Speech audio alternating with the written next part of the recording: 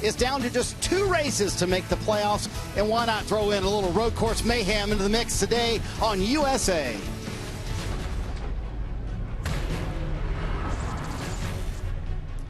Welcome to Countdown to Green, presented by Sonic. The fans love this place. Hey, we do too. Let's go road course racing for the second time in the last 4 races for the NASCAR Cup Series.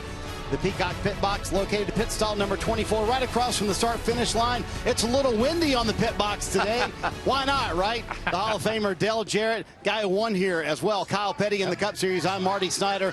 What a way to close the regular season, guys. We have Daytona next week, which nobody can predict what's going to happen there. And then the road course today. DJ, I use the word mayhem. Is that a fair word to use for the road course races so far in 2022? No doubt about it. As good a word as you come up. We could probably put a whole list of things in there that the drivers have probably called it. Maybe that we can't use that here on TV, but we're going to see a lot of that today. You know, historically, turn 1 has been a problem area on the start of the race, the restarts throughout the day. But because with this car and the competition level, it's become even more so. So don't think just because there's a lot of pavement down there that's off to the left of turn 1, you know, you have to get to turn 2 eventually. So somewhere you have to come back on the actual racing surface. That might be the issue. Kyle, we can't talk about the end of the regular season without talking about Kevin Harvick. Back-to-back wins for Harvick. Let's put into perspective what he's doing at age 46. He's actually chasing your grandfather, we found out this week? Yeah, my grandfather, 42 races. Now, my grandfather didn't start racing until he was 36. But listen, he is doing stuff that very few people have gone.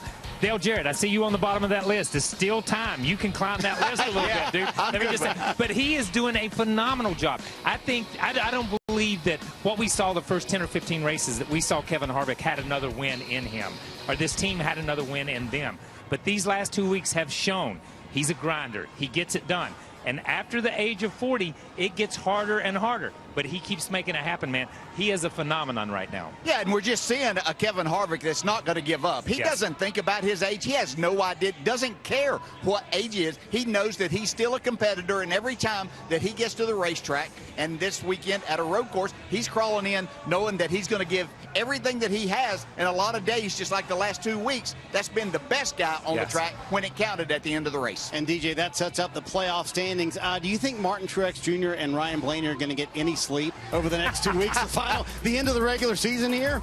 Yeah, they might get some sleep, but then during that sleep, they're going to have some nightmares about what might happen or could happen in these 2 races. As you can see, they're the 2 drivers. So now, with Kurt Busch announcing he's not going to be a part of the races this weekend here at Watkins Glen or next weekend at Daytona, we now have 14 drivers that are locked in with their wins. Kurt Busch is sitting there with his win. The drivers, Ryan Blaney and Martin Truex Jr. fighting for that 1 spot that is left right at this point. Well, aside from the playoff focus today, this race has a decidedly international feel. 7 countries represented, the most international drivers ever in a NASCAR Cup Series race. Some new faces for NASCAR fans, but also some familiar ones as well, like Mexico's Daniel Suarez, who's hanging out at the front of the grid with Dale Earnhardt Jr. and Jeff Burton. Afternoon, gentlemen. Thank you, Marty. It's awesome to be able to talk to Daniel here down on the grid before the race starts. And Daniel, this is going to be an interesting day. We have a real threat that weather's going to come into the racetrack here and affect the surface of the racetrack. I never raced in the rain, and neither has the next gen car. I kind of want to know what you guys have been talking about the last 24 hours, and how are you preparing for that possibility? Definitely, Dale. You know, it's funny because a few days ago, we're talking about having a plan A, B, C, you know, different strategies, trying to pit before the stage, trying to run, you know, until pretty much you're out of fuel.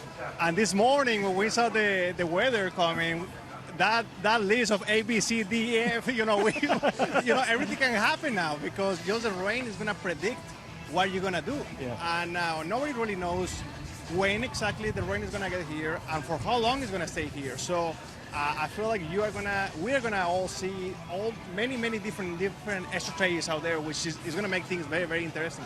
We've raced before in the rain in the Xfinity Series, actually quite a bit, and last year at COTA in the Cup Series, that was a bit of a mess, but never with this car. So what is your expectation with this car if it does get wet? My hope, my hope is that this car is going to be just way better in the rain, just because this car, in my opinion, in a way is designed for road course racing. Independent rear suspension, big brakes, wider tires, more downforce. But at the end of the day, it's never easy to be in the rain. So I'm hoping that it's going to be better than the previous car, but I guess we're going to find out together. You've been one of the best cars on the road courses this year, Daniel, and kind of got a little bit of practice to kind of understand where you're at, what are you struggling with, and how good's your car for today? Honestly, my car is pretty good. I felt that we have a top 5 car in the dry, already to go out there and fight these guys. You know, there is a couple corners out there that I felt that they were not that great of a race car. We made a couple adjustments overnight to try to help those areas. Hopefully, we help those areas without affecting the areas that were already good, and see what happens. But overall, you know, these road course races are so long races. You have to stay in the game. Pit stops are backwards, so you have to make sure you don't make mistakes. In my mind, many drivers, many teams, they just get out of the game just by making mistakes. So we just have to make sure that we're not one of them and be there at the end. Well, we get the pleasure of watching. You've done a great job this year. I can tell you playoff ready. Your excitement is high. Marty, we're going to go back to you, but tons of unknowns down here on pit road. Yeah, so they mentioned the rain. I mean, it's always a party at the Glen throwing some rain. Oh, my goodness, this is going to be crazy. When we come back, hey, we're keeping Jeff Burton busy. This week's Mayor's guest is a former Formula One world champion, Kimi Räikkönen. Chats with Jeff Burton next. Glen is no stranger to F1 racing. F1 raced here for 20 years, and today an F1 world champion, Kimi Räikkönen, makes his NASCAR Cup Series debut. The career numbers speak for themselves, and he has been quite impressive so far this weekend.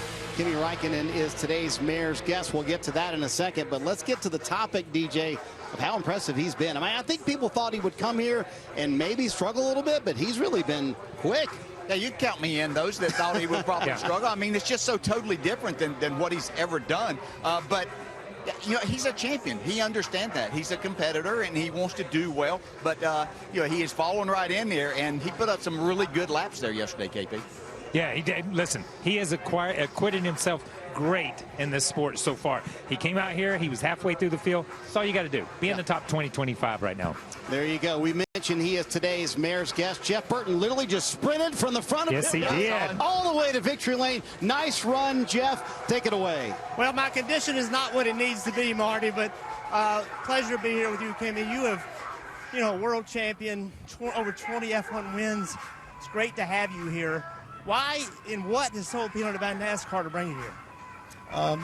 Yeah, I'm happy to be here, first of all, and you know, very welcome. I felt very welcome. So, you know, there's not one specific reason, but I enjoy racing still, and obviously I had roughly 11 years ago a few races in the truck and Xfinity. So, you know, to get a chance to come and race against the best here with a great team, I'm more than happy to be here and see how it goes.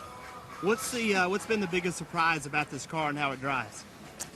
No one biggest one. I would say that everything is obviously different what I'm used to in F1. Obviously I've done some rallies, and that's again completely different from either this or F1, but I think it's more or less what I expected. Obviously, I was happy I got a few laps done last week, so I had some idea. But yeah, the racing will be a new experience again, and we might got you know, the full service with the shower, so full experience. So let's see how it goes. So if you get that rain, does that make you feel good? Like you got a little more experience than a lot of these guys do in the wet?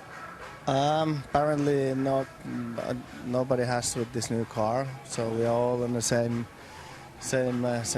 experience on that. But obviously, yeah, we've done racing on wet in Europe a lot, but I doubt it's going to help on this one. So yeah, we'll just need to try to make the best out of it, whatever the situation is, and see what happens.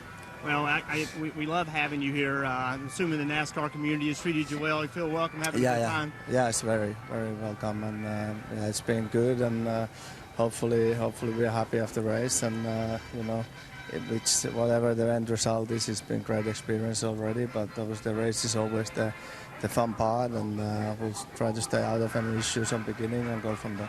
Well, racers are always racers, and the end result is what really matters. You can see it in Kimi and Parker. It's going to be a fun day. Who knows what's going to happen with this weather? Another accomplished international driver in today's race is Mike Rockefeller, a winner of the 24 Hours of Le Mans, 24 Hours Daytona, DTM German Touring Car Champion, and now your first start in the NASCAR Cup Series. What do you want out of today? Well, I'm the rookie here, that's for sure. You know, it doesn't matter what I won before in different categories. Obviously, it's a great honor. I cannot tell you how excited I am, really, to be here on that grid. Obviously, not the position I wanted after quali, but I think we had a steep learning curve. The car was very loose in practice and then super tight in quali, so we had it all. And I hope we find the middle way now for today's race. You know, there's so much to learn today, and obviously I'm ready for that. I just like the smile on your face. Have fun. I will have a lot of fun, I tell you. All right, thank you guys so much. So, DJ, why would these drivers with all of these career accomplishments want to put themselves out there and go run a cup race? Yeah, I think Kima said it, and then Jeff Burton also kind of said it. The competitors, you know, you're always looking for that next challenge, and this is a huge challenge in a completely different car in a different setting, and I think they embraced that. KP, you think that the new car may have a little something to do with making this choice too? Yeah, listen, I think the new car is so much more in line with, we heard Kenny talk about rally cars, so many more things, sports cars, whatever there may be. But my question is, why not? Why not? These guys have been to the top of the mountain in the sports that they run, whether it be sports car, whether it be Formula One, just like Jimmy Johnson was at the top of the mountain here. Good point. He decides to go IndyCar racing. Why not? You deserve to be able to try other things. My tip of the hat to these guys for stepping out and at least experiencing life. And that's what Kimmy said yesterday. I've got nothing to lose. I just want to go out here and have fun. But cup racing is obviously a tough game, proven by the fact Joe Gibbs Racing in the new car, they can't figure out the road courses. Kyle, look at the numbers at road courses this year for Joe Gibbs Racing. Yeah, for a team and drivers that have really been a factor on road courses, they didn't start the year good. And Dale, you know it as well as I do. When you start off, you stay off all year long. You can't catch up to the good teams when you start behind. And these guys started behind from the very beginning with Toyota and at JGR, and all they can hope for is to have top fives and top tens. I don't think they're winning combinations right now. Well, let's hear from the Joe Gibbs Racing driver who needs a win the most, and he needs it quick. Martin Truex Jr. is with Dave Burns. So the challenges are always great when we come to Watkins Glen, and when you're trying to make the playoffs, Martin Truex is on the outside looking in. It's gotten a little greater with where you start, 25th, and then the prospect of your teammates' engines going. What's going on in your brain right now? Yeah, a lot going on right now. Just you know, not real sure. Yesterday wasn't a great day by any means, but I feel like we maybe made some gains on it last night, and you know, our car wasn't that bad in race trim. Just needed to work on a few areas, and then qualifying, we just didn't have it. And I made a mistake as well, so just kind of compounded on a rough day. But a lot can happen here. Obviously, looks like it's probably going to rain. I have no idea what that's going to be like, and that's going to be a huge wild card for the whole field. So just try to run our own race and be smart and do what we can, and you know, keep our fingers crossed that the engine holds together. You've not missed the playoffs in recent years. You have 2 races to make it happen. How do you compartmentalize this and just go out there and race? I mean, you just have to. I mean, that's your only option, is to go out and race and try to, you know, do the best job you can do. At the end of the day, we're either going to make it or we're not.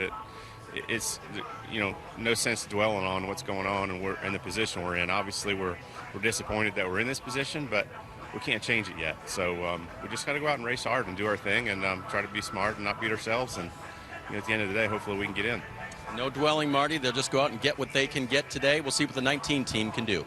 All right, appreciate that, Dave. So we heard him mention it right there, the engine concerns. Let's bring in our crew chief, Steve Letarte, from the booth today. We saw 2 Toyota engines let go in practice and qualifying. Steve, how concerned should Martin Truex Jr. and Denny Hamlin be today? Well, I think the concern is high in the Toyota camp. You know, when things are good, you love that, you know, TRD works together to put all 6 Toyotas having the same equipment. Unfortunately, Marty, when things go bad, and 2 out of 6, I would say, is pretty bad. The other 4 cars have to be concerned about their power plants. I think all day. Shifts, a lot of durability is already in question when you come to a place like the Glen. So already see issues in practice, can't make you feel good.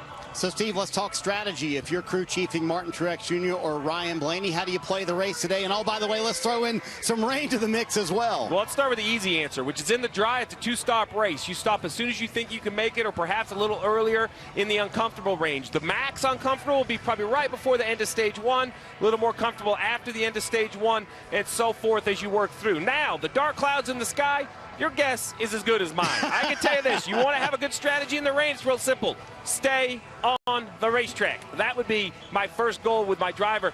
Fast, slick racetrack when it gets wet. We have never seen a next-gen car in the wet.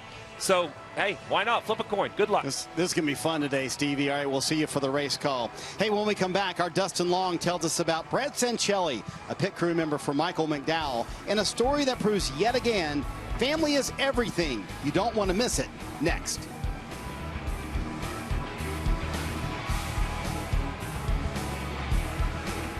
Coming up quick, and tickets to the second race of the playoffs at Kansas Speedway start at just $49. Get your tickets now at NASCAR.com/tickets.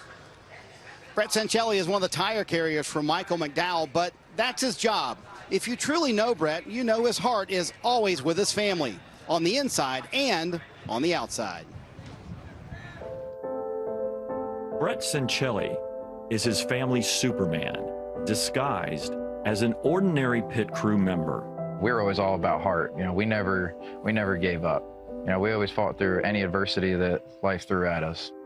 A carefree childhood for Brett and his sister was shattered August 30th, 2000. A car accident left 4-year-old Courtney a quadriplegic. It's a day that changed our lives. A mile and a half from home, and the worst nightmare. At first, yeah, it was, how do we go home? How do we do it without round-the-clock care? There's so much to learn. And so much to her learn. Ventilator and how to take care of her. And then on top of that, have a little boy, he has to have a life. But Brett wanted to be with his sister. Their bond strengthened as they shared experiences and inspired each other.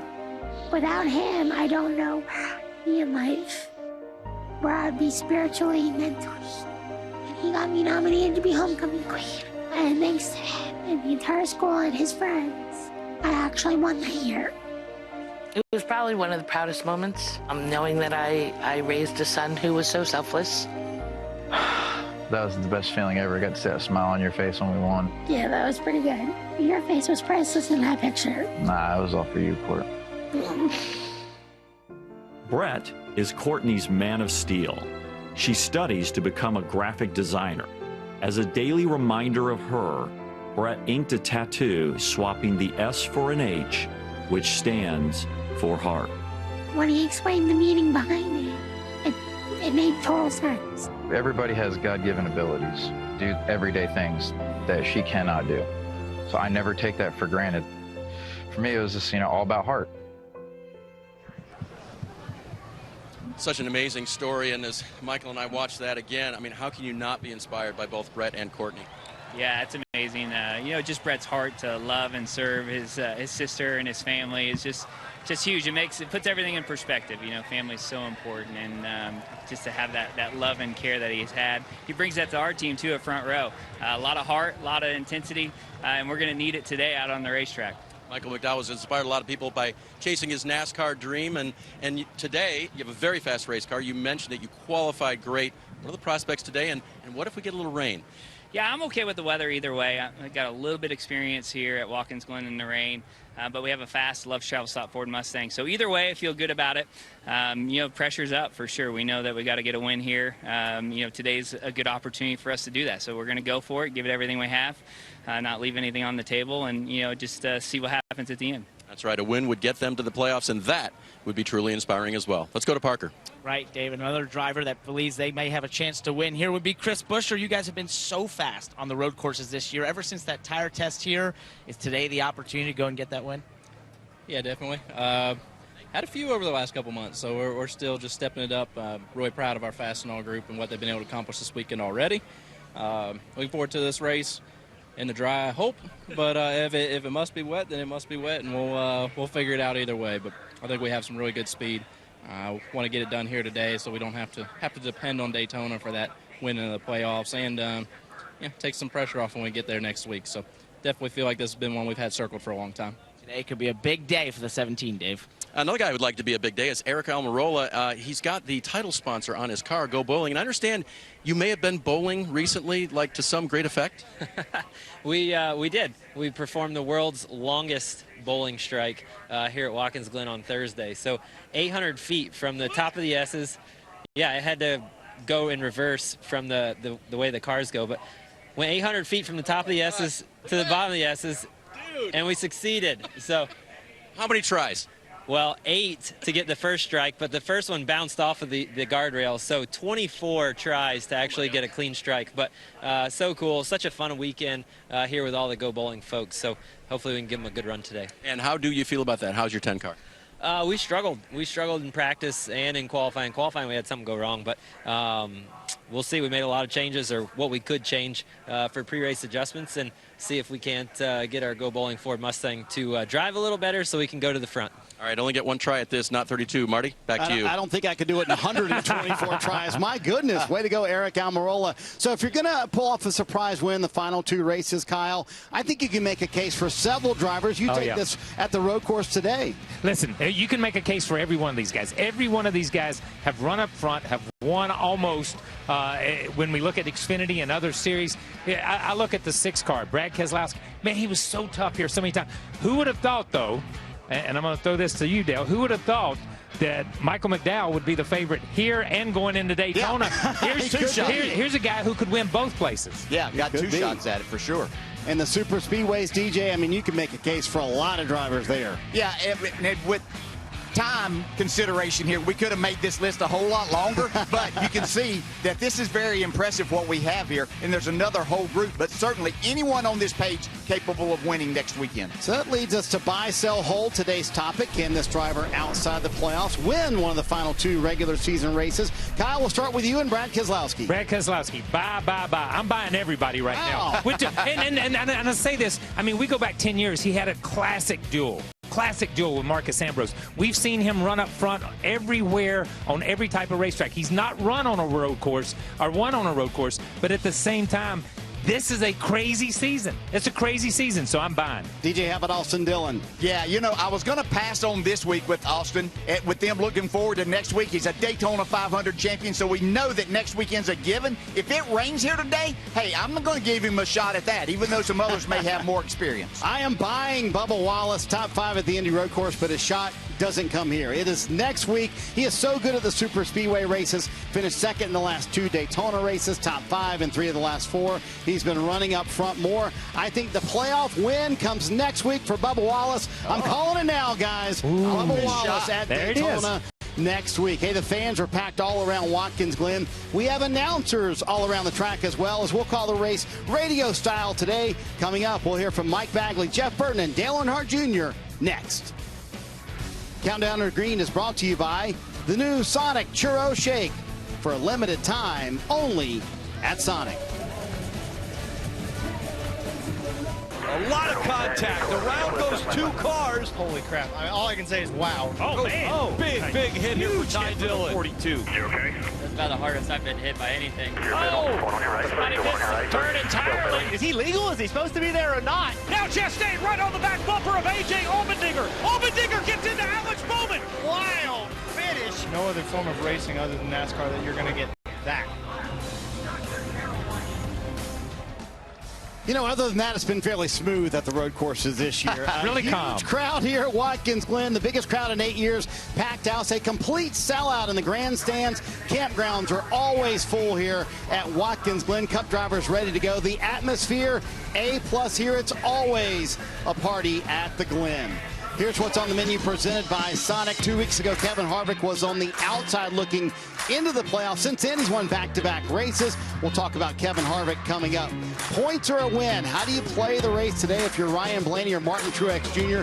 We'll hear from Ryan Blaney shortly. And assuming all goes well, Chase Elliott should win the regular season title today. With that comes a 15-point playoff bonus. With that, DJ. Here's how the playoff standings look.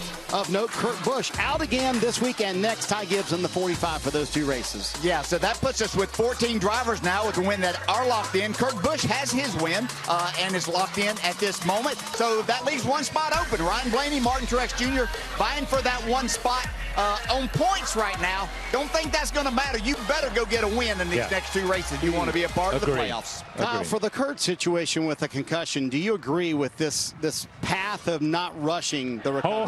Wholeheartedly. I broke my leg one time back in '92, set out for 5 months. Listen, if he comes back today, if he comes back next week, it's not going to affect his status. He's already lost so many points. He's at the bottom of the list. All he can hope for is that these guys, is he only gets one more winner, and he stays inside those top 16. And then he comes back, and he's 2 weeks down the road healed again. So I think this is all about Kurt Busch, his health, who he is, where he wants to be when he's 65 or 70 years old, and protecting himself right now. Don't rush back. Yeah, as a matter of fact, he's got a lot more living to do, Yes. so get that right first. The playoffs are going to be here. Take your time, get here. We hope that he's back and ready to go at Darlington. Watkins Glen is often called the super speedway of road courses. Tons of speed and a very tight track. So to capture it all, we're calling the race today radio style. For that, we have Mike Bagley up through the S's. Dale Earnhardt Jr. is over in the inner loop. That's going to be busy today. All these Cup cars struggling through there. And then Jeff Burton through the backside of the race course. Rick Allen and Steve Letarte will call them home. So let's go around the horn, starting with Sirius XM Radio's Mike Bagley. Afternoon, Mike. Afternoon, Marty. Good afternoon, race fans. So glad to be here at Watkins Glen in the S's. Turns 2, 3, and 4. A part of this racetrack that's very narrow and very tricky, but you can navigate it double wide. We rarely see this, but it is possible that you can get through here double wide. Not very well recommended. And it's known for a slip here, known for a slip there. Most of the time, when you have those slips, you don't recover from them. If you're able to do that today, consider yourself very lucky. Now, all that's in the dry. Who knows what we'll get in the wet? When they leave turn 4 and the S's, it's to the bus stop in Dale Earnhardt Jr. Yeah, and down that straightaway to the bus stop is the fastest part of the racetrack, which enters in a passing zone or a braking zone that presents opportunity to pass, and we see a lot of guys race into there side by side. Used to not be that way, but now, especially late in the race, like we saw yesterday in the Xfinity Series, going in there side by side, you can try to make it happen. Rarely does it work out. Yesterday it took both of the leaders out, racing in the final few laps of the Xfinity Series race. We're going to see that again today. Guys arguing over position, and it's usually going to end badly for somebody, if not both of them. Guys will get offline late coming through the chicane and gets that racetrack a little bit dirty when they do that. Then they got to be on the defense through the carousel. Downhill, corkscrew, really uncomfortable, but you got to be able to get out of there fast because another long straightaway headed to Jeff Burton. Yeah, that carousel launches those drivers onto this straightaway into turn 6. Turn 6 is a extremely aggressive, high banking corner with an opportunity to make some passes. So as you make these passes, 3 wide here, Martin Truex Jr. on the very bottom. That's what you got to be willing to do. You got to be willing to push the issue. Passing opportunities are everywhere. You also got to be willing to block. Keep in mind, in turn 6, you've got a runoff area. So if you mess it up, you got a place to go. You got a place to catch yourself and not get yourself wrecked. So it's a good place to push the issue to try to make something happen. All right, Jeff, we got the fellas around the horn, the fans. I'm sure there's a few parties in those campers. One or two. One big one, baby. There you go. We've got back in. We got it all at Watkins Glen today. When we come back, we'll talk Kyle Busch. What's the latest on his contract? That's next. Countdown to Green is brought to you by the Sonic Big Deal Cheeseburger. For a limited time, only at Sonic. The new NASCAR docuseries Race for the Championship on USA will give you an all-access pass to the world of NASCAR like you've never seen it before. Premieres September 1st right here on USA. Well, Kyle Busch will be a part of the playoffs this year, but his status for next year is very much up in the air. Yesterday in the media center, Busch was very honest about going through the free agent process. It's been hard as hell. You know, it's been a lot of sleepless nights figuring out what your future is and all that sort of stuff. And, you know, everybody's like, oh, well, you've made plenty of money. You're fine. You don't have anything to worry about. And I'm like, yeah, that's true. But you still want to do what you love to do, right? You know, going through many of the same things, but it's way, way harder because now you have Kyle Busch Motorsports that you've got to think about. You've got a building that you've got to pay on, you've got a building note and all that sort of stuff. So there's a lot of pieces, and that's why it's not so simple.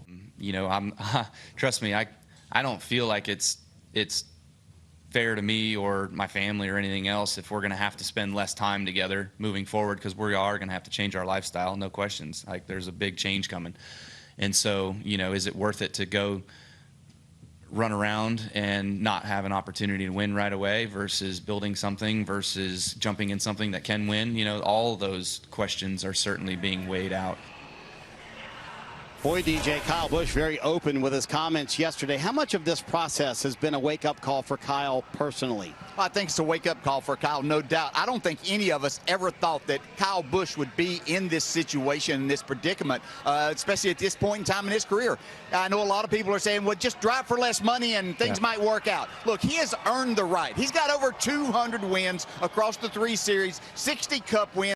He's a 2-time champion. He deserves to be paid for his services. But, he's in a difficult time right now. But he's been very open and honest, and it's been nice to see that. And I hope everybody understands what he's trying to say. He's more than just a race driver. He's a father, he's a husband, and he's a businessman on top of all that. He wants to try to keep all of those things going, but he's in a very difficult time. Hopefully this gets settled pretty soon, because we're not seeing the race driver that we've come to know. And I agree. Listen, he's earned the right to ask for a lot of money. But if the market won't bear it, tough stuff, dude. It's like that in any business. It's in any business. And this is a business. It's a sport this afternoon, but it's a business every other day. Sometimes you have to compromise. You have to look different. This should be a cautionary tale for every young race car driver out there. You're only worth what the market will bear. No matter how many races you win. This guy's won 60 races, 2 championships. No matter what you do as a winner, you've got to do stuff off the racetrack. And the times are changing. You have to change with it.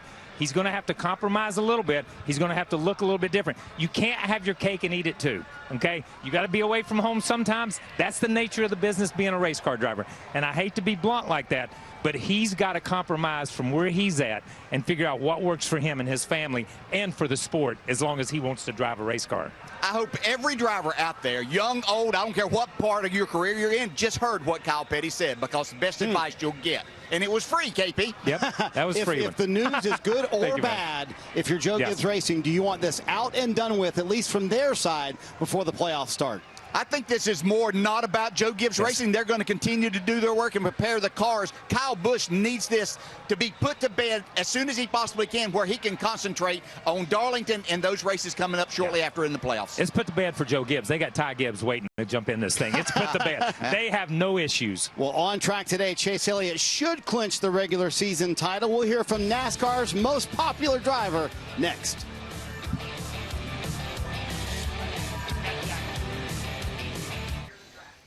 It was always a threat, the possibility of inclement weather, and just moments ago, a lightning strike in the area. And so we're letting Marty and DJ and KP take a little break, and we'll take it for a few moments here. Steve Letarte, Rick Allen with you. So, Rick, I was cheering for rain. I just didn't want any lightning, because I think rain is going to make for a spectacular afternoon of racing. Yeah, and as Marty teed it up, we want to talk about Chase Elliott and his win, how it happened. Well, it took 99 tries, but this is how he got his first Cup win.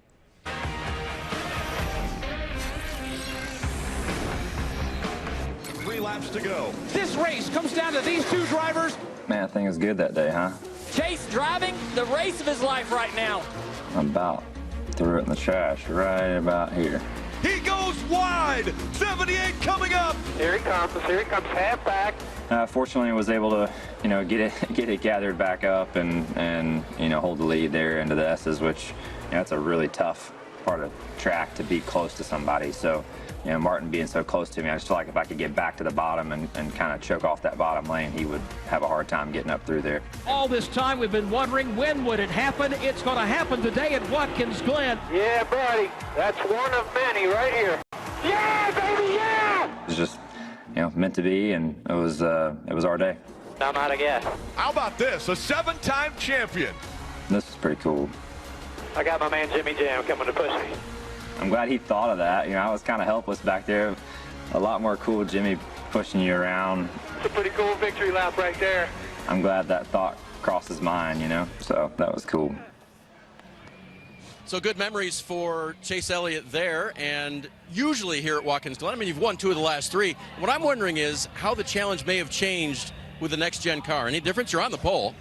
Well, this rain that's fixing to come through here is going to be the big kicker. I mean, my rain racing experience is next to none, and I've never done it here either. So I would say the majority of the field is in the same boat. We've been talking about all these international drivers coming to visit us this weekend, and I'm curious to see how they like the rain. A lot of rain experience in that group of drivers. So, yeah, I don't know. I'm excited about it. Our Kelly Blue Book Chevy's been fast, but when you have, weather conditions like looks like's coming here, is going to really change the entire complexion of the event, strategy-wise, how you drive the car, and the whole deal. So I reached out to my buddy Boris Said this morning. I was like, hey, man, I need some help as much as you can give me here in a short period of time, because it looks like we're going to get some weather. So, look, we'll see. Like I said, proud of the effort so far this weekend. It was nice to have a good Saturday. It's always a positive, and we'll try to make the most and deal with whatever conditions there are as best we can. And do you have to use a little caution knowing you could clinch the regular season championship here? I mean, is that on your mind too? Honestly, I just want to try to win the race. I mean, that to me is really where my head's at, and where our team focus is trying to put ourselves in position to win, because at the end of the day, if you're out there contending for a win and putting yourself in position week after week, then the point stuff is really going to figure itself out. So, you don't want to make stupid decisions, but also making stupid decisions doesn't typically give you a shot to win either. So I think that's a balance that I feel like you already take anyway, or at least try to, and we'll try to make the best decision we can with the information available and go to work. We'll see where the day goes. Chase Elliott starts up front.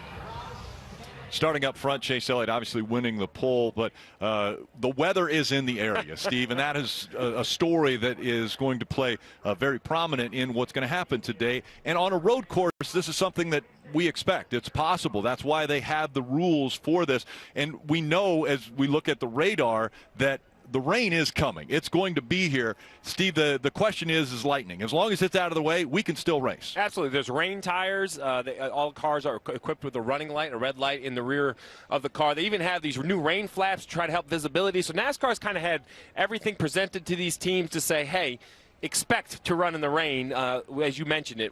Lightning's really the only issue. The one little thing we learned today is NASCAR's also going to leave the opportunity to run single file restarts if they have to. We've seen visibility be an issue at some of the rain tracks, so I definitely expect to see wet laps today. And you heard it from Chase Elliott. He's so concerned he reached out to Boris Said, a well-known American road racer who has run a lot in the rain, to get some advice. I like that. That's good thinking from a champ, to think, who do I know that could give me any bit of advice?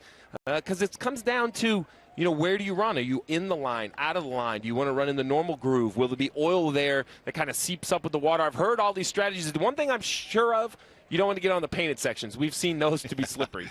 So we knew that this was going to be exciting with just 2 races to go before the playoffs get underway. It's a road course and a super speedway. Well, now you throw the variable of rain in at the road course. We take a look at the playoff standings. All of the drivers that are in yellow right now, they're locked in. So Kurt Busch has a win, not locked in yet with 2 races to go. Ryan Blaney, Martin Truex Jr., it is going to be a points battle for those two unless they're able to win their way in. Yeah, 25 weeks ago, the goal was for this not to be where it had to happen. But unfortunately for Ryan Blaney and Martin Truex, they're there. You talk about the top. We just heard from Chase Elliott. He can downplay his wet weather experience all he wants. But, Rick, twice we've seen rain tires in the Cup Series. I'll give you a hint who won both races. Yes. Yeah, Driver Chase Elliott. So dry or wet, he has the fastest car here. He's on the front row. He's my pick, rain or dry. I believe he's the guy you're going to have to beat. Let's talk about locked-in drivers in the playoffs right now. And the most hottest driver on the circuit right now has to be the driver of the 4. I can't believe that, because 3 weeks ago we were saying, oh, my goodness, a 65-race winless streak. I was saying they didn't have a chance at Michigan. What I didn't factor in, I think, was the tenacity of Kevin Harvick and Rodney Childers. In my opinion, they had about the 6th best car at Michigan, but they executed better than the others and got that win. Then they went to Richmond and just had the best car when it mattered. They won that race. So now we went from out of the playoffs to locked in with momentum. I do still believe the Fords need a little help at the big tracks. But when you look at the playoffs, there's still a path. Right? Darlington was won by a Ford. Right, so we're going to see that again. Then we got Bristol coming up. There's enough variety of racetracks. I can see Kevin Harvick going deep in the playoffs. That's not a driver you want to have momentum on his side. Especially if he gets to Phoenix and he's a part of the Championship 4, because that's a racetrack that he has had incredible success at. What about the guy who started off the season winning the biggest race of the year, Austin Cindric? I think this was a race I had circled for Cindric to get a little bit of momentum before the playoffs. I think regardless of what happens in the playoffs, there isn't a better opportunity for a rookie driver to learn the most. The playoffs are different. I don't care what these drivers say or what these teams say. I know they try to win every race, that they find another level in the playoffs. For Austin Cindric to get to take part in that, to feel what it's like to start the playoffs, to feel the intensity. They're still your buddies and they're nice to you, but on the racetrack, there's just one more level of intensity, and I think it's important for him to feel that. He's going to have a long career. This is his first of many trips into the playoffs. One other thing about Austin Cindric, he's the only driver in this next-gen car who has driven it on a wet track. Is that correct? At Martinsville? So we've never seen this car on any sort of wet track as far as competition. There was a test at Martinsville that actually put some water on the racetrack to check visibility and some things. He's the only one I know. It wasn't a whole lot of laps, but it's more than most. Plus, just his road course racing prowess, I think he has a lot of comfort in it. And that's what it comes down to. Everyone in this field is extremely talented. Right. It's what do they know about wet weather racing. You know, like I was mentioning earlier, what line you go in, but perhaps you run a taller gear. Lower the RPMs, try to hook up the rear tires. I can't think of a worse track, though, because this is the super speedway of road courses. Even in the wet, you are going to be rolling into some of these corners. Let's talk about Ross Chastain, a guy who got his first ever win in the Cup Series on a road course and has had great success. Yeah, Trackhouse definitely shocked us, I believe, all of us when they came out and didn't just run well, but consistently ran well. They're up front all the time. Daniel Suarez winning at Sonoma, Trackhouse with Ross Chastain winning at Coda, and they're just there every week. Like, you can't shake them. I think Ross would like to get off of some drivers' radars, right? It's been a little bit of an up and down year, definitely some issues on the racetrack he'd like to try to put behind him. And I think the best thing for a driver like this is just keep being who he is and trying to go deep into those playoffs. But, you know, the Kimi Räikkönen thing here, we talk about the international flair. That's a Trackhouse driver. So 3 cars in this field, I think it's very interesting for sure. Yeah, Project 91 there with Kimi Räikkönen. And Ross Chastain, we talked about that win, the first win that took place for him. And once again, I think Ross Chastain has a little bit of aggression when he races, and it came out right here. So the unfair for Ross Chastain, though, is we show the move to win the race. What we don't show is the move A.J. Allmendinger put on Ross to get the lead, because A.J. didn't go by crystal clean. He moved Ross out of the way. I defended that move. I thought Ross was in the right. I would defend that move again with how he's gotten past. So that, I think, only kind of enabled his confidence to be his own person. This aggressive Ross, whether we like it or don't like it, I don't think he cares whether we like it or don't like it. I do think he has a little bit of care and concern about how some of the other drivers are perceiving it, because it may start hindering his opportunities. But as long as it doesn't hinder his chances, he's not looking to win the popularity contest. He's looking to win races. There's that line, and only Ross can find that line. Driver of the 5, winner of this race a year ago, 2 times on road courses he's won. So now, what about Kyle Larson? Well, Kyle Larson, we saw last night, and I said, hey, congratulations on the win. He goes, yeah, it was a gift. I said, no, it wasn't a gift. It was actually kind of a tip of the hat for good karma, because he helped his teammate, right? If we go back to yesterday and you look at how good this car was, right? He is in the second blue and white Hendrick car. The 17 of Byron, the 54 of Ty Gibbs goes around, and that is Larson right there to kind of take the lead. He still had to hold off A.J. Allmendinger, but Rick, he did everything he could to help William Byron until he got spun out. I told him it was a good karma win. I think the big thing about Kyle Larson is last year was so amazing. I don't know how to judge this year, right? Only 1 win. So is he a 9-win driver, a 1-win driver? Will we continue to see improvement with this new car? I don't really know where the 5 stacks up, to be quite honest. Still a reigning champion, so he's got that, obviously, to hang on to. But when he gets the momentum going and headed in the right direction, definitely can get back in that championship form. How about Joey Logano? For the Ford drivers, it used to be Joey Logano who was kind of leading the pack. Now Kevin Harvick has surged a little bit ahead there, but Joey Logano is still very strong. Well, until Harvick won the last 2, we had Joey Logano circled as the lead Ford car. He had gone to victory lane twice, won in a little bit of controversial fashion with some contact with William Byron at Darlington. But when I look at Joey Logano, I always say, it shocks me with his experience versus age. You expect this to be a 40-year-old driver, right? Because he's won a championship. He has so many starts in this series. But at 32 years old, he's closing in on 500 starts. That's hard to believe for that young of a race car driver. I think that's what makes him so dangerous. He has his youth and experience. Very rarely do those line up. He's a winner here at the Glen back in 2015. And he's always seems to just find himself in the mix. So I talked about that experience. Cindric was going to get in the playoffs.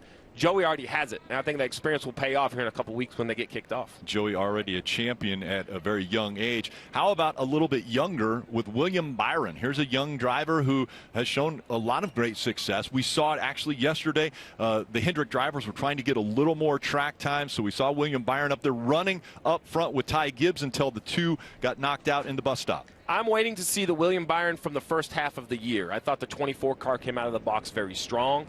There's a bus in the bus stop, maybe, Rick, right there. So, when I talk about William Byron at the beginning of the year, I had him going really deep in the playoffs. I was really, really impressed. Since then, Chase Elliott has really continued to rise. Kyle Larson hit or miss. William Byron, I know it's there. I know all the pieces are in place. Rudy Fugle and him have been really good since being paired together a little more than a year ago. So I just wonder what they have lost or what they feel like they are missing, or is everyone else caught up? That's the next step for William Byron. A couple wins, but surprisingly, 5 top 10s. That's not the kind of stat you would expect out of this team. That's what I'm looking for. When you don't have a winning car, run 7th, run 8th, because to move forward in the playoffs, at least the round of 16 down to the round of 12, you have to score points. Everyone can't win every race. You have to find points. William Byron still learning at the young age of 24 as he continues on.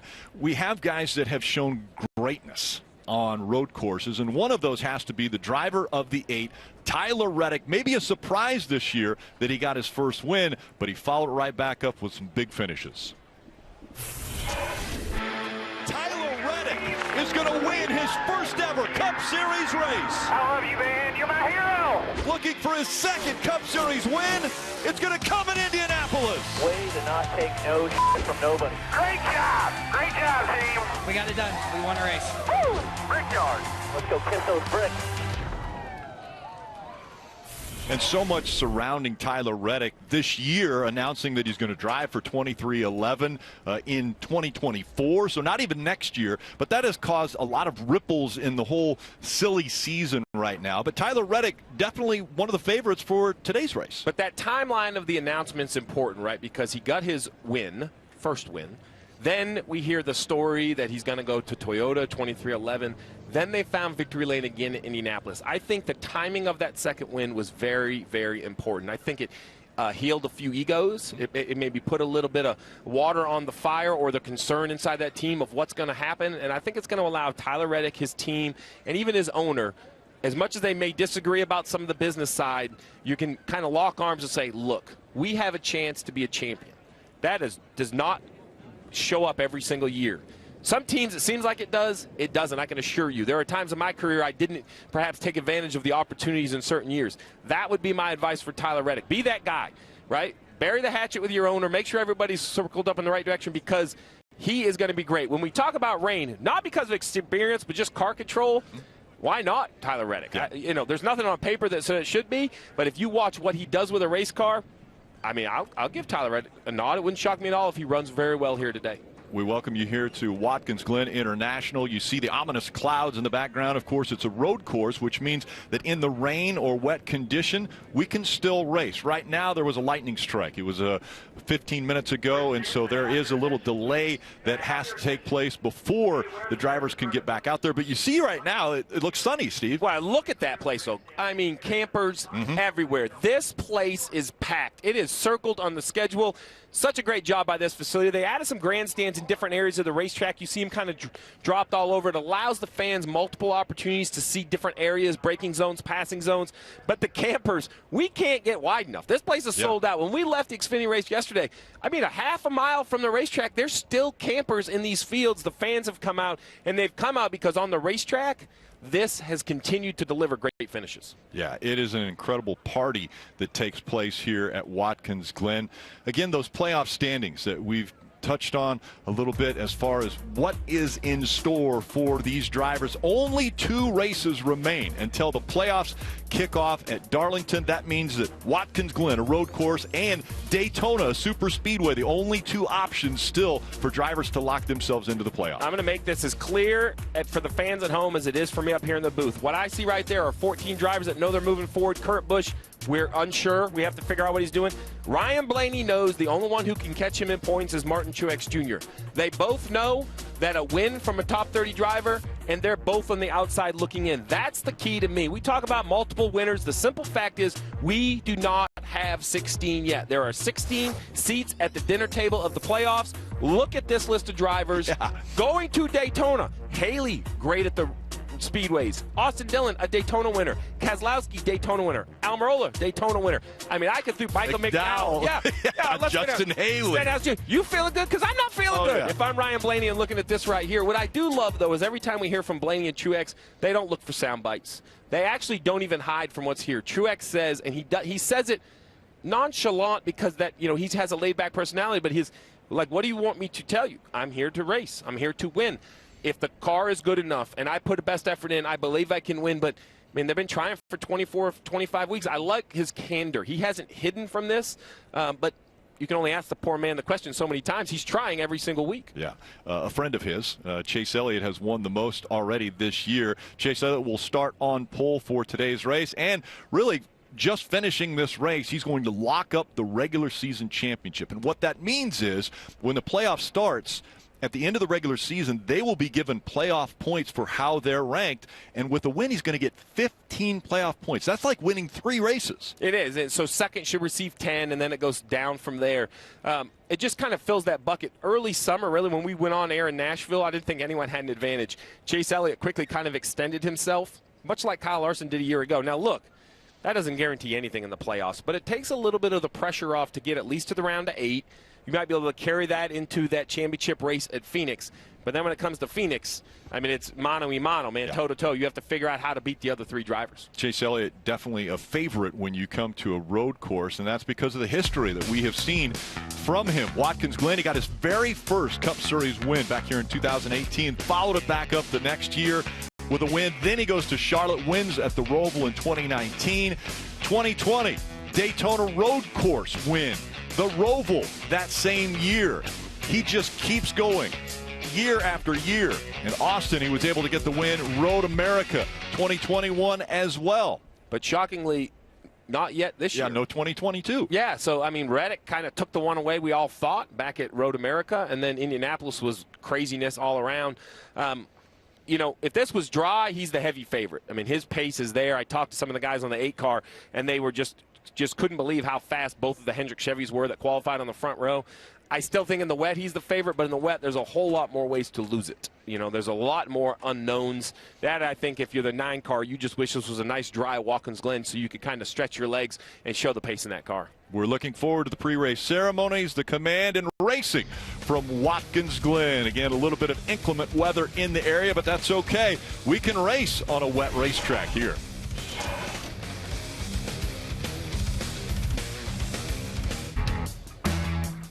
Back at Watkins Glen, and for the first time ever in Cup Series history, there will be 7 different countries represented. That's the most ever. And I think highlighting this group has to be the Finnish driver, Kimi Räikkönen. Yeah, I mean, the stats of the lineup in today's field, I mean, a world champ, so many Cup champs, Xfinity champs, trucks, Le Mans winners, Daytona 24-hour winners. I mean, when you talk about road course racing, a who's who has really showed up here. And you mentioned Kimi. I love it. We heard Jeff Burton and him catch up earlier. He's always very soft-spoken, doesn't have a whole lot to say.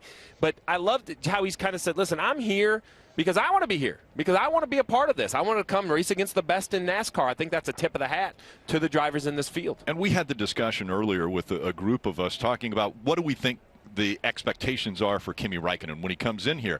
And all of us to a man said, well, he's going to be good, but he can't go up against the best in the Cup Series and think he's going to win the race. But then everybody's also said, but if it rains, that's going to change everything. And look at what we possibly have in front of us. Yeah, I mean, I really think when I look at Kimi and what he's here to do is to run 90 laps and have a good time. Now, that could be way better than we expect. or worse than we expect. I mean, this car, while not as dramatically different as maybe last year's car with a 4-speed transmission and some different things, this car is still very different. You see them on the right there. That's in the Chevy simulator. That is, once again, that's what it looks like when you go run at the simulator. They're going over data. Now, Kimi was afforded a test at VIR, him and Mike Rockenfeller, two of the international drivers.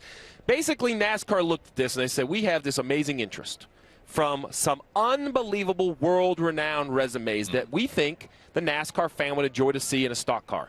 But for those drivers to come here, they feel like they would like to at least have some familiarization with the car. They can run in the sim, but if you've never been in one, you don't know if that's right or wrong. So NASCAR created this opportunity to go to VIR. I want the fans to understand that wasn't a Trackhouse car. It wasn't even Trackhouse people. It was another IMSA team hired by NASCAR who took actually even a different make of next-gen car up there, set up by the NASCAR group. And the idea is you bring your crew chief, maybe Suarez was there, and an interior guy, and you get Kimi very comfortable. This is the shifting. This is the braking. This is the steering. This is how it should feel in a real-world application. So now when you go to the simulator, you can compare to it. Same thing for Mike Rockenfeller. We want these guys here. Rick, if you're going to have a world champion come here, right, I think it's fair to give him a few laps before he gets right. 20 minutes of practice here at the Glen. Yeah, you don't want to just throw him in there. And it's not out of the realm of possibilities for an international driver to win at Watkins Glen. We just go all the way back to 2012 when this incredible battle happened between the 2 of Brad Keselowski and the 9 of Marcus Ambrose. Yeah, this is the duel of all duels you're going to see right here. Brad kind of moves the 9 out of the way, which he should because it was full contact. And then the 9, though, takes his position and ends up being enough to get back to the start-finish line first. So, look, you talk about international drivers. I believe all of those, and we talked to Joey Hand, who has continued to run the Rick Ware racing car. I only talk about him because he's most well known in the road course world. He's run every road course. He said every road course gets easier because I understand the car. The competition doesn't get easier, but understanding the car does. Kimi, Rocky, all of these guys, if they ran over here consistently, I believe they would trend towards the front very quickly. Sure. But it's unfair to think with that lack of laps. He had 50 at VIR and like a dozen here. So the man's at, 60, 65 laps. He'll run more than that today in the race.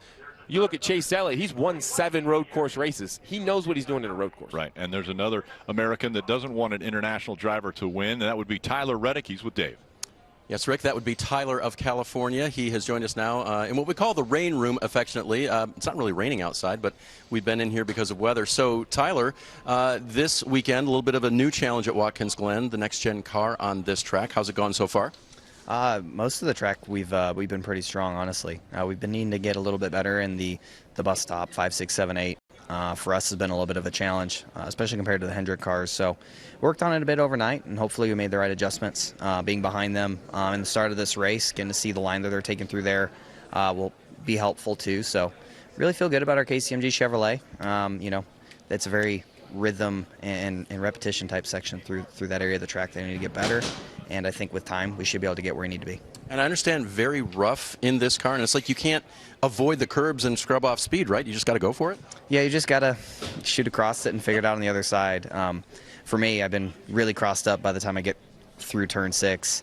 And, in comparison to some of the other competitors, they're able to pick up the gas and really get out of there. And I'm just trying to catch the race car. So losing time there, and for us to qualify 5th and be struggling like we were there yesterday, does give me confidence because I know that we can make adjustments overnight, and we did. And I think they're going to be in the right direction. Why did you adapt to road courses in this car so well? It's not like you'd never seen them before in NASCAR, but you in this car seem to do well, the win, everything. Why has it gone so well for you, do you think? Well, I think with the old car, I would try and brake about 100 feet too late everywhere we go. And with this car, it's right on the money. A lot of times I would lock a tire up, wheel hop a little bit, whatever it might be. I think with this car, it just all came together perfectly. And the braking zones, that brings up an interesting point because they had to change what the markers were, right, on the track, or you had to notice them differently? No, they're all the same. As far as I understand, they appear the same from when we've been here in the past. I think there's a few tracks where, like when we go to COTA, the markers change for whatever series is running. But here, you use a different marker, but the markers themselves have remained the same on the track.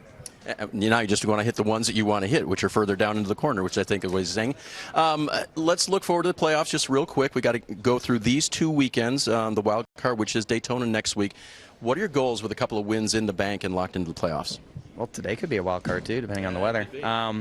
Yeah, it's just just executing on the good days, and when we get to the playoffs, you really can't afford to have the huge mistakes or the failures. But a lot of things that we've experienced this year have been painful, but they're things that we can learn from, and we've been able to make better and not have them happen again. So for me, that's a good thing.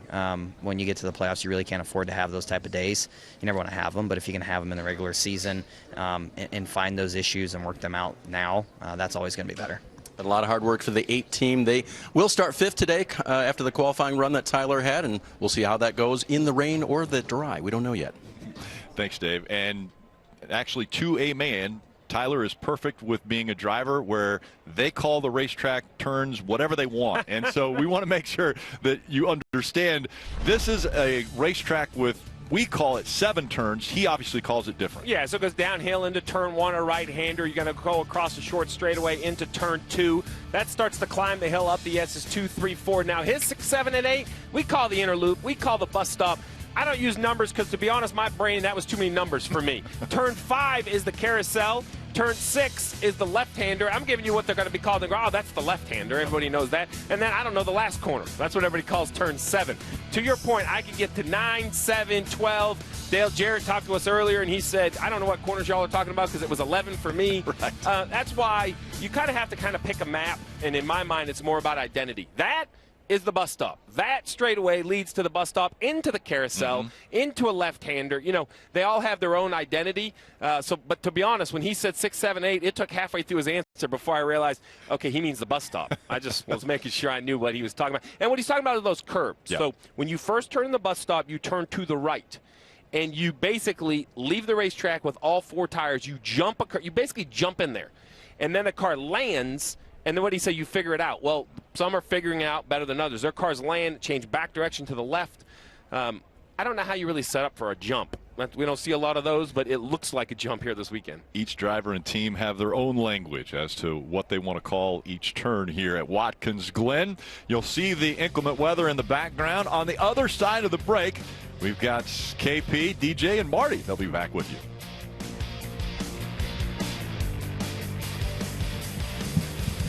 Feet here at the Glen. Watkins Glen, love that road course. You have a lot of action and drama. When you get down to the nitty-gritty on the racetrack, it's a really fun racetrack to really challenge yourself and really get out there and run hard. It's pretty unique. It's pretty special and a lot of fun. This place is packed with race fans ready to go.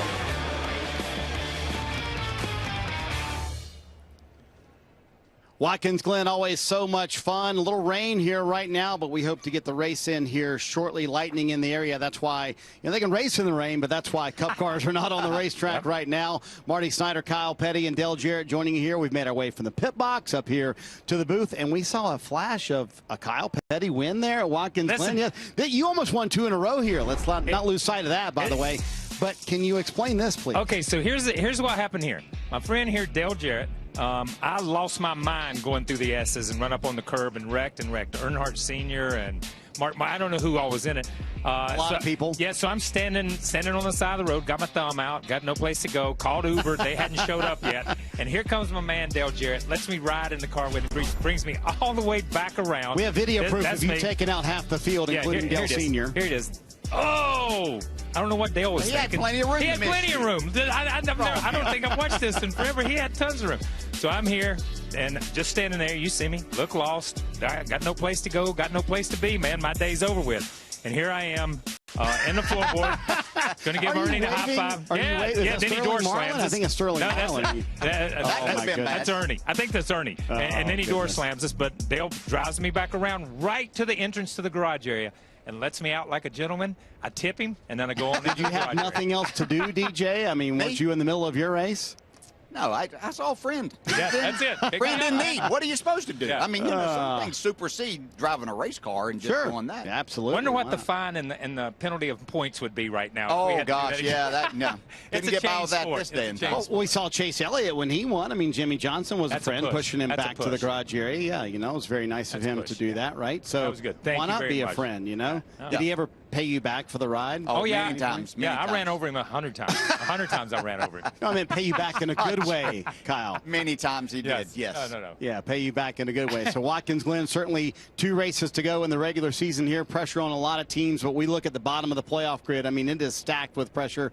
Really on Ryan Blaney and Martin Truex Jr. as we see the playoff standings here, DJ. Those 2 spots, and we don't know what's going on with Kurt Busch, so there could be 2 spots left here in the playoffs. Yeah, and we show 2 spots because they're the only 2 that could possibly get in on points. Everybody else has to win a race either here today or next weekend, next Saturday night at Daytona if they're going to be a part of the playoffs. So these are the 2 drivers that are battling. They both had opportunities earlier in the season to gather that victory and have themselves established in the playoffs already, but they didn't make that happen. They're 2nd and 4th in the points for the regular season. Which would be amazing if they don't make the playoffs. Because if they don't make it and they stay in those, that's 17 playoff points that will not get used. That's a good because point. That doesn't move up to the ones that are eligible. That's where they finished, and so those don't go to anyone. So these drivers know what's in front of them. Will they be racing? I don't know if they can race each other. I mean, you've got 2 wild card races here that we know. We've gone through the list of people that could win here today, and there's a whole list of people that can win next week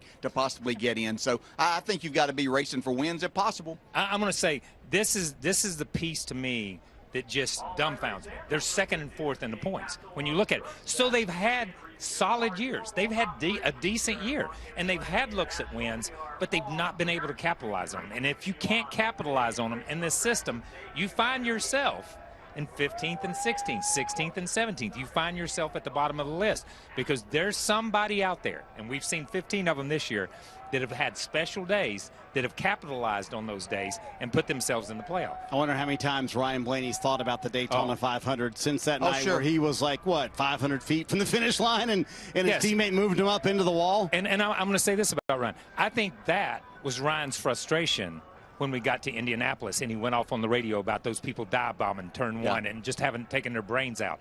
The frustration just continues to build and build and build. And you've got to make something happen. You go into these races knowing you've got to make something happen, and you look at the spreadsheet or at the odds sheet, and you're not at the top of the list on odds-on favorite to win these things, whether you're Truex or whether you're Blaney. And we talk about this a lot. They didn't get here overnight. They didn't get to 15th or 16th and 17th overnight. This is their work all year long. When you get to 26 races, you don't miss the playoffs by 1 point because what you did in that last race. You could have done that at Daytona. You could have done that at Richmond early in the year. You could have done that somewhere else early in the year. And those are the ones that you lose sleep over. Yeah, you lose sleep because they care, because this isn't a hobby. I think everybody probably knows that. This is what you do. Week in, week out, you come with the idea that everywhere you show up that you can win the race. Now, what we saw yesterday in the little bit of time that they had practice and the qualifying efforts that they made, we don't see speed in Martin Truex Jr. or Ryan Blaney that would show us that may happen today. They both can go to Daytona with a lot of others that could win, but there is always that chance. I mean, everybody, we talk about the strategies, and I know Steve's going to line all of that up later on, but, trying to do something to get themselves in that position, or do they just accept the fact when they get later in this race that, hey, we're going to just race each other for points because as much as we talk about this, there could be 2 winners that have already won at these next 2 weeks, and then that spot is open for one of those 2 drivers to get in. And I think if you're Jonathan Hassler and Ryan Blaney, you kind of watch the speed chart, and your strategy changes throughout the weekend, right? They notice they're faster than Martin Truex Jr., James Small, and the guys at Joe Gibbs Racing, so maybe they play for points today. We'll see what happens. No doubt everyone is chasing Chase Elliott. You were up here in the booth, DJ, for his qualifying lap yesterday. I mean, he is phenomenal at this racetrack. We saw his first ever win coming here, but here's his qualifying lap yesterday, Dale. Yeah, we talk about the speed that is here and using up the racetrack, and he does such a good job of positioning himself, his car, making the shifts. He makes this look way easier than what it is. But these cars aren't easy to drive over this curbing that they have and getting yourself where you can get back to the gas and maximize the speed that they have in here. You know, the braking areas. Yes. I think that we've seen over the last few years, since he won that first road course race here in his first race in the Cup Series, that he's shown us that he's really good at the braking side of it. Yeah, he's an exceptional guy on the brakes, understanding how to carry that speed into the corner, understanding how to trail brake and drag that through the middle. You see up through the S's, this is an important part of the racetrack. You've got to carry speed through this part of the racetrack and get to that inner loop or that bus stop. He is exceptional at this. I think with this new car, some of the other drivers have caught up with the brake package that we run on this car. So it's a little bit harder for him to outbrake. You see him catch that outside curb, that inside curb. Once again, the inside over to the outside. That's a rough part of the racetrack on this car because they're so stiff. This is another corner you've got to make great time through because you get a run back down towards the garage area. You know what jumps out to me is what DJ made the point of. He makes it look so easy. I mean, it looks like effortless behind the wheel there. Yeah, but if you would have only shown me the exit of the inner loop bus stop there, I would have said, that guy didn't win the pole because that was too much going on right at that point. But that's what you had to do if you were going to be fast through there. So, Kyle, weren't we saying about 5 weeks ago how nobody had gained a gap over everybody in the playoffs and everybody was so close? I think that memo never made it to Alan Gustafson and Chase Elliott. Look at that. They have a 10-point playoff lead as of right now. Going to get more. They're going to add 15 more today. Right. That's incredible. All of a sudden in the last 6 weeks, they built this incredible cache of playoff points. Yes, they have. And they've gone about it in a quiet way. They haven't been flashy. It's not about a lot of different things. They've just had that workman-like ethic and just kept their head down, scored those playoff points, put them in the bank, and they move on to the next race. And that's what they've done. That's been what has been so fascinating to me about this team. They show up, they win, they run second, they win, they run second, and then on an off day, they run fourth or fifth. Yeah. You know what I mean? And that's the kind of days they have. That's what we saw out of Kyle Larson last year. That's what we saw out of Kevin Harvick a few years ago. Just hammer, hammer, hammer, keep your head down. Walk away from that racetrack knowing that you put in the best performance you could put in. And you didn't have a shot at winning, but you maximized your effort that day. Yeah, and I think that's what says so much about this pairing of driver and crew chief. You know, we talk about that. Every one of us that have competed in this always want that. You know, you look at that. You think about Jeff Gordon and Ray Evernham, and so you think about your dad and Dale Inman, Kyle, and all the races that they were able to win together. When you get that special combination together, and I think that that's what we have with this 9 car, that they are on the same page. They understand what each other are thinking and don't even really have to discuss some things. You know, they just go unsaid, and they really do a good job of making it look easier. You know what else we were saying 4 weeks ago? Kevin Harvick wasn't going to be in the playoffs, but they have answered that with a win at Michigan and then followed it up with a win last week at Richmond. Everybody who doubted us doesn't know us. Kevin Harvick's led 13 laps all year. He's not sitting in cars that can win races. The biggest statement win of the year. We thrive in these types of situations. Yep, and he may be the most dangerous man in the playoffs now because Kevin Harvick has gotten it right at the right time. And do you think they know you now? Well, you know, I think obviously the last couple of weeks have gone really well. I think for us, you know, over really since the break and we came back to Nashville, we've made some big improvements on the car. Haven't really had much, didn't have much luck, good anyway, up until that point. And you know, the last couple of weeks we've had, you know, some good things happen to us and be able to capitalize on them and have a couple of wins in the bank now. So it's amazing how fast it can change in this sport. Well, it really does speak to how it all has to come together, right? Because it's not like the people at SHR were not working hard. It's not like you didn't have speed, because you did. It just had to all work at the same time. It really did. And you know, I think, you know, if you're around this long enough, you understand the ups and downs of the sport. And, you know, the thing that I really appreciate about the drought that we went through was there was no finger pointing. There was no yelling and screaming. It was, okay, what do we need to do to get better each week? What do we think we did good? And it was the same analysis after we got done winning. And I know that probably seems boring, and you know, it seems like you know, you should probably do something, say you did something different when you won. But you know, I think for us within our team, I think you know, we understood that things were building in the right direction, and we just needed the day to go right, and it came at a good time. But did you self-check during the drought? Did you have things that you wanted to know and didn't have answers for? I always self-check. You know, this sport is a progression. It's a constant progression. There's too many smart people in the garage for it not to evolve into what it evolves into from year to year. And I think as you look at the people that I have around me, you know, I think you know, for me, I have a lot of confidence in them. You know, and I know they have a lot of confidence in me. And you know, the days that I show up and don't feel good, or you know, don't feel like I'm 100%, I got to find it, because I know that every guy that and gal that touched that car brought 100% while they were preparing it, and they've done everything that they can do to get to the racetrack. And it's an easy self-check, because you better bring all you've got, because that's the expectation of everybody around you. Speaking of people, one of your small people got to share a moment with you that I think you were hoping would happen at some point at Michigan. Let's review that a little bit. What are you seeing here? Yeah, well, you know, I think for me, you know, we went through COVID, and Piper's 4 now, so her last couple of years have been through COVID, and you know, they haven't got to the racetrack very much. So to you know, to win the race, she told me before the race, she's like, "Daddy, I want to ride in that car like Keelan. You better go win today." So there was definitely some pressure there, but you know, to see her old enough to be able to experience those moments and be able to share those moments with her is obviously really special. And you know, I know Keelan got to do a lot of that as he was growing up, because that's just what we did. We went to the racetrack every week, and we're a racing family. You know, Delana grew up in the sport. I grew up racing my whole life. Our kids have grown around it, and that's just how NASCAR works, and really racing in general. As you know, you travel around the world, there's so many common ties and so many connections from this person knows that person. The racing community, we always say it's a small world, but the racing community is a smaller world. And you know, I think you know, for me to be able to raise my kids in the NASCAR garage and motorhome lot, and be able to share that and share success is what it's been all about. That win at Michigan, and let's forget Richmond, but that drought buster came at a great time, because this weekend and next weekend, I mean, they're wild card races, Kevin. How much comfort was there getting the wins before these 2 weekends? Dave, have you ever seen me drive in the rain? It is not. It is not spectacular.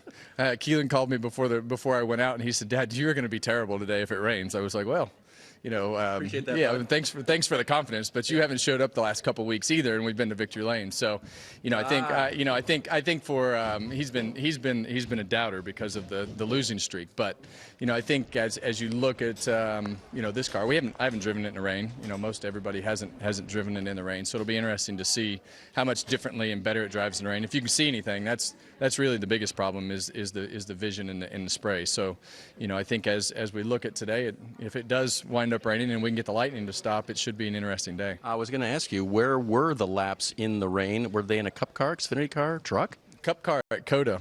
They were treacherous laps at COTA. So we did start the race in the damp, which would be my preference at Charlotte a couple years ago.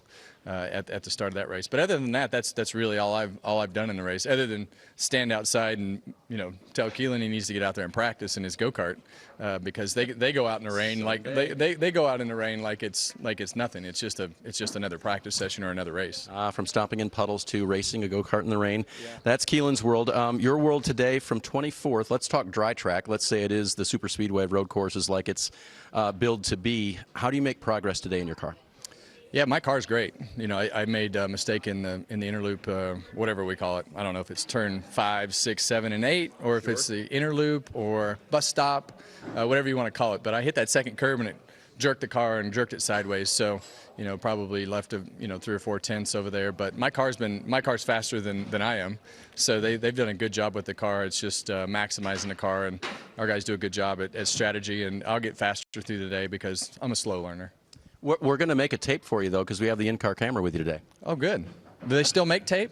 Oh, we could, if you want. I'll You're showing your age, Dave. Yeah, I am. Yeah, I understand, though. Thank you for understanding. Yes, we're of the same ilk. But yeah, we'll record something for you, and then you can play it back and watch what you did today. I appreciate that. So hopefully it's presentable. Yeah, like us. Yeah. Kevin, Dave.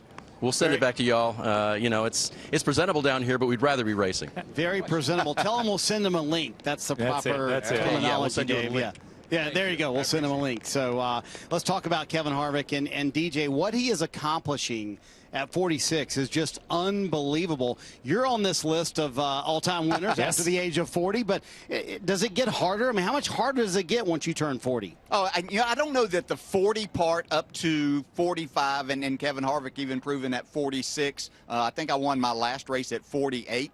Got fortunate at Talladega to do that, but it becomes more difficult because you're running against a much younger group. I mean, things are changing. Just like this new car is something completely different for Kevin Harvick. And I had a conversation with him, I believe it was back at Nashville, the first race that we did at NBC. And he was just talking about the differences and how, he had to change things, the way that he went about them before, the way he drove the car, what he was looking for, how to make speed, just so much stuff there. And you think about all the way back to whenever the young Kevin Harvick came in, was put in an impossible situation of getting in the car that Dale Earnhardt Sr. drove and there at Richard Childress Racing. But to navigate through that, the brash young man that said and did whatever he wanted to, whether we wanted to hear it or not. And now when Kevin Harvick wants to speak, we all listen because he's going to have something informative to say. So as I talked to Kevin Harvick and I watched him win these last 2 weeks, I realized Kevin Harvick, there's no loss of anything here other than the fact of learning something completely new, and that just took time. It's not just him. It's taken a lot of people, a lot of young drivers, a lot of time to get to that point.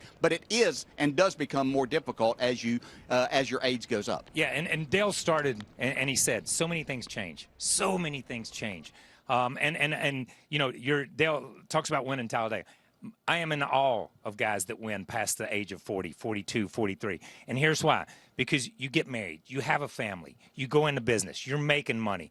When you're a kid, you just want to drive that race car. Your passion is to drive that race car. It's not about the money. It's not about the trophy. You just want to drive that race car. And then it becomes about a few other things and a few other things. And it's not that you lose that passion, but it's tempered a little bit. It's tempered, and your desire is tempered a little bit. To maintain that to the age that Dale Jarrett did, to maintain that to the age as Kevin Harvick has done is special. And that just goes to prove. You can look at a guy, and he's in a race car, and you can see all the physical attributes and everything that he can do, but you can't see his heart. You can't see his heart. And that's the one thing that Kevin Harvick brings to the table on a weekly basis is heart. He brings something that we can't define. We can't see. And if you can't see it, you can't beat it. And Dave started that interview and said, I'm here with the most dangerous man in racing. Yeah, and I'm like, yes, you are. Because he is winning at a time when nobody knows what he's got. Nobody knows what he can do. And he and Rodney are a proven entity headed into the playoffs. So to Dave's point, DJ, 2 wild card races, Watkins Glen today and then Daytona next Saturday night on NBC. So do they even care about these 2 races with 2 wins now in the bank? As a driver and competitor, you always want to do your very best. But I'm just going to say that I'm pretty sure that their focus right now is on Darlington and trying to get as good as they possibly can there, thinking about everything they've learned and how they've got in this position all of a sudden. I think when they look at that first round, they're thinking about Darlington and Bristol. Yeah. And those are 2 places that Kevin Harvick is as good as anybody that's ever sat in the seat of these, and they could go win there. I know they're going to run these next 2, but their mind is really on the playoffs when they start, I have to believe. Yeah, let's go back to the beginning of COVID, when we came back, when NASCAR came back, and we ran at Darlington. Yeah. And Kevin Harvick gets out after he wins that race, and he gets out, and he's like, this is surreal. There's nobody cheering. There's nobody in the stands. Kevin Harvick wants to correct that. He wants to go back and start these playoffs and climb out of that car and hear that roaring crowd. I agree. I think he is focused on the next round, moving through Darlington and Bristol. And to the point Dave made, he is very dangerous because you just look at that first round, DJ. Yep. 2 of their best racetracks, Darlington, Bristol, you mentioned it. They could certainly win either one of those races. Somebody who's been terrific in the regular season so far. Can he put it together in the playoffs? That's Ross Chastain. He's hanging out with Parker. Yes, Marty, and I think we were just looking at some of your stats. As of late, it hasn't been the best finishes or even running position compared to what you had in the mid-season. So how do you guys turn around as we head towards the playoffs? I'm bringing a Trackhouse race car back to a road course, Parker. That should solve a lot of our problems. No, when you look at it on paper there, it doesn't look as great, but we still have the speed, so we'll be fine. So you and I have made this a weekly occurrence where we do these long interviews. So where would you like to head with this one? I mean, you have a really cool teammate this weekend in Kimi Räikkönen, an F1 world champion. What have you learned from him? What have you seen that's been like, whoa, that's very cool? Well, I learned that Kimi's not here for this interview, which I requested to do this interview. You did request that. We can put that out there. Yeah. So, Kimi, I know you're comfortably somewhere, but him and Daniel, neither one of them showed up for the interview. So I'm here representing Team Trackhouse, and yeah, I mean, we could ramble on and on about all kinds of stuff. I mean, that's what we normally do, right? Well, they're all proud of you. Yes, we normally do. Who knows where we'll head with this one. But let's talk about what you've seen. You guys have been so good on the road courses. You have a teammate like Kimi coming here, learning these cars for the first time, jumping in sort of cold turkey without a lot of experience. What have you seen that's sort of been, sort of, I guess, in some respects, showed you how good you guys' cars are, how good Trackhouse is to get him up to speed? Yeah, I mean, the biggest thing that I've seen is just how good he really is. You watch it from afar, right? I've watched most F1 races for the past, I don't know, 8-10 years, become more of a fan of the sport, and done a light bit of research on older races before I started watching, and you don't have any calibration to what kind of race car drivers they are, because it's just such a different form of motorsport. And he plugged right into the Chevy DIL simulator and went faster than me day one. Like, I just laughed. I'm like, all right, yep, he's faster. That should be expected. But just seeing his car control and then just his ability to adapt.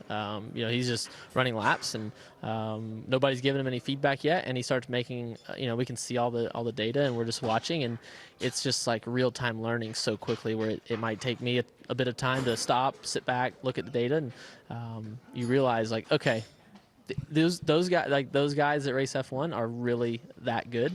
And so I've just tried to ask him as many questions as I can, and he's, oddly enough, asked me questions too, which blows my mind. I was going to ask you about that. So you maybe have learned some things from him. What has he asked you about that you've been like, he's asking me this? What?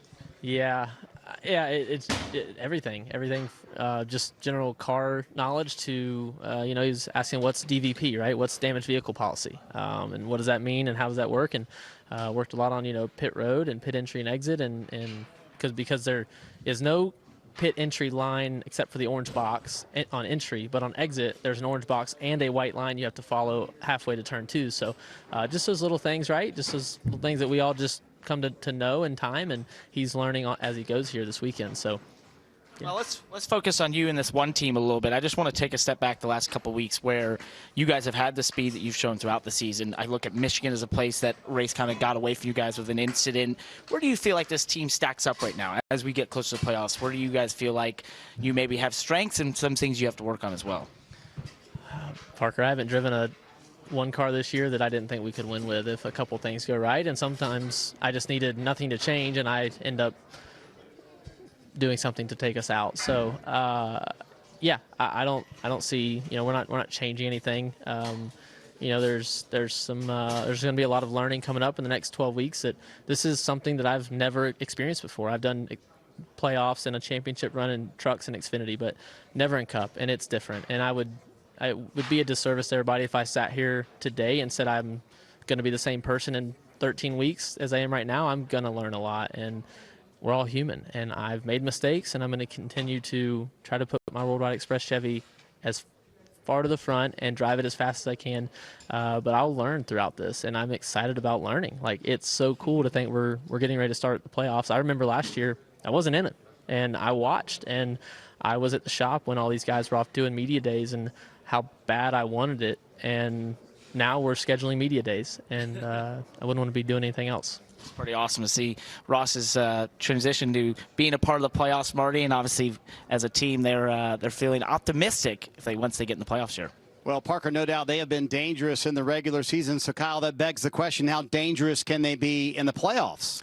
Incredibly dangerous. And for one statement, and he said it right there, I haven't driven one car I didn't think I could win with. Wow, that's pretty big, isn't it? That's a huge statement. That's a huge statement for Ross Chastain and a huge statement for that team. At the same time, he's that type of driver that he's got a rearview mirror in the car, but not inside his head. He doesn't see anything behind him. All these races that have come so far, that's history to him. He doesn't look back. He doesn't see that. He only sees the next race. He only sees the next track. He only sees the next lap. And he only sees the next win. And that's the kind of driver and the dedication and the focus you want as you head off into the playoffs. To that point, DJ, Justin Marks told me last week, Richmond, for them, they kind of acted as like the first playoff race. They kind of went in playoff mode at Richmond, kind of focusing on that. He told me, we've never been here before. We don't know what to expect.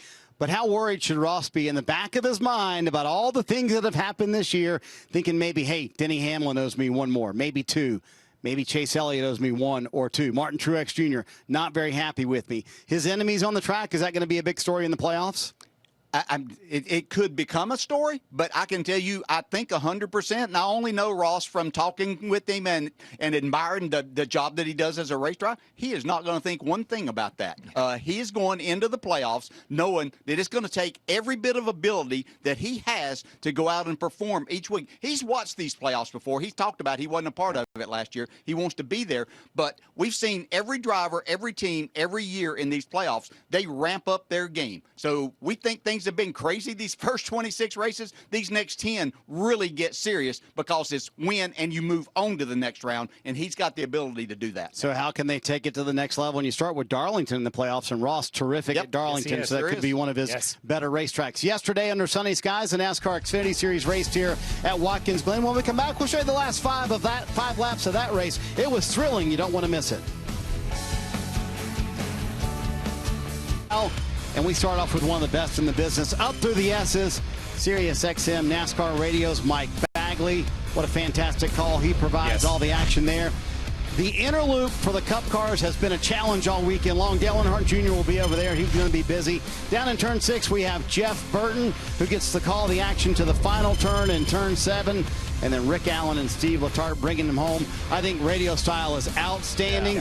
Yesterday, we saw that in the Xfinity Series race where we had a ton of Cup drivers actually in the Xfinity Series race. Look at all those drivers doing double duty this weekend, and we have seen that all year long with them wanting to get that extra experience at the road course races. Yesterday, here's the final few laps of the Xfinity race. It was a thriller.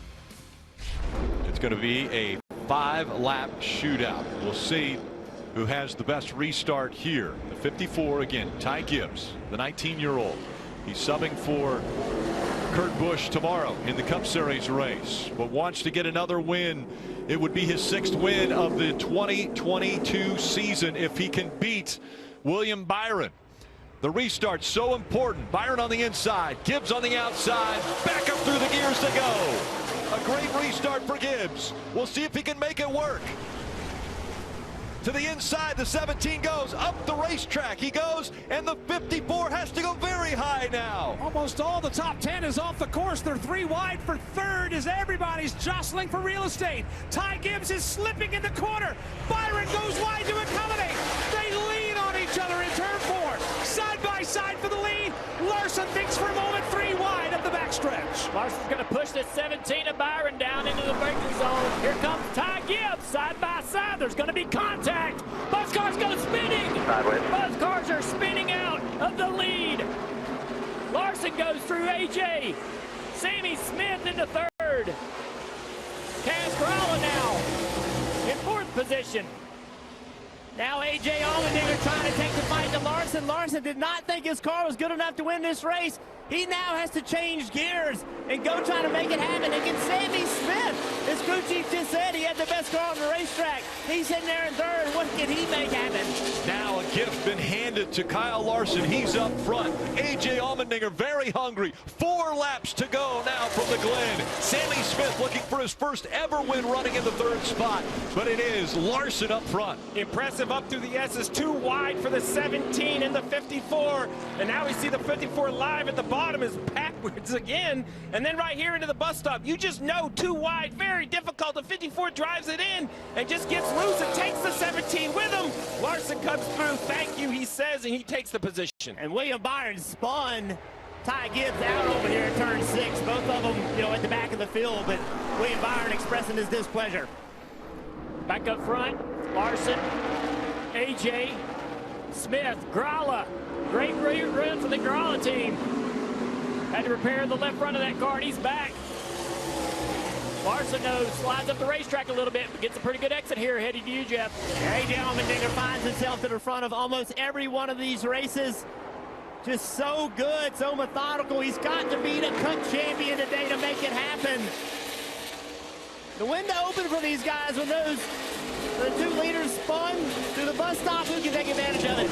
A.J. Allmendinger putting all the pressure he can right now on Kyle Larson. 3 laps to go. 3 more times around here at the Glen. He peeks to the inside just to let Larson know he is right there. They are closing in on the final 2 laps of this race. Objects in Kyle Larson's mirror are definitely closer than they appear. Here comes AJ. That's Allmendinger in the 2nd spot. You got Larson leading, and Sammy Smith is hoping for another leader tangle.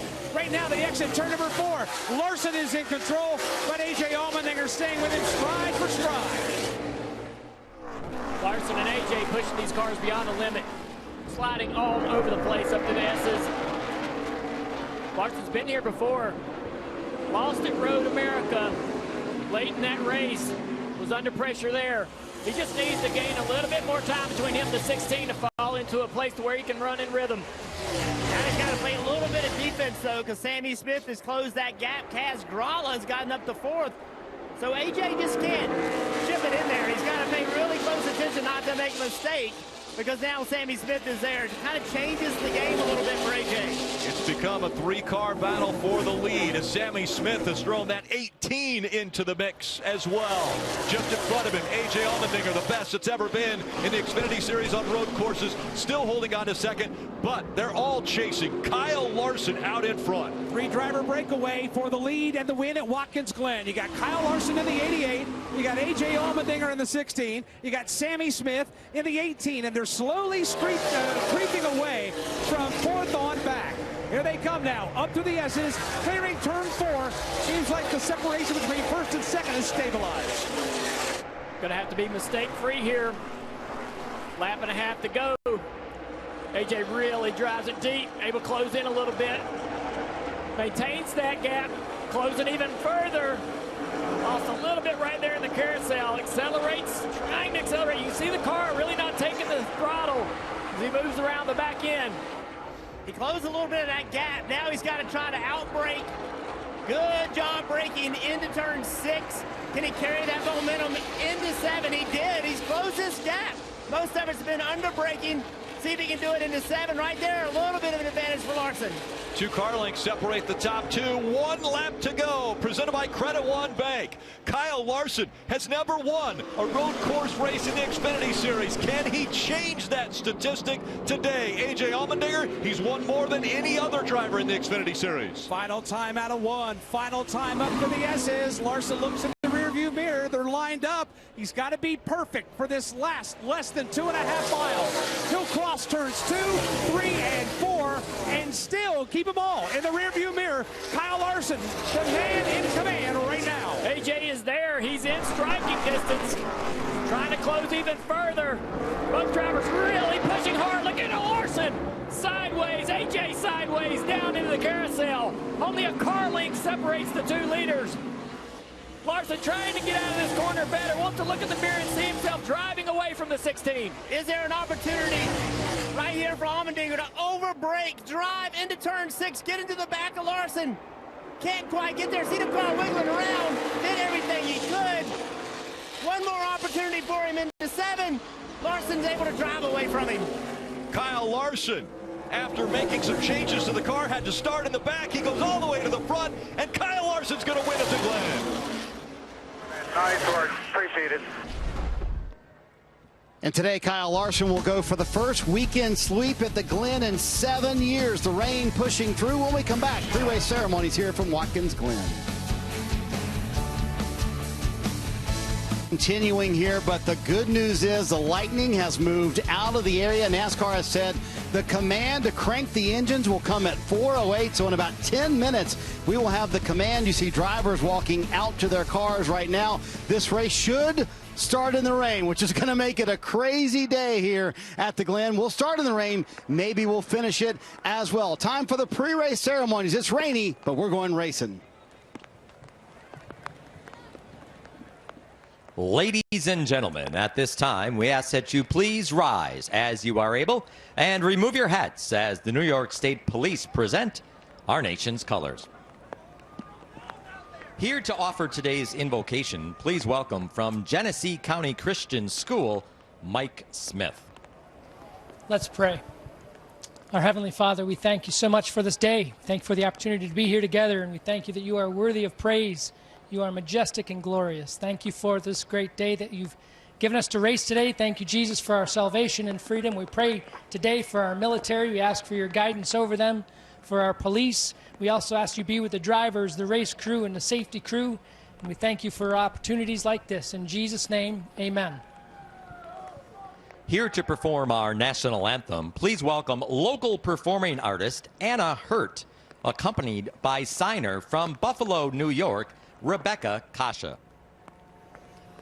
Oh, say, can you see by the dawn's early light what so proudly we hailed at the twilight's last gleaming, whose broad stripes and bright stars through the perilous fight o'er the ramparts we watched were so gallantly streaming, and the rocket's red glare, the bombs bursting in air, gave proof through the night that our flag was still there. Oh, say does that star-spangled banner yet wave o'er the land of the free and the home of the brave.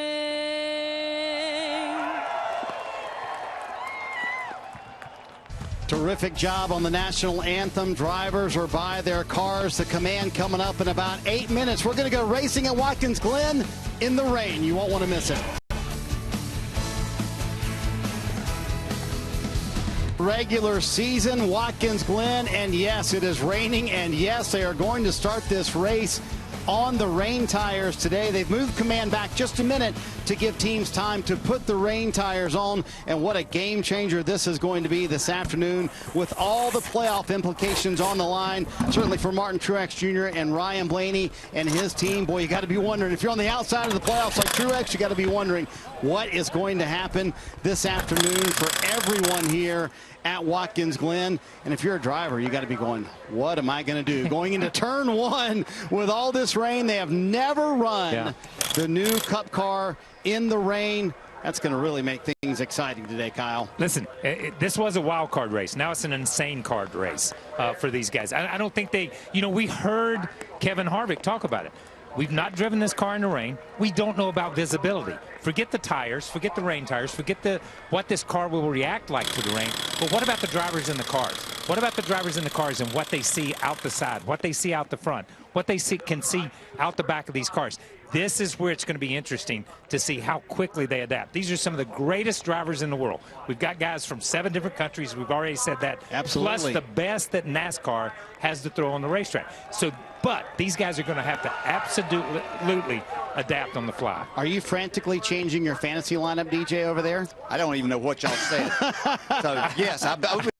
But as I got in here, I'm more confused than whenever I start. I think I'm just going to leave it alone because I don't know what's going to happen here. Well, none of us do, and this is just going to be so exciting and just something else that we throw into the mix to be a Cup driver this day and time. Well, Parker, you're a driver. You've driven in the rain. You got a couple drivers you have your eye on with the rain here, at least early in the race? Yeah, any of the road course racers, guys who have won on the dry or I've just been in the wet ever, right? I think that's a key point here. But, guys, I want to talk a little bit about tires for a second. You mentioned the wet tires that are going on these race cars. This is a new wet tire that's been designed for the next-gen car. But I want to talk about slicks, sort of what you would see right here, why you can't run a slick on a wet course. Look at that water. It just runs right over it. If you were on the track with this tire, it would just aquaplane over the racetrack. You'd never have any grip with the water that runs on it. Now, we've got the wet tire. This tire is new for the next-gen car, as I mentioned, different than last year's tire that we had before, where it was larger blocks. Now it's more like a road car. You can see as the water runs over it, it kind of finds itself in these crevices, in these areas. That's where the water can get escape and get flushed out from the tire, so these blocks can basically connect with the racetrack. That is how a wet tire works, and these drivers will be depending on those blocks and being able to shove that water away to be able to get the grip out there. And one thing I've heard about this tire is it actually allows it to run even when it gets a little drier. So if this becomes intermittent rain, you might be able to run on this tire longer than you would on the old one. Oh, Parker, you wish you had a fire suit on. Know. Yeah, I want to be in the car, Parker. Somebody should have got you, man. They should have grabbed you. So teams will start on the rain tires. After that, it is up to them to determine their tire strategy from there. The race will also start single file. Oh, man, with all these playoff implications, DJ, are there a couple of drivers you think this has really handed them an opportunity now? I'm looking Michael McDowell starting third. Yep. Who knows what can happen? Yeah, I think there's a number of them that you can look at because strategy is going to become completely different. But I think Michael McDowell, this opens it up even more that he could compete for the win here this afternoon. Listen, I look at Cindric, I look at Suarez, I look at Allmendinger. We go all the way back to Kimi Räikkönen. We go to Tilly. We go to Rockenfeller. I mean, these guys that have no experience in this car have experience in wet weather. And another driver, don't forget about Justin Haley. Yes. That he's done this back in the Good point. Xfinity Series. I think he could be a part of this mix too. I mean, there is no way Kimi Räikkönen could pull this off, is there? I mean, I know he has vastly more experience than anyone in the field in the rain. But I don't know if you've watched any NASCAR Cup racing in 2022, but there's always a way. There's always a way that something can happen, and this just throws another layer into the excitement of what Watkins Glen is going to be today. Yeah, I think you wonder, does it make it more difficult for him as he's learning the car, learning everything, and learning who he's racing around and how all this could change. And before this is over, we could have a dry racetrack and things change again. Wow. So we're being told not only is the start of the race single file, but all the restarts would be single file as well. But Kimmy's probably going, you know what, this might work out for me. And what worldwide news that would make if he could even run in the top 10. Finish TV is here doing this race live. They're certainly not normally doing that. So this is big worldwide news. Oh, it's just, I mean, it's brought so much excitement here anyway. I mean, just the number of drivers that we have now that are in this race here today. But he obviously is the most accomplished of those. Yeah, Kyle, what are you thinking if you're Martin Truex Jr.? Listen, I'm worried. I am worried. I am worried because now I've won at this racetrack. I know this racetrack. You know, I'm going into this with some questions about where I am mechanically with this car right now. We haven't run good, but I felt like in my mind I could overcome that as a driver a little bit. You always feel like you can overcome a few of those things. But, you know, I look at him. I look at Ryan Blaney. I look at these guys that are on that bubble right now, and this race can have such far-reaching implications. They can change people. It can change what Truex's season is. It can change what Blaney's. It can also change what Michael McDowell's season is. It can change these guys who haven't won a race. This is a game-changing race for somebody. So we talked about the vision, DJ. How about for Chase Elliott? Starts up front. He'll have the best vision of everyone in the entire field, and we'll be on board with him. Yeah, so that lap yesterday was even more important than what he thought. But the other thing that they're going to have to battle, this is a brand-new rain tire. They have not run on this tire whatsoever, so they really don't know what to expect from this. So going to be interesting's not even the proper word. So, Kyle, look at all the accolades in the field today for all of these drivers. I mean, it's incredible. The championships, the race wins. When you think about the drivers in the race this afternoon, all 36 drivers have some serious accomplishments. Yeah, you look at that. 8 championships, 16 Xfinity championships, a Formula One champion, 29 IMSA wins, 5 open wheel IndyCar wins, 7 countries represented. Wow. I think that just says and shows the level of competition here, but where NASCAR and Cup racing has grown to. DJ, can we take PointsBet and really get anything from this today? I think this was in the dry. I'm not sure. In the dry, that's right. Yeah, these odds could have changed quite a bit. And you think about it,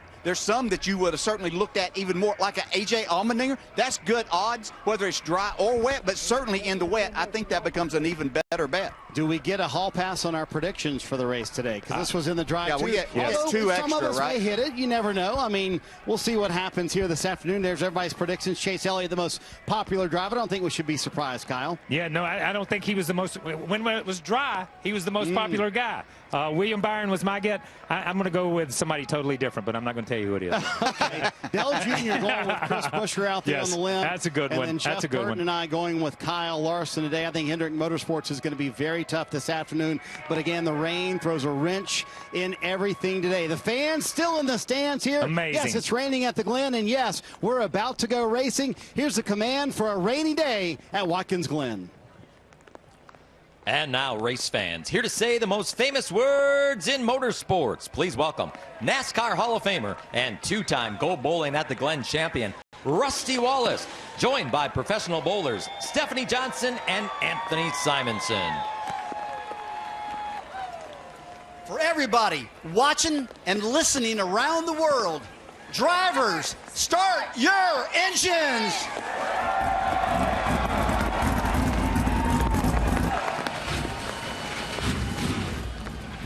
On a day with so much on the line, playoff implications, 2 races left in the regular season, 1 spot on points. We're going racing in the rain at the Glen.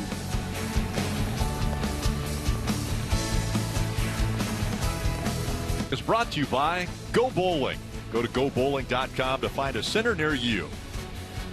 Credit One Bank, a credit card company. And by Toyota. Let's go places.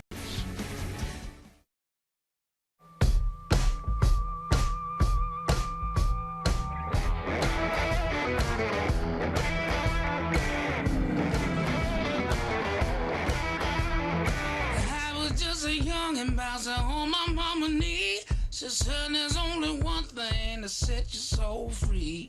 Wasn't no easy street where I come from. There wasn't no sleep until the work was done.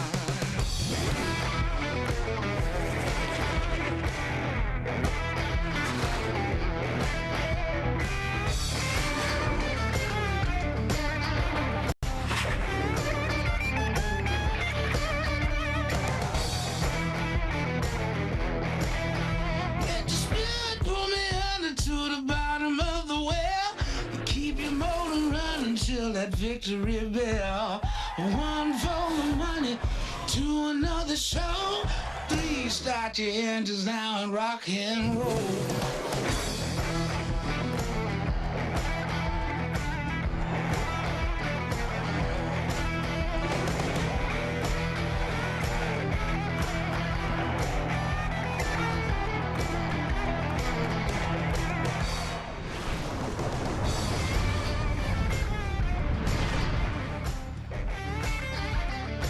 It's NASCAR Cup Series racing from Watkins Glen to the Go Bowling at the Glen.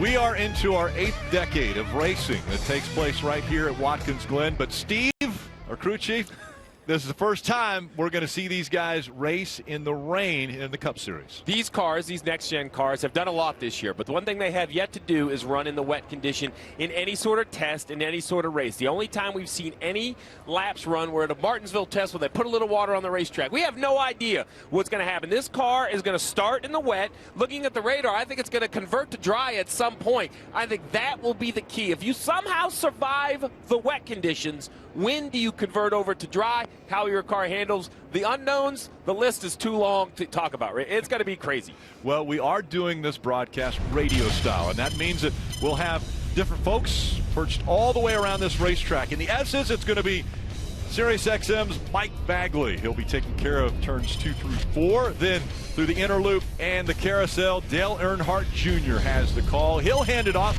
to Jeff Burton, who will take him through turn 6 and into that final turn 7 and the front stretch where Steve and I will call them to the finish line. We want to check in with our guys. Guys, I know you didn't sign up for rain weather work, but we got to be looking forward to this. And we'll start off with you. Welcome back, Mike Bagley. Oh, I hear the smile in your voice, Rick. Thank you, and good afternoon, everyone. It's all about liquid sunshine here at Watkins Glen. We got a lot of it, but we'll also have a lot of action at Watkins Glen as well. Turns 2, 3, and 4.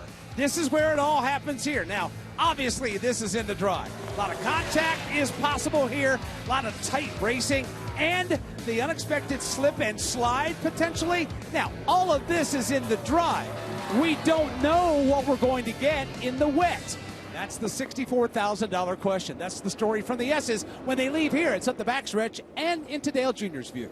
Yeah, down that back straightaway is the fastest part of the course into a braking zone, a passing opportunity going into the bus stop. We're going to see a lot of guys argue over who has the right of way. Some guys will go through there side by side like we saw at the end of the Xfinity Series yesterday. The two leaders spun out of the lead, racing late in the race. So a lot of guys are going to try to go into that bus stop side by side. It's not going to work out, especially in the wet. It's going to be a big mess exiting the bus stop. Then you go into the carousel downhill to the right, really uncomfortable corner. You got to be able to get the power down, though. You got a long straightaway headed to Jeff Burton. Hey, I feel like a kid playing in the rain in Virginia, but it's not play today. It's a race here, and braking is going to be really important, especially in this rain. Getting into turn 6, tons of speed down that back straightaway. You're going to try to outbrake. All this is in the dry. They make this work, but that's in the dry. It's going to get more difficult in the wet.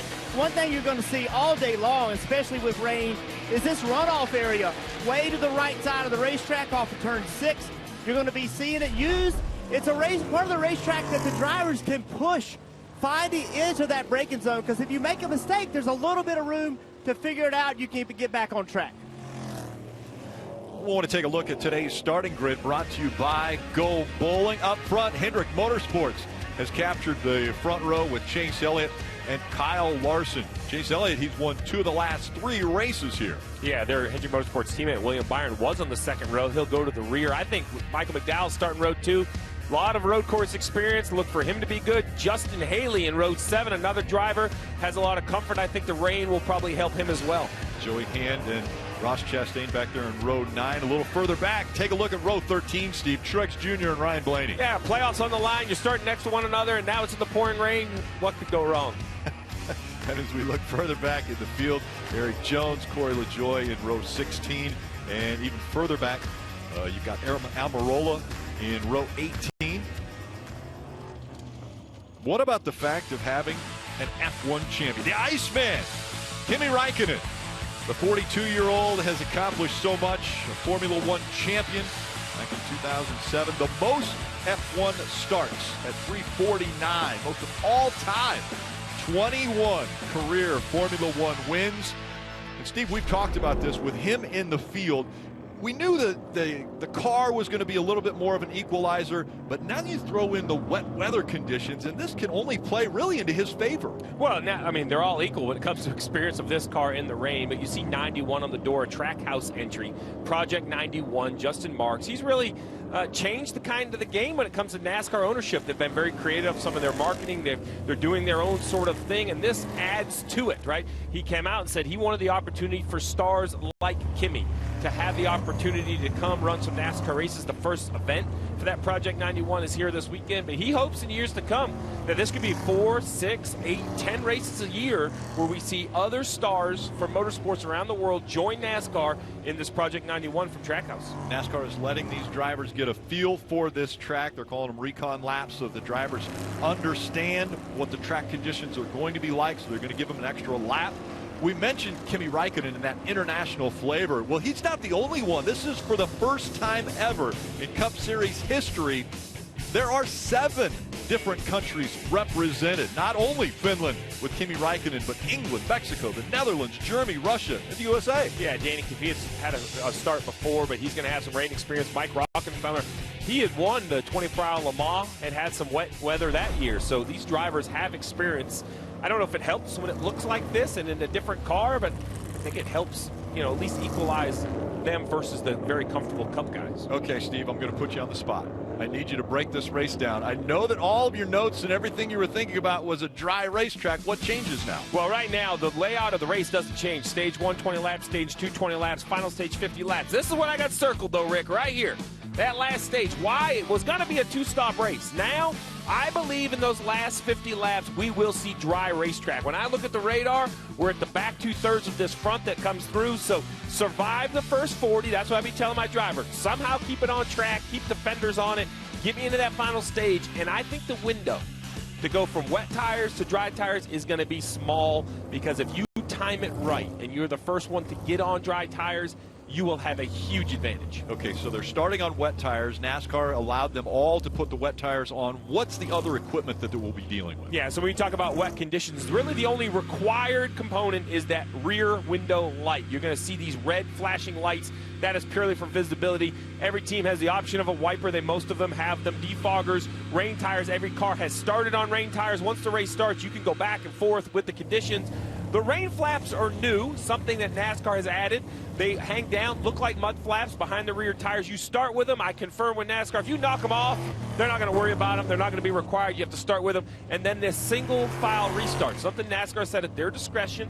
We're going to run a single file restart. They've decided to start this race that way. I like that idea, because we've saw at the dirt race at Bristol once where vision was an issue and some of the wet weather. This single file really, in my mind, Parker, you're a man that's driven in the rain. I think single file at least takes some of the unknown or uncertainty out of at least the first corner. No doubt, Steve. Just a small variable to remove and make it somewhat easier for these drivers to find some clear visibility, right? That's the big thing you'll be hearing from a lot of these drivers, find that visibility. But you mentioned that crossover moment that we might see later in this race when this wet weather moves out, we move to dry. And when I was going from hauler to hauler this morning in the garage, so many teams were watching that wet COTA race from a year ago. They were watching the 2020 Roval race where it started wet and went to dry, not because they wanted to remind themselves what it was like. They wanted to see those moments when drivers went to dry tires, when they put on wets, what that moment looked like, what the speed difference was, to remind themselves how they could look for that in this race. So a lot of these teams doing that homework on wet weather racing,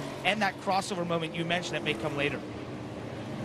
Yeah, Parker. Steve, you said the fact of the matter is that we're going to start on wet weather conditions, but the possibility of this moving out and we see dry track at some point in time during this race is definitely possible. Listen in to Kyle Larson in his radio just moments ago. Are you good to go? Do you think we can go green or no? I'm not a professional, so I can't give you a professional opinion. That's at 4. It's kind of half and half up here. I'm not a professional. He actually is a professional. Yeah, I'm thinking he's talking wet weather driver professional. He'd be more comfortable if he wanted off the dirt track was rolled in and ready to go. He could say, man, I got 100 starts there, but racing in the rain, he just doesn't have a lot of experience. And you look at this car right here, I mean, overall pretty dry. The car's sealed up pretty well. The teams also had the option of sealing the driver vent on the front of the window, which was going to prevent some of the rain from coming in. This is a great view of those red lights. Well, you kind of saw them, but you see them right there in the back window of Chase Elliott's car. And this camera is actually on the top of the car, too, so it's not looking through the windshield. That is what we'll be seeing these drivers have to deal with as well. NASCAR is telling the drivers and teams that they're going to bring them onto pit road, but the drivers are going to stay in the cars. So I'm wondering if they're still wanting some positive affirmation that they're ready, or the racing surface is ready to actually start a race. I think that's the biggest question. So many of these drivers in the field have never raced in the rain. And so to say to them, hey guys, you know, get out here and run with this car. Obviously this is a brand new car for this situation. And so many of these drivers are just like unsure. Junior. Yeah, I think one of the reasons why we're going to bring the cars down to pit road is there are a few spots on this racetrack where there's going to collect water. And one of those spots is over here in the bus stop.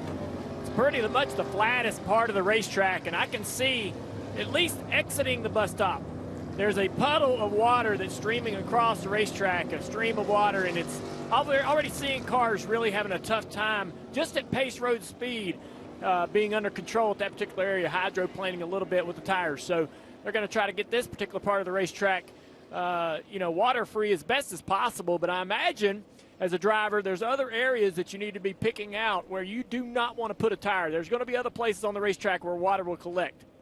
Yeah, Junior, I think part of this also is that this car has never raced in the rain. And at COTA last year, they sent the cars out in a torrential downpour with major puddling on the track. It created a lot of issues. So NASCAR, what they said is if they get a rain race with this new car, they're going to make sure that there is no massive puddling. There is no water running across the racetrack. There's so little experience that they just can't put the drivers in that situation. They don't mind running the rain at all, but they got to just have it where it's even across the racetrack, no running water, just not enough experience for the drivers to know how to handle it. And, Jeff, there's one of those problems here in Turn 3, actually at the bottom of Turn 2 on the inside and also on the inside of Turn 3 here in the S's where water is starting to pond up just a little bit. That's what we had at Coda and also at the Roval, where when you get into that, then the hydroplaning occurs. I know they love to take care of that, bring out the Toyota Tundra track drying team to address this, but there are some hot spots right now that have ponded up here within the last few minutes. Well, these guys talk about the rain. I think another thing that's affecting this decision is when I look at the radar, I see maybe 15 or 20 minutes most of rain. So since we know we're going into the dry, we love the fact that we can run on a wet surface. We won't have to get the jet dryers out and dry the surface. We're going to blow the standing water off. And if it doesn't rain hard enough to continue to puddle, we can get going.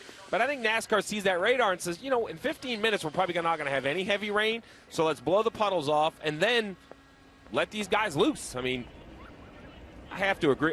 We want to make sure I'm great with running in the wet. And the intentions is to run in the wet. But there's a difference between the wet and, standing water is a major issue. And this car, puddling, definitely issues.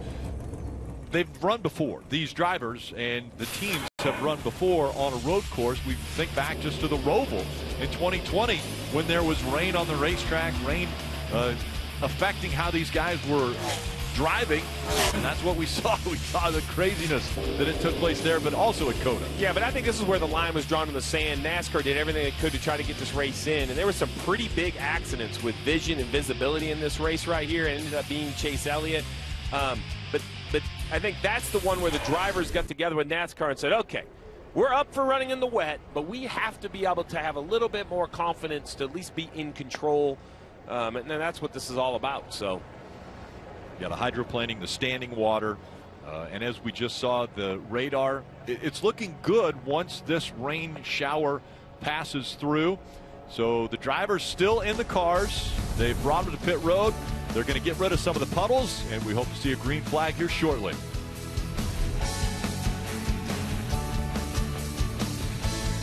Road drivers still inside the cars. They had run a few laps, realized that there was a lot of standing water out there on the racetrack. Steve, there's so many different things that rain can affect, and it could even affect when you're inside the car. Yeah, really, the car itself is designed to be wet, but it's the radio that's my biggest concern. So right here on the left side, you can kind of see a set of hands in. He's messing with the radio harness. It looks like now an extra plug gets in. They're putting in really another wiring harness that's not wired in. They're just laying it in, zip tying it on. So definitely the 9 is having some sort of radio issues. You see Chase kind of clicking between radios. I like that the radios are in the right side of the driver because they're not in the rain area, which would be coming in. But then finally they said, well, let's try another helmet. That's all part of this system. You see the KBB helmet out, now the normal Napa helmet in for Chase Elliott. So, diagnosing some radio issues. And then right here, the 77, they're in the issue where it looks like this is a wiper issue. I'm not sure if it's not turning or turning within it. Parker. Steve, I'm down here actually right now with the team, and basically it spun itself around is what happened. So they're actually getting a backup windshield wiper here, working with NASCAR to get that fixed and sort of looking at how they can stop it from doing that. But if it went down, it won't actually clear the water here for Mike Rockefeller. And as we know, vision super important. And just up and down pit lane, you have so many teams and looking at the cars, looking at different things in the cars, handing drivers towels to dry themselves off, or radios, maybe water that's seeped in. So just part of the situation here of dealing with wet racing, Marty. Well, let's chat with Jonathan Hassler, the crew chief for Ryan Blaney, who arguably has the most to lose here if we go racing in the rain. What are your thoughts on the track right now? What did Ryan say? Yeah, the track is definitely still a little bit wet. There's a lot of guys talking about, the standing water and water near the curbs. Ryan felt like it was probably as good as it was going to be, though, so we'll just leave it up to NASCAR to decide when we can go racing. So would you be cool with going racing right now? Yeah, I would be fine to honestly go out there and race as long as the drivers are all happy and feel like it's, safe for them. Honestly, for us, it's another little wrinkle, another little opportunity for us to try and get some track position. So you and I talked this morning. You said, man, no doubt the nerves are here. Does this make you even more nervous with rain in the mix? Yeah, it's definitely a situation that I haven't had to deal with on the box before, but you know, I've been a part of it for a couple different races. So, like I said, it's an opportunity for us to try and gain some track position early. How much of an eye will you be keeping on the 19 and kind of watching what they're doing and how well they're performing? Yeah, you know, the goal for us, if we can't win, is to just outpace the 19 all day. So we'll definitely watch him from start to finish. There you go. So nerves, I think, for every crew chief. It's not just Jonathan Hassler, Dave. It's nerves for everybody down here with the rain coming down here at the Glen. Marty, that is certainly true, and Scott Graves among those whose driver, Chris Buescher, has been good on the road courses and was good here this weekend. But now he has this. What does he do with this, Scott? It's kind of wait and see. We know we got a little bit more rain left here for probably a good 10 or 15 minutes. It'll lighten up for us. And then it's kind of a matter of what options NASCAR has here. We know we're going to want to try to get switched over to dry tires, obviously, as soon as we can, but we just got to wait and see. Yeah. What will that transition time be like, and how hard will it be to know exactly when to go? It's a little tough, obviously. Typically, you want to get, you know, once you start to see a dry line, a little bit of a gray line, then it's time to swap over if there's no more rain coming. So we'll look for that and see. Obviously, standing water, that makes it difficult. You got to be really careful around those parts when you don't have the rain tires on. But if you leave them on too long, the rain tires really start to melt up. You lose a lot of grip, and then it's bad on that side. So it's a tough decision, but you get it right and you can get a good advantage. Let's talk about the here and now. He took a couple of sighting laps there. Dry inside? A little bit wet. Obviously, there's some leaks coming through the windows. Some, I think, through the roof hatch, she was saying a little bit. So there's a little bit in there, but it's not too bad. Manageable at this point. I think he said the worst part was going to be the spray. Remembering back to when we did this at COTA, it got really bad with the spray, and he said that was probably the biggest thing.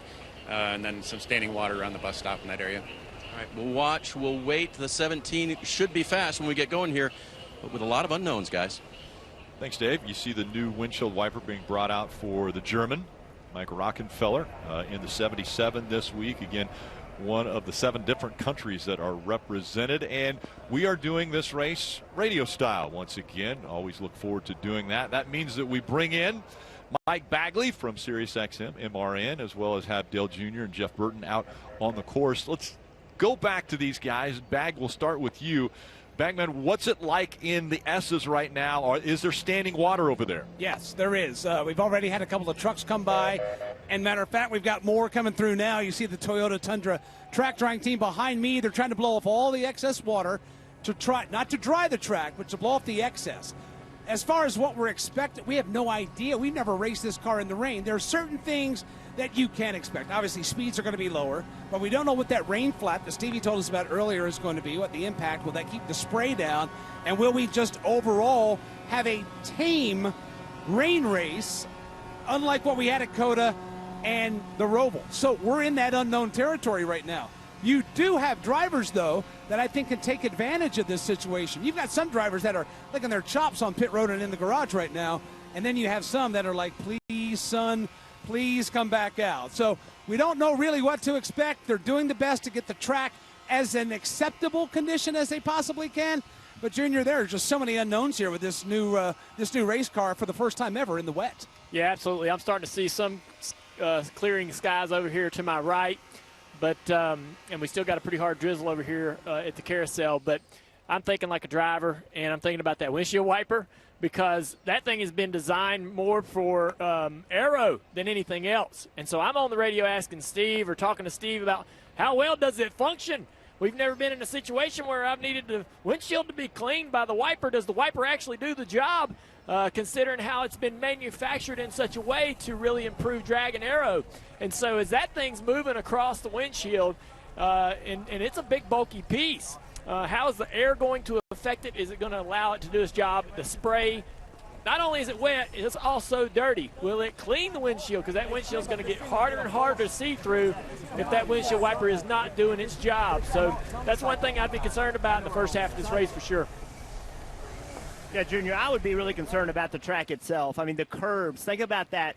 All week long we've talked about how these cars use the curbs. Through the interloop where you are, every single part of the racetrack, they use the curbs. The curbs are painted, and that means they're probably slicker. And on top of that, a lot of those curbs have grooves cut in them to create a place where they don't really want you running under them. Well, that captures water, and water sits in there. So what curbs can you use? Which curbs are going to hurt you? The only way to find out is to watch somebody else and see if they're using them to their benefit, or go try it. Of course, the problem with trying it is if it doesn't work, you're the guy that figures that out. So trying to understand how to take advantage. This is what sports are about. You have adverse conditions. Who can step up? Who can take this opportunity and turn it into a successful race? And the way to do that is go try different stuff than other people are willing to do, but there's risk involved. But that's what's going through my head as a driver. What can I do that others won't do? What can I learn, and learn it as quickly as possible, and then apply it lap after lap after lap? Well, Jeff, what's going through my head in the booth is you said adverse conditions. You and Bagley look like you're the deadliest catch out there in the middle of the ocean. Dale Jr. looks like he's waiting for a dinner reservation. Like, what is the deal here? You He's two at are the bus in the rain. stop. The guy in the I know one thing. If I'm taking a corner worker, I'm taking the bus stop with my man with a roof. A+. That's a good choice, Junior, on your spot. The difference is he has a remote booth, and we are in the elements. This is Bagley and I. This is radio style. This is remote booth style. We gave Junior the cushy job, man. He needs to get out here. Look at Bagman. Now, that Bagman, right there is tough. He's Although got the I will wind, say, too. Bagman, hold on. It looks like 5 steps forward and you would have a roof. I'm not calling you out there, but. Well, but the camera's here and the roof is over there. all My right. thing, who needs Roker and Cantori when you got Uncle Baggy and the S's at Watkins Glen, huh? Come on. I love it. I love it. What a beautiful day at work for all of our friends around here, as well as Parker Kligerman. You're used to this rain racing, aren't you, Parker? I am. I do love a bit of rain racing, but right now I found a way out of the rain. That's in the Trackhouse Project 91 pit box with Darren Grubb. So Kimi Räikkönen making his first ever start in the NASCAR Cup Series, and now this rain. What has he been saying on the radio so far in those pace laps? Just everything we did setting up for this weekend was just trying to manage the chaos. Everything is new to him about procedures and what's going on with the car. He's done a great job adapting all week long, trying to get ready for this race. This is just one more element. It's a car that we haven't raced in rain, a tire that we haven't raced in the rain, and situation on the track with the ponding and stuff. I think the best thing to do is just go race. I personally want to do that because he's probably got more rain experience than anybody in the entire field. So we're really looking forward to that and get going here. And I was going to ask you about that. Did he give you any indication, like, hey, I actually would like it to rain? I mean, that's with his experience level. If it rains, I would think that's an advantage, some respect. Yeah, I think nobody wants it to, but he does feel like he would probably have an advantage on some of the competitors out there, just based on his experience in the rain. But everything else is so new. It's still going to be a lot of drama going on out there, I'm sure. Did the teammates have anything to say about the weather out there and what the conditions are, and if we could get going here soon? I haven't talked to him personally myself. Just talking to Kimi, it sounds like there is quite a bit of water ponding up in a lot of areas, but he's saying that even if the best thing is to get the tires pumping and get the track clear with that. Marty, I think it's kind of fun to see this team not only making their first start, but also having to deal with the weather conditions as well. Well, Parker, let's talk to Randall Burnett, because we know Tyler Reddick is outstanding in the dry. He's won the last 2 road course races here in the Cup Series. How's your man going to be in the wet?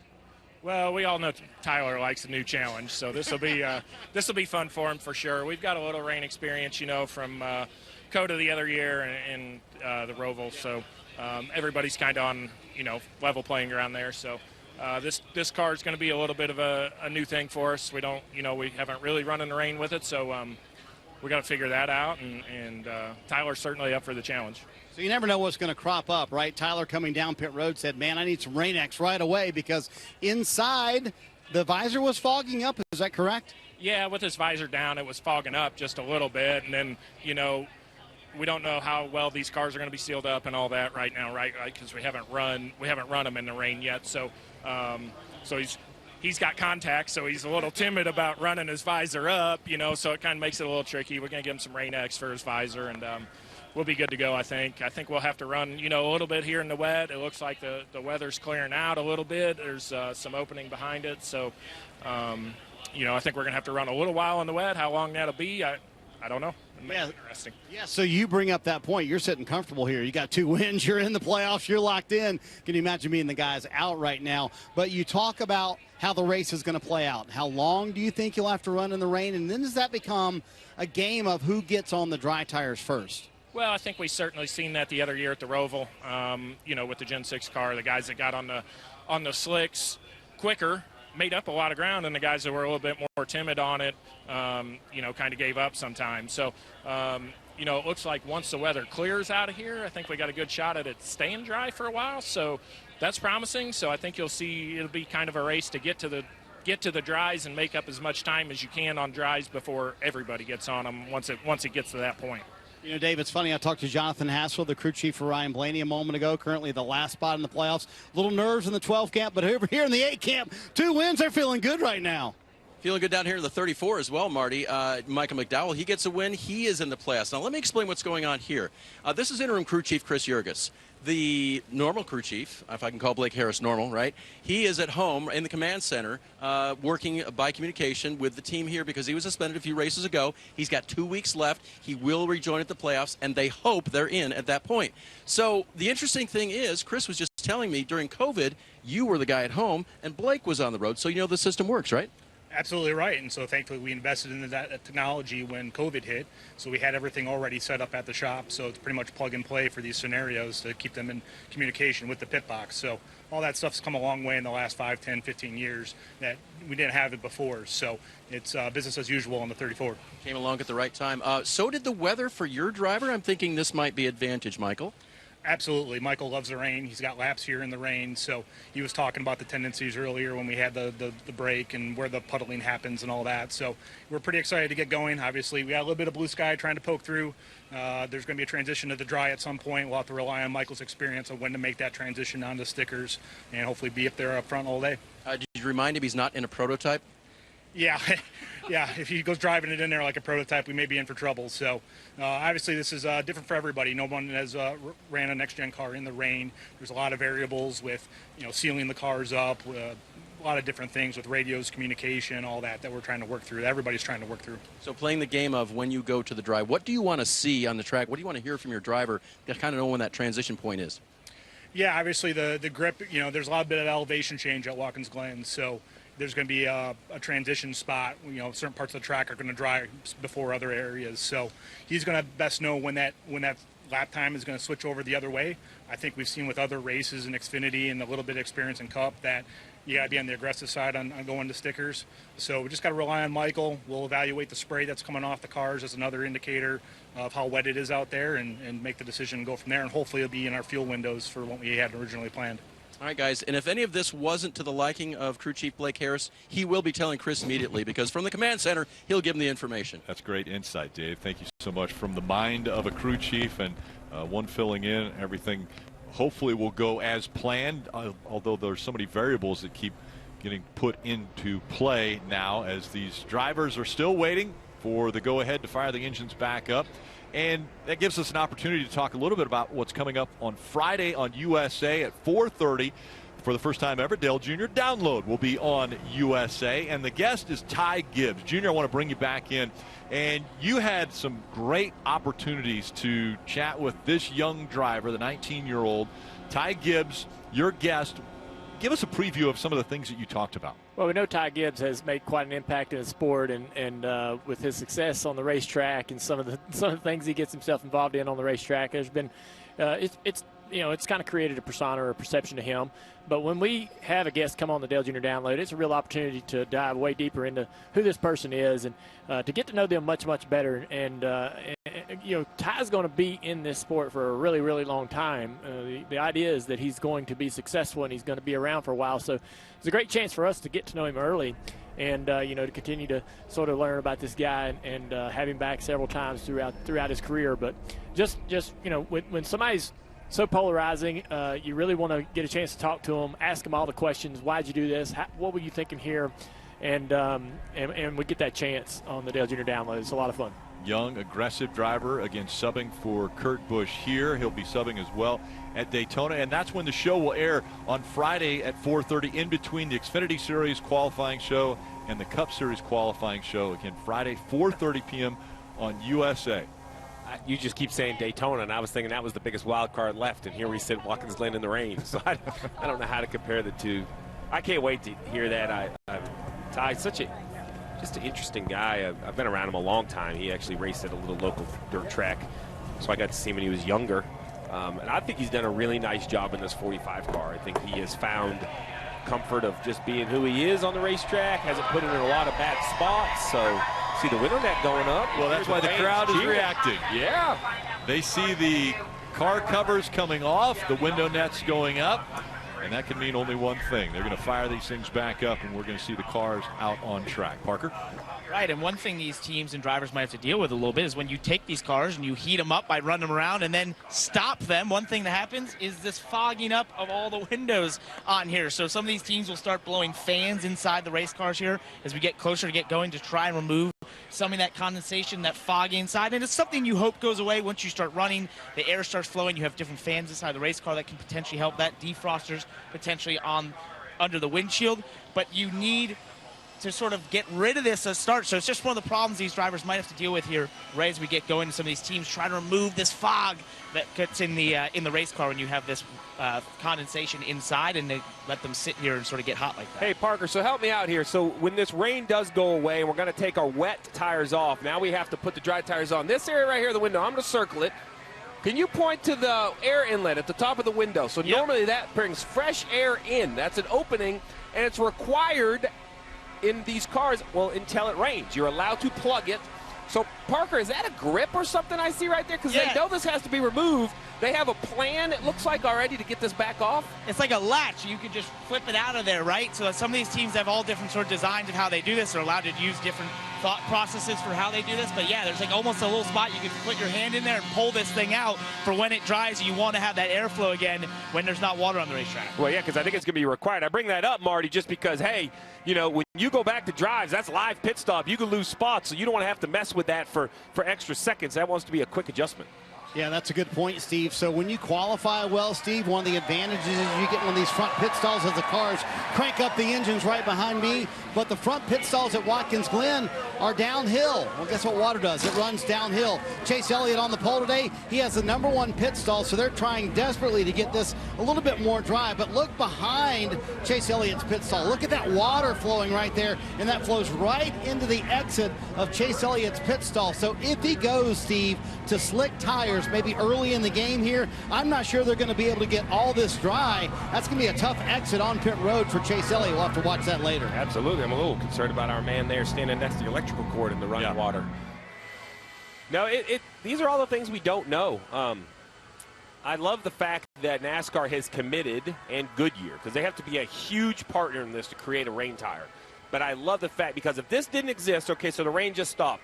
I don't know what this place takes to dry, 90 minutes, 2 hours, 2.5 hours. I mean, if you look at the time of day, we're closing in on 5 o'clock. If there was no rain planned, then these amazing fans that have packed this place all weekend long would be missing a race, because in 2 hours, the sun's going to set around 8 o'clock. So, you know, even though we couldn't run in standing water, the sun is out now, and these guys are going to be able to green flags. So this is just a huge compliment and a tip of the hat to Goodyear and NASCAR for, you know, giving us a chance to put the race on for the fans. And, Steve, you had touched on the fact that you believe that this track will dry up to the point where they'll go to the slick. So let's listen in on the 8-team communication. I think they're already thinking about it.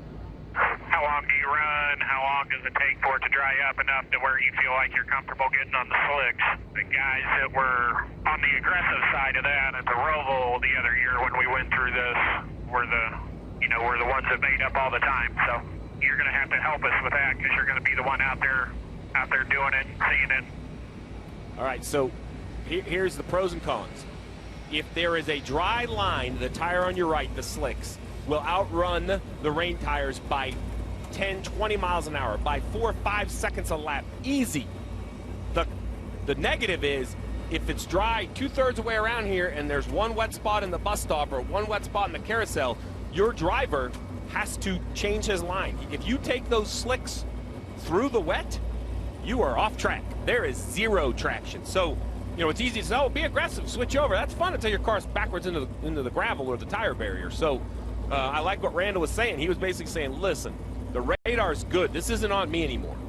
You, as a race car driver, have to come up with, you know, a point where you're like, okay, I'm ready. And he kind of gave him the little nudge of, hey, earlier the better. Earlier the better. Marty.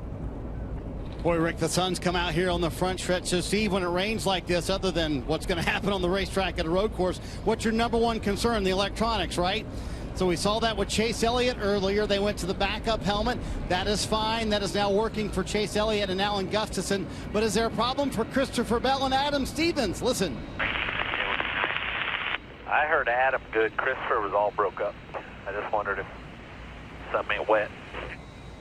There you go, Steve. So the rain always seems to play havoc with the electronics. We talked about Chase Elliott's pit stall. Got to make sure those radios are good as well.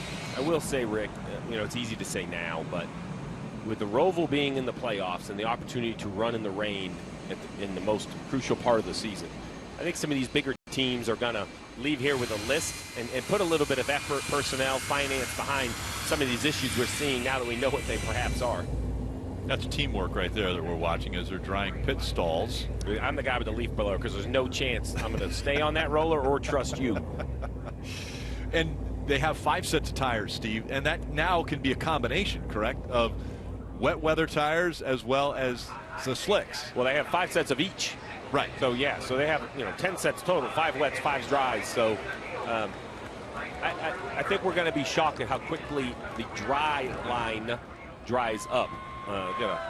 There's got to be a pot of gold at the end of that thing. That's where Dale's calling the bus stop from. That's right. Why he was dry. Right under the rainbow. No, but so my point, okay, so let's see where these cars are running, right? So it's wet where they are down to the inside, but up by the curb, 39 race cars. They are going to create a dry line, I think, very, very quickly. I can't wait. I'm so thankful we're doing this radio style because we're going to be able to go to Bagley, go to Dale Jr. Because Dale, when I look at the bus stop, I think that's probably going to be one of the worst places to dry because, as you pointed out, it's totally flat back there. Yeah, they've done a good job, though. There's a lot of water that's been removed. But, again, with the elevation, the banking throughout the whole carousel, there's water running directly across the racetrack downhill into the interior of the racetrack. One thing you might see that will be abnormal to what we usually see at these races in the dry is guys may run offline. Now, this won't be an option everywhere because you'll have to cross over the groove at certain parts of the racetrack through the S's, through the bus stop. But where the cars typically run, it puts down a lot of rubber. When you put water on top of that, it's very slick. So a lot of guys at road course races, when it rains, get offline. So maybe through the carousel, you might see guys running up a lane, maybe in other parts of the racetrack, trying to miss that bottom groove that they typically run that's kind of slicker when it's wet. So be paying attention to that. And I'll be honest, I've ran in the rain in IMSA. I've not ran with this particular tire. But I was surprised, very, very surprised by the grip that the rain tire provides. You do run slower, but it's really predictable.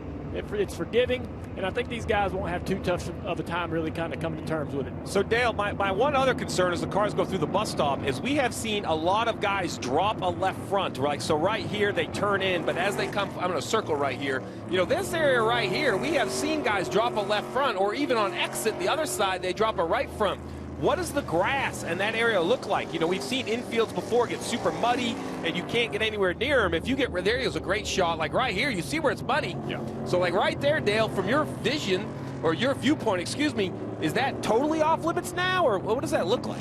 Well, sometimes you're going to get in those areas without, by making mistakes. So, yeah, you don't want to get there, but it's going to happen. It happens in the dry.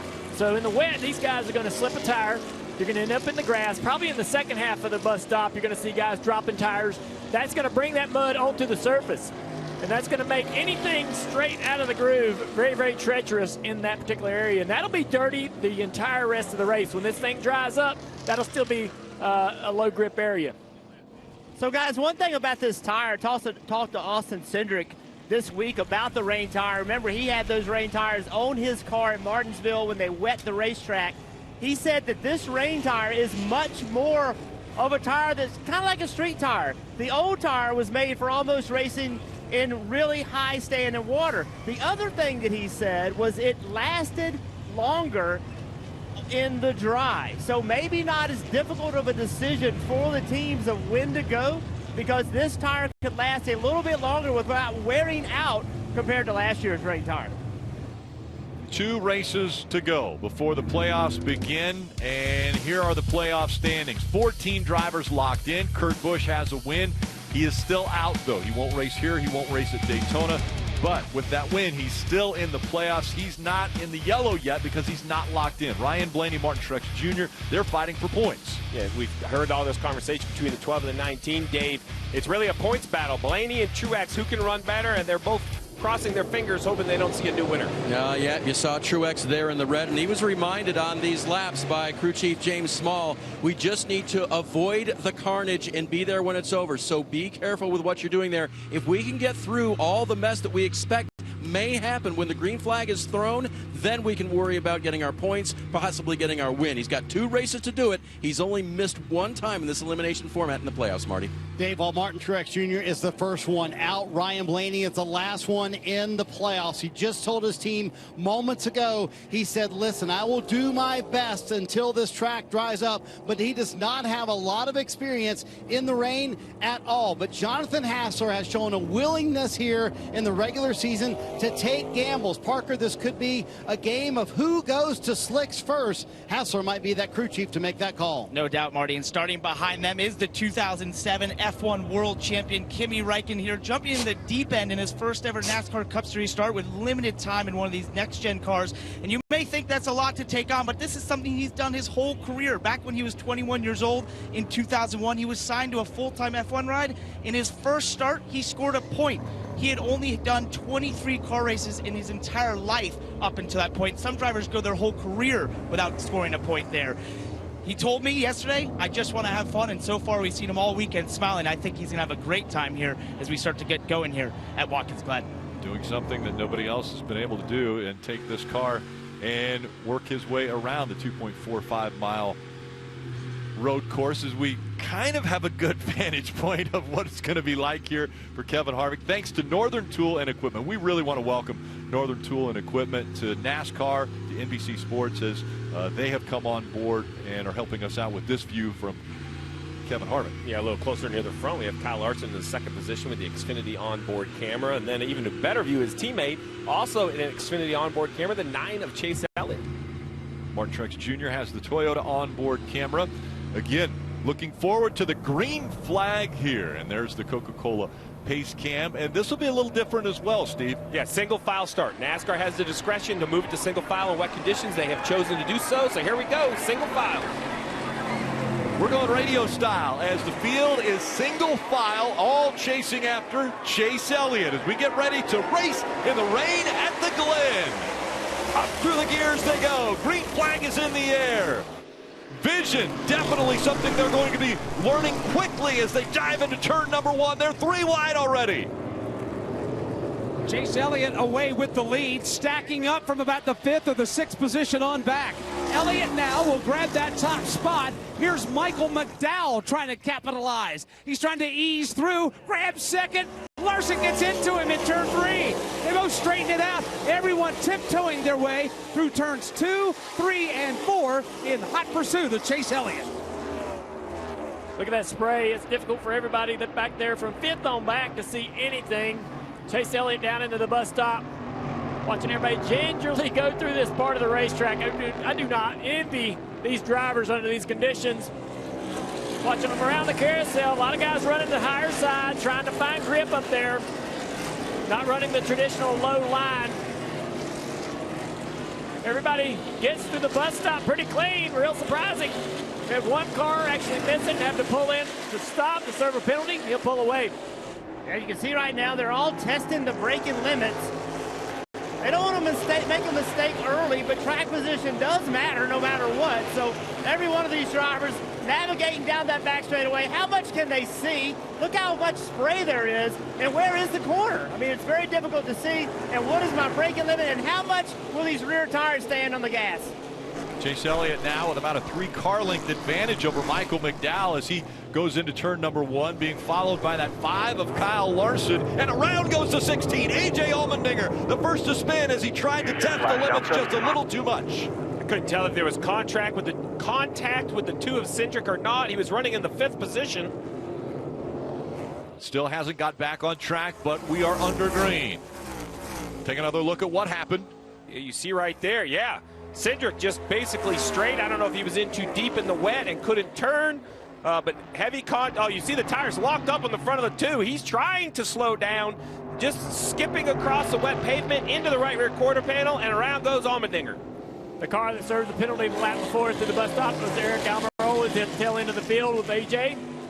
Watching everybody else come through the bus stop again.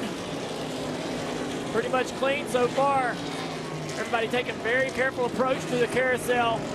Really wide around that racetrack. The bottom groove still a little bit slick from the rain. Off to Jeff. Yeah, see, Chase Elliott was running offline. The other cars, the other drivers had decided to put the car on the normal traditional line. See how far up the corner he is? Not down there by the curb. That's trying to get into a part of the racetrack that's not slick because of oil and rubber that's on the racetrack. McDowell now getting a little more aggressive as he tries different lines to get out of the spray of Chase Elliott, who's leading, and a big battle happening now for third. Kyle Larson under attack from Tyler Reddick. Tyler Reddick on the move coming out of turn number 1. He took a peek to the inside coming out of 1, and he couldn't find the real estate that he needed. And you'll notice the drivers taking different lines, setting up for and getting through the S's. They're looking for that grip. It's a 4-car breakaway. You've got Elliott in the 9, McDowell in the 34, Larson in the 5, and Reddick in the 8. Elliott way down on the inside of the racetrack, possibly trying to stay in the water to keep those tires cool. Still continuing to lead. Really, really tidy line behind him for McDowell. Now McDowell under a little pressure to the bottom of the racetrack goes the 5-car. Not enough grip down there to make it work. Around the outside, Reddick trying to take a position. Yeah, McDowell's a driver that has a ton of road racing experience. We see how good he is on road races. This wet condition, I think he sees it as an opportunity. You're going to see him pushing pretty hard. How far offline he was, comfort in himself, comfort knowing what he needs. Look how far out he is compared to everyone else. Well, as this battle was up front, we showed you A.J. Allmendinger spinning into turn 1. Well, he wasn't alone. Under further review, look right here, the 21 of Harrison Burton, the 7 of Corey LaJoie, both spinning into turn 1. No contact, no damage, but definitely lost some track position. Now back to live action. The battle continues in this top 3, Bagman. Reddick being aggressive early. Tyler Reddick is on the move. He's just gotten the 3rd spot. He's trying to get the 2nd spot, and now he's trying to go for the lead. Here's Michael McDowell. Power move coming downhill into the S's. He'll go from 3rd to 1st, but not if Chase Elliott has anything to say about it. Good Ford Chevy battle for the lead going to the back straightaway. Every corner, every lap, these drivers get braver and braver. It's really easy, I think, when you're following somebody to be the one to push harder, push harder. The guy out front really has nobody in front of him to judge off of. Michael McDowell taking a few laps to build up that confidence, pushes his car into the lead. Now can Chase Elliott learn a little bit from the 38 car. McDowell with nothing to lose, knowing if he wins this race, he can work himself into the playoffs. The sun is coming out, so this track is going to continue to dry. Watch them move around as they start looking for dry portions of this racetrack. Michael McDowell now out in front of the field, Dave.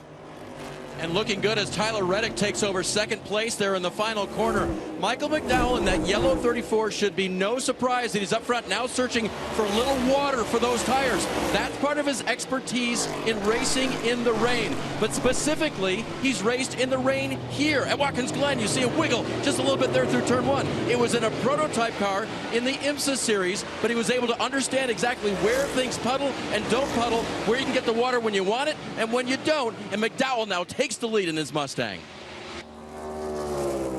Yeah, I think that, when you're wanting to find water, basically you're trying to put a little bit of temperature out of the tire. The tire's going to get really, really hot. You don't want to overheat these rain tires. So you'll run offline on the straightaways and put them in the wet where it's not dry to keep the temperature down. And get back in line for the corners. McDowell, oh, somebody's missed the corner. Looks like the 5 car here. Kyle Larson has missed the entry to the bus stop. Parker, what you got? You see Justin Haley at the binder screen there was on pit road. His window net came down. Sometimes you just don't get things latched when you're rushing there, like we had the situation for some of these teams as we came down there from the pace laps from the rain and then got back out there. If you look at this incident from Kyle Larson. Yeah, Kyle Larson just goes straight. He has to come to a stop. He does to reduce the penalty. So, wise move to not make it worse, but such an unfortunate situation for the 31. I know things like that happen, but that's super, super frustrating. He was running 8th, Rick, and seemed very comfortable in the rain. Okay, offline right there. You've heard us mention it. As these tires get a little too warm as the track dries, you're going to look for those puddles to actually cool these rain tires until you get the slicks. If you get the slicks, it'll be the opposite. Leaders leaving turn 1 downhill into the S's. And right now, Michael McDowell looks in the rearview mirror. He thought he was sailing high right now, on high tide, as it were. But he looks back. He's got Tyler Reddick starting to close in on him. Reddick's got some work to do, but both McDowell and Reddick are searching for the most grip they can and the wettest part of the racetrack, because it's slowly starting to dry out here in the S's. See back at the very back of the screen, the 17 of Busher in 4th place, having another solid run. Marty, what you got? Junior, the driver holding on to the last playoff spot, is Ryan Blaney. He started 21st. He's still in 21st. And we talked about the rain playing havoc with electronics. Listen. Quick note, my fuel pressure is not working. It says I'm -10 right now, so I won't be able to tell you very good if it starts to drop before running long. I'll just have to wait and feel it. So, FYI. There you go. So, Steve, I know that's one gauge that's gone bad inside the 12 car. I would assume for Jonathan Hassler, he's worried more might go bad inside the car. But the fuel pressure, driver not being able to read it, worry you at all? You know, I think you're going to be okay at this point. You're going to go off math. Now, you'd hate it if you had to diagnose an issue, you won't be able to. But at this point, there's nothing you can do. 6 laps complete. Track somewhat drying right here. You're starting to see a dry line, Rick. I don't think it'll be long. Someone is going to make that big jump, and it's a big jump. It's a cannonball over the slicks because they will have very low grip in the wet. Michael McDowell out front here at Watkins Glen. Live race day companion. You can get access to high definition in-car cameras as well as current track position as well as pit stop data. Visit NASCAR.com/drive, or you can download the NASCAR mobile app. NASCAR Cup Series racing, it's the Go Bowling at the Glen already. 8 laps complete on lap number 9 of the first stage. Marty. Track drying out quickly here. Chris Busher came down pit road a moment ago to put on slick tires. Here's Chase Briscoe putting on slick tires as well. Steve, it's really a game and also a gamble. You can go to these slicks, but it's treacherous for the driver early on in this run. Yeah, treacherous, and I've been kind of watching the 17. Doesn't seem to be making a lot of move, as we see on the top of the screen. The battle for the lead very tight. We'll watch Briscoe. These guys are basically running in the mid to low 82s. That is about, call it 10 to 12 seconds off what we would expect, 11 seconds off what we would expect. So I'm thinking once you break the 80-second mark, Rick, that's when you know the track really has the grip in it.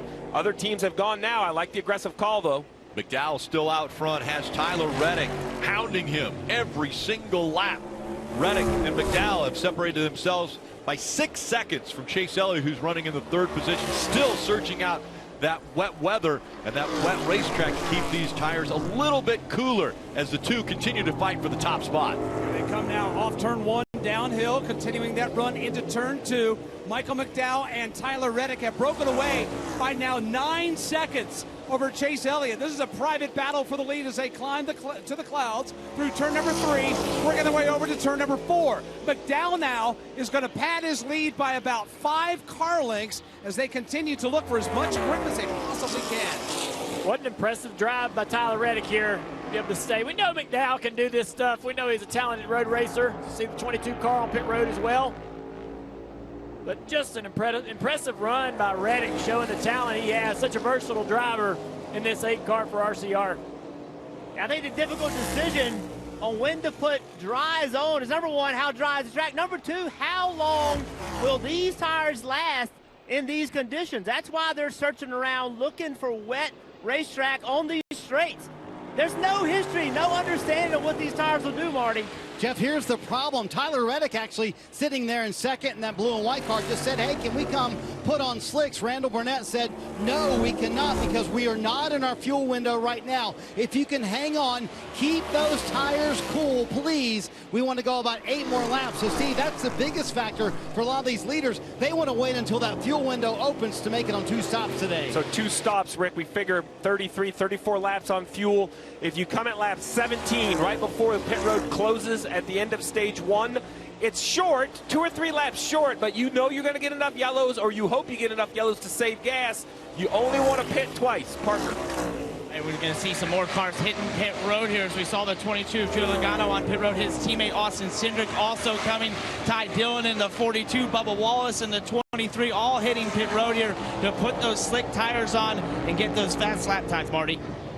Ryan Blaney going to come down pit road. There he is, Jonathan Hasser. We talked about it. They have the most to lose today, obviously, with these points. So they will not be in their fuel window. Just pitting here on lap 10, working lap 11, but they are going to slick tires. You got to wonder maybe if Martin Truex Jr. and his team might counter this move as well, Dave. And we shall see when we get a look, but the battle for the lead has been outstanding right here as Michael McDowell continues to hold off Tyler Reddick, trying to get by him in the Chevy. Truex Crew Chief James Small told me this morning that he believed that the 12 may mirror everything that they do like they did last week at Richmond Raceway. We'll see what happens next with the 19 team. They said they were coming to pit road next time to give him 4 fresh tires, and they'll probably be slicks. Well, the reason they're going to slicks is that 17 of Buescher, the 14 of Briscoe. Briscoe, fastest car on the racetrack on slicks. So I know they were thinking about fuel windows, but right now, if you stay on these tires, you're giving up seconds a lap to the slicks. This is not just uncomfortable for the crew chiefs. This is something new as they go down the backstretch to Dale Jr. As you look at the top 2 here, McDowell, Reddick, first and second. Look on the screen in the pylon in 3rd position. Glen has ran all the way up into 3rd place. Teammate to Mike McDowell. Pretty impressive run for that young man as you watch the leaders go into the carousel. Still using that higher line. Vieta Reddick a little bit lower, offsetting just a little bit for Arrow. A great battle. Fun to watch these guys going at it. See the 2 different lines down the straights. McDowell using a lot of mirror right there, trying to understand where Reddick is. All clear, bud. Pitting this time, pitting this time. Pitting this time. Here they come. So McDowell will give up the lead, and he will come to pit road to get those slicks put on. That means that the 8 of Reddick stays out, and he will go another lap, but he's now the new leader. Dave. It's been a great weekend for Michael McDowell and Front Row Motorsports. They qualified 3rd for this race. They were behind the 2 Hendrick cars. Michael very confident in that move. They go to the slicks. They take the cover off of that vent on the top of the windshield, and they will give him Sunoco fuel to try to get him to another fuel window. As talked about, this won't really steep put him where they want to be, but it gets them on the fast tires. Well, they have no choice. They basically had to swap over because this guy right here, Briscoe, Chase Briscoe, one of the first tire cars to slicks. He, I believe, is going to cycle as the leader of the race. You see the Xfinity fastest lap at 76.97. So as he heads into turn 1 on the left side of your screen, you should see the 34 of McDowell just show up. Oh, I think McDowell's going to beat him off, but barely. There you go. That right there will be the race for the lead when everybody puts their slick tires on. Look how quick. So McDowell's trying to figure out how to get these slicks, and Briscoe's like, man, I've been out here. I got this figured out. He's going to try to attack right away. For the lead, or eventual lead after everyone comes to pit road to make the change. McDowell still out in front of Briscoe. He was 13 seconds back when he pitted, and now he is right in front of the 34 here. He misses the line just a little bit there. The 14 gets a little wide. You see the 17 of Buescher right here as well as they go through the carousel. That's Christopher Buescher, by the way, Dale. McDowell's finding the grip in these tires, finally putting the pressure back to the 14 here, Jeff. Yeah, it's just a quick learning opportunity right here. Buescher has an opportunity to go with the 14 car, knowing that he's got tires and he's had them. He knows how to push them. It's a lot of learning. You see the 24 car, he's on the bottom, wrapping around him. Look at the congestion here on the front stretch as we see Tyler Reddick coming off of pit road, but the pack is going to go by him as he tries to get off of pit road on those slicks. Here comes this pack of 5 cars. Oh, it's going to be the same thing again. Briscoe's going to be on his bumper in front of you, Bagman. Here they come now up the hill. Reddick is out front, but for how long? Here's Chase Briscoe. He's trying to find his way through, almost pushing Reddick through. McDowell almost pushing Briscoe through. And then you've got Christopher Buescher there as well. Here comes Briscoe taking a peek out of the pocket. They're throwing blocks. They dare not get offline. Oh, look at the 8. He misses the entry to the bus stop. Has to come to a complete stop here. Serve that penalty. Then he'll pull away. Look at all the time he's going to lose because of that. As these leaders, soon-to-be leaders, running up on some slower traffic here. Yeah, what a great battle we're watching right here. It's so much fun to learn, to watch these guys learn as quickly as they're having to. Where are the dry spots? Where are the wet spots? Pushing hard. The transition from rain tires to slicks and how it's working out for each driver.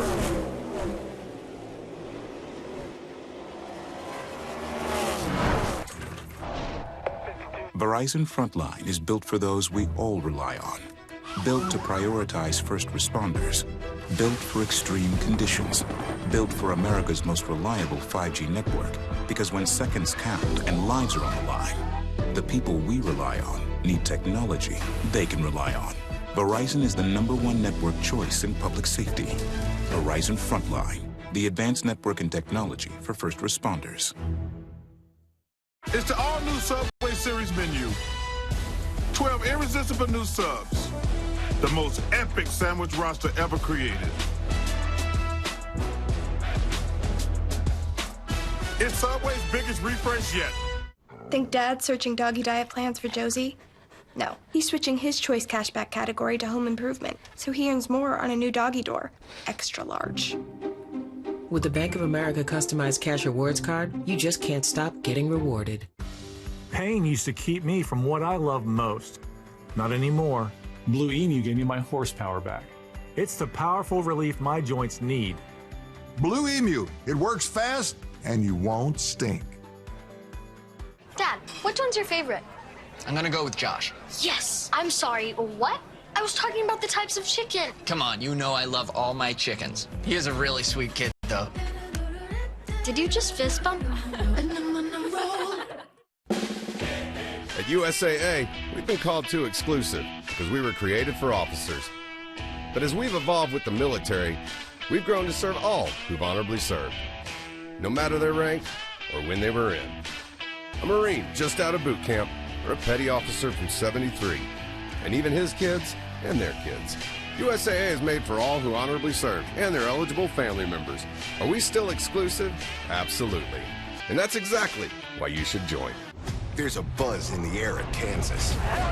Maybe it's the roar of the fans or the anticipation of the playoffs as drivers fight to move on to the next round and keep their championship hopes alive in the Cup Series and the Camping World Truck Series. Maybe it's the pulse of the heartland or grills sizzling in the campgrounds. Whatever it is, it will be a memorable weekend showcasing 4 races.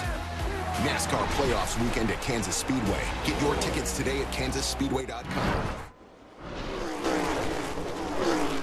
McDowell fighting back. Now it's Briscoe that's out front. He was able to pass Chase Elliott, who's on the slower tires right now, but Briscoe trying to hang on to the lead. McDowell all over his back bumper. Michael McDowell trying to take advantage of a slip by Chase Briscoe. The problem for McDowell is that slip hasn't happened. Briscoe very fast through the S's on those slicks. Matter of fact, he's going to grab 2, now 3 car lengths in this battle for the lead. Impressive to watch these 2 drivers find their way around this racetrack in some very, very treacherous conditions. Not much of a dry racetrack. There's one groove around this racetrack that's dry up through the S's and through the bus stop. Pretty tough for these guys. They cannot push wide like you see right here in those areas. It's an opportunity, though, for them to start learning and seeing how far they can push. You saw McDowell in that yellow car not being afraid to try to push, try to find those limits. We said it earlier, he has nothing to lose and a lot to gain.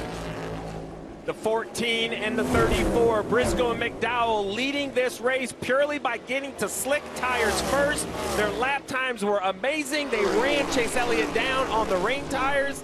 That was a great strategy call. It has got these guys track position. Bottom of your screen, you see Chase Elliott, Marty. He was trying to hold on as long as he could. He's got to lap 17, but gave up the lead doing it. These Hendrick Motorsports cars, the last one to come to pit road to take off those rain tires. And once Chase Elliott got passed on the racetrack, he plummeted through the field from the lead to 10th in 1 lap. Alan Gustafson, Steve, was trying to stretch it as far as he could, working lap 18 right here. He told me this morning, we can't really connect it from lap 17. From lap 18, we can connect it to make it on 2 stops. Chase Elliott staying out there, Parker, trying to make it a 2-stop race. Right, and it's the same exact situation for Kyle Larson, who you saw miss the bus stop. They wanted to get to a lap, would put them in their fuel window. They felt this was the lap and pulled them directly down to get on those slick tires finally.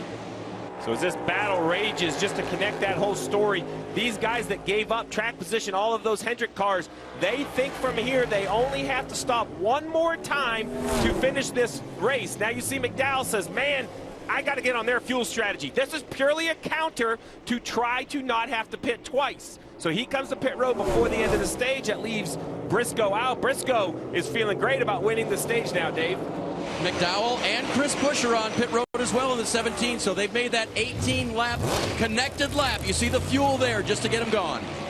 Steve, they were the only two that were close enough to the leader to be able to get onto pit road before it was closed with 2 laps to go. Absolutely right, Rick. The 14 of Briscoe, when he took the start-finish line, 2 to go, close pit road, everyone else is committed. The action is furious. It's all over the racetrack. What you need to know at home is we're a lap and a half from the end of stage 1, and we're all going to have to take a deep breath and reset, including myself. This has been a captivating first 19 laps.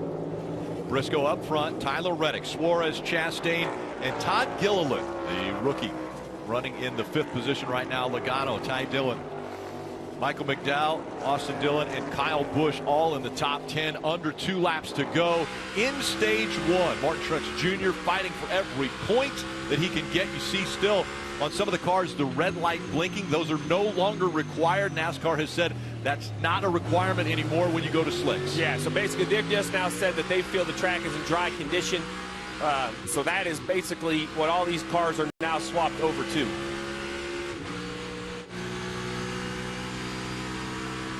I love this look at Kevin Harvick with the clear visor. You can see the work he's putting in. Truex right behind him. And these guys are almost a lap down, if you can believe it, because in the top right of the screen, you see where the 14 is. He's at the top of the hill. So he's basically the backstretch behind these two. Running in the 28th position is Kevin Harvick. Briscoe looking to claim stage 1 and grab a playoff point if he can do it, but William Byron behind him, Rick, is a lap down. So William Byron is hustling right here to try to unlap himself before the end of the stage. He had lost so much time on those rain tires, he's actually a lap down. Now, he'll get the free pass, he's in that position, but he would much rather just unlap himself, because that way he wouldn't have to pit. If he stays a lap down, he gives up all his track possession again. He goes to the tail end of the field. So an important last corner for Byron. Briscoe trying to trap him a lap down. I don't blame him. Yeah, he won't be able to unlap himself, and it's going to be Briscoe who wins stage 1 at the Glen. From wet weather tires to racing slicks, Chase Briscoe, the first on those slicks, was able to make time, and he ends up winning stage 1. Tyler Reddick, Daniel Suarez, Gilliland, Ross Chastain, all in the top 5. 4th stage win of 2022 for Chase Briscoe.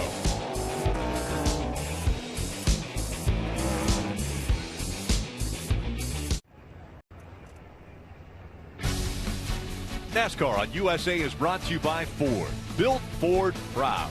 And start solving your projects today at northerntool.com. We're made for this.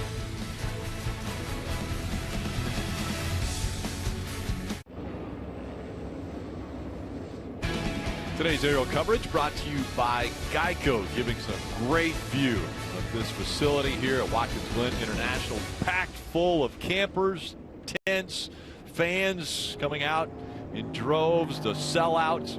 And I hope that they all decided to wait out that little inclement weather that was here so that they can enjoy this racing like we have. That first stage was really amazing. It was great. You see right here, kind of a split decision. All the strategies right here, but Dave Briscoe on pit road.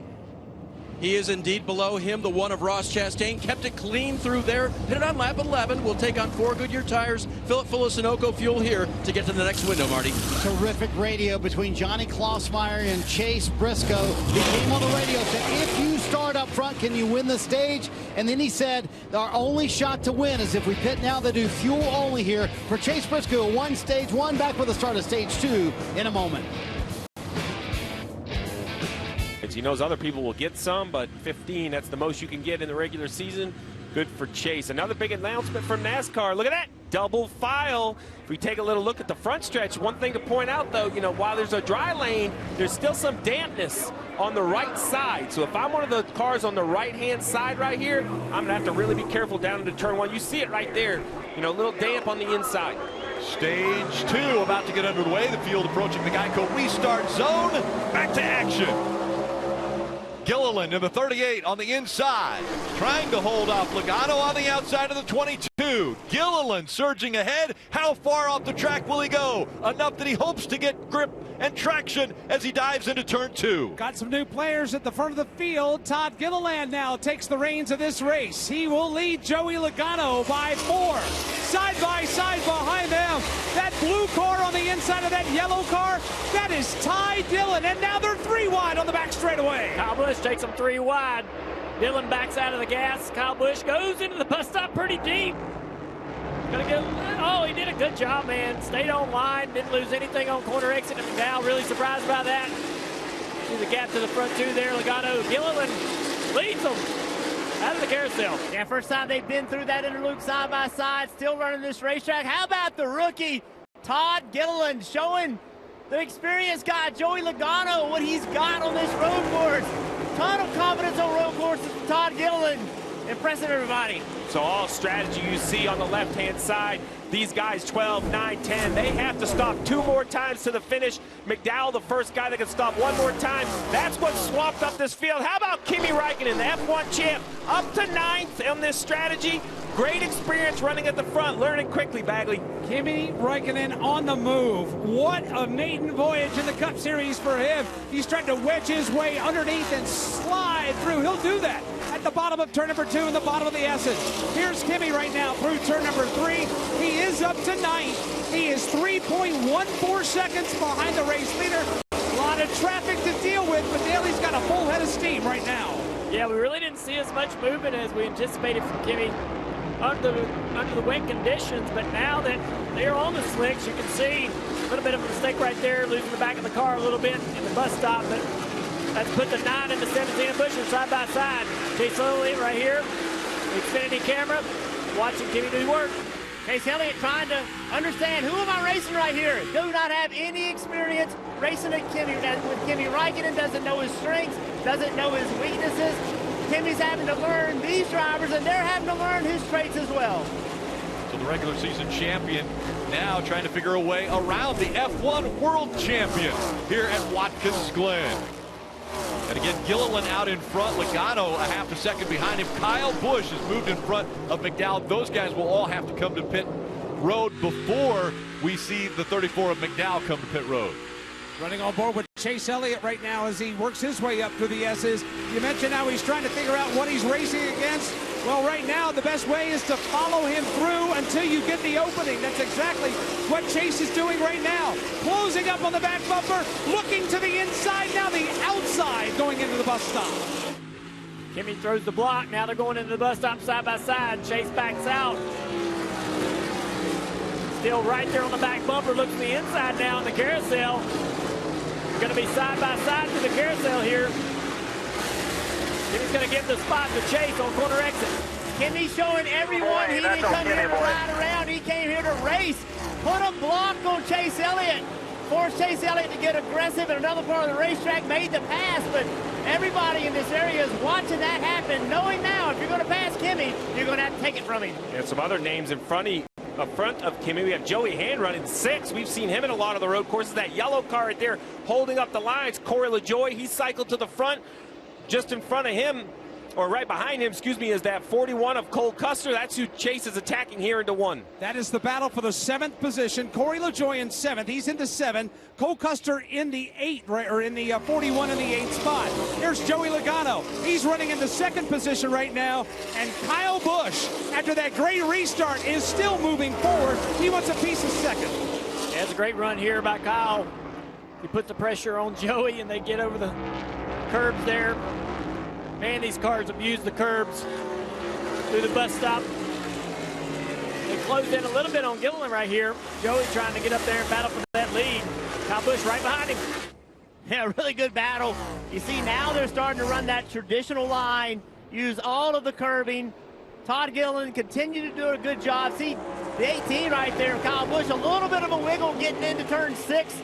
little bit of an overbraking, was able to get control. And the two-time champion Kyle Busch opened up this weekend about how difficult it has been not having a contract for next year to drive for Joe Gibbs Racing. He doesn't know what his future holds, and he said it's been sleepless nights. It's a big pass there by Logano as he goes by Gilliland. Logano in front of Gilliland now. But Todd Gilliland wants it back. He'll move back to the inside of Logano, reclaim the lead before they even get to turn 2. But all that jostling has allowed Kyle Busch to close in, and it's also allowed another yellow car to close in. Michael McDowell in the 34 car. 4-car breakaway, 4-man free-for-all for the lead on the back straightaway. Here comes Kyle Busch up on the inside of Logano. He backs out. Logano really overdriving the entries, really pushing a lot. We saw him slide the right front tire. Now down to the inside of Gilliland. Gilliland's car's slowly going away here, struggling with the balance of the 38. He's going to give up several spots, being very careful on that outside in the wet. Oh, he's off the pace. He's off the pace, headed to you, Jeff. Yeah, he's way off pace. You can see him wiggling the car back and forth. Is there any chance he's out of fuel? I don't know, but saw him wiggling the car. Yep, it's missing. As he goes, oh, yeah, as he went by me, you could hear the engine acting very oddly, saying he might have broken an axle. What a shame for Todd Gilliland with a good run going today. We talk about the abuse over the curbing. That's something that can happen. As you jump over the curb, the weight comes off the rear tire. If you can land, it's not really an axle like it used to be going to a normal Ford 9-inch. It's a little bit different the way this drive system works, but it still takes power and brings it out to each rear tire. That's what sounds like the issue is on the 38 car.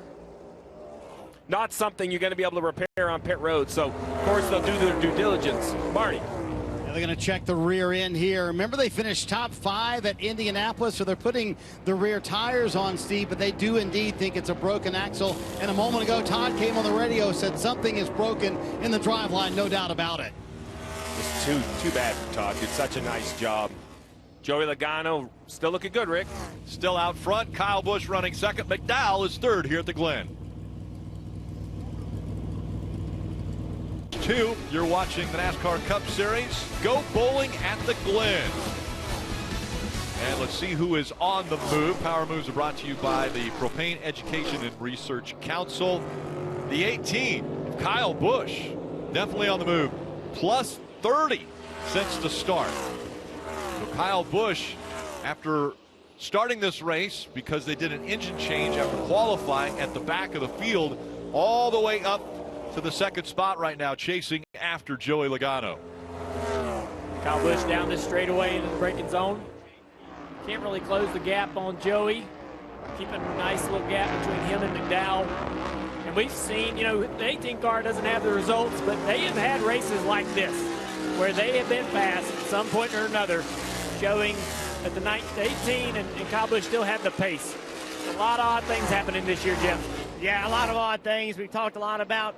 He doesn't know what he's doing next year. We got to spin, Jeff, over in the interloop, the bus stop. The 8 cars involved. Can't tell who that other is. 70, 77 as well. Rockefeller. 8 car right there trying to get refired. Going to get it started. Get over here on the asphalt so we can get out of there. Luckily, it looks like there's very minimal damage. You just hope those toe links are all straight there, Letarte. Yeah, that would be my concern. I thought for sure they were going to get stuck in the mud, but he drove away no problem. So right now you see Logano leading Kyle Busch. But right here, I want to bring this to your attention. 2-stop strategy, which was what everybody on pit road thought was the best strategy. They only have one more stop ahead of them. Leading McDowell, second on that strategy. Chase Elliott, third, Chris Buescher. So while Logano is leading the race with Kyle Busch, those cars, Rick, only have to stop one more time. As we look at the top of the screen, it looks like some contact, Junior. I couldn't really see how it got started. Everybody did such a good job right here trying to avoid. Everybody able to get through there without no problem. And Tyler Reddick, you know, lose a lot of track position. He's got the pace, though. They'll figure it out how to get in that track position back. Marty. So, Rick, all those strategies that Steve just talked about a moment ago, Chase Elliott and his team, they can do it on one more stop, but it's going to be tight on fuel. But Alan Gustafson opened up the green light for the end of the stage. Listen. Talk to me about some strategy stuff and what I can do to help. When you get a second. We'll do. If you can make progress and potentially win this next stage, we'll do it. If not, just save what fuel you can so we can make it to our window. We're right on the number. That fuel's so tight, Dale Jr., but they're trying to make it on one more stop. So they want that playoff point, no doubt about it. 7 to go here in the stage. Talking to a couple of crew chiefs down here, they think, no doubt, Chase Elliott and those guys on the right strategy today. See him right here in the bus stop, right ahead of Ty Dillon. Ty Dillon having a pretty solid little run right here behind him. Joey Hand as well. These two guys are hanging on to the tail end of that 9 car, running right in 5th and 6th position. Yeah, Ty Dillon, we talk a lot about Kyle Busch not knowing what he's doing next year. Ty Dillon in the same situation. Noah Gragson going in this car. Starting next year, Ty Dillon is rehearsing, auditioning every single week for his ride, trying to show everybody in this sport that he can still get it done. Number of seats running out, though, is the problem for drivers like Ty Dillon.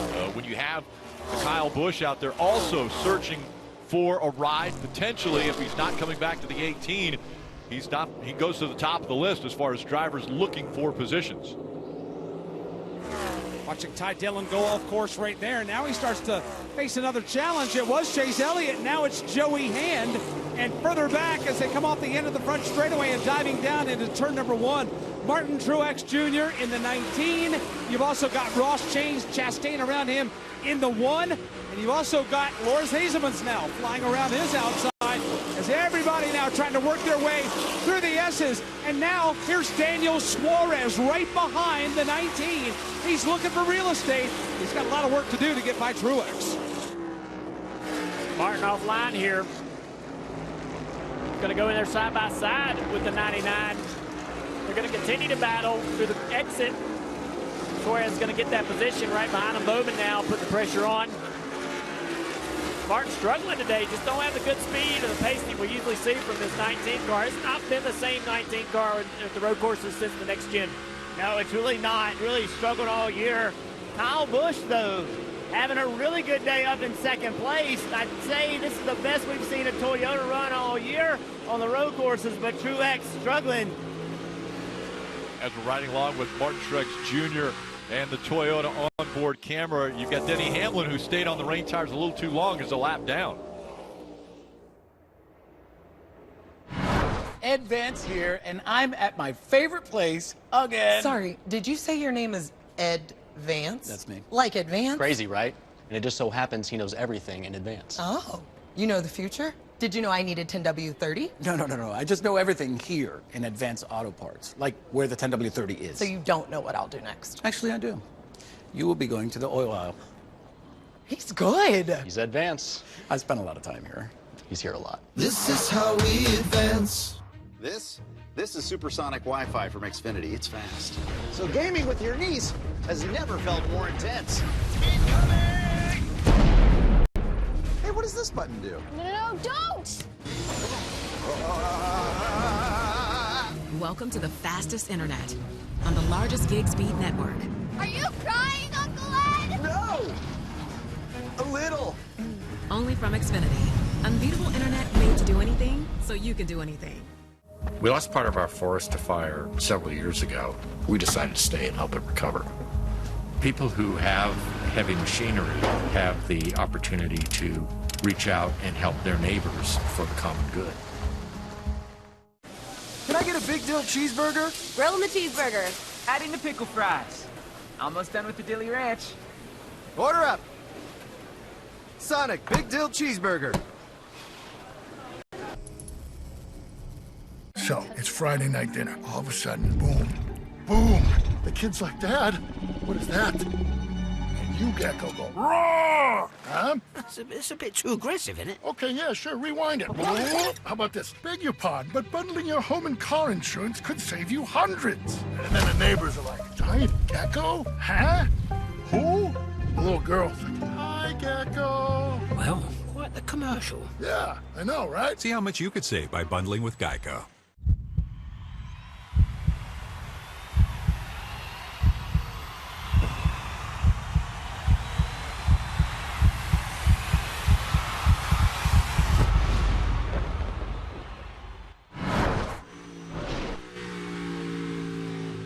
Download the official app of NASCAR, and you can follow the action with free live scoring. There's in-car cameras as well as a radio broadcast. Search NASCAR in your app store to download and start a free trial.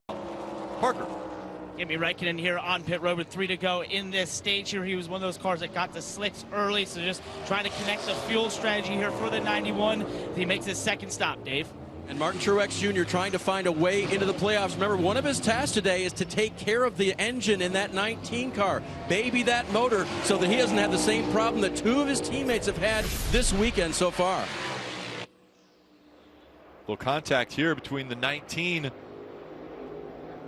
that 27. Right here, the 19 has to get across the 27, maybe a little conservative on his time. The 19 trying to be quick. These are scheduled stops before the end of the stage because this man right here, Joey Logano, is going to take 2 to go right there, and that closes pit road. And now it's really between Joey Logano and Kyle Busch for this all-important playoff point. 2 drivers that feel they are off into the playoffs. They are going to try to win this stage for that playoff point. I couldn't tell who that was that just went by. That was slow. Oh, no. The 7 gas man. I think that's going to be a penalty for removing equipment. We'll have to hear what NASCAR has to say. But there was another car slow that they passed. I couldn't tell who that was. It's just coming off of pit road as the top 2 going into the bus stop now.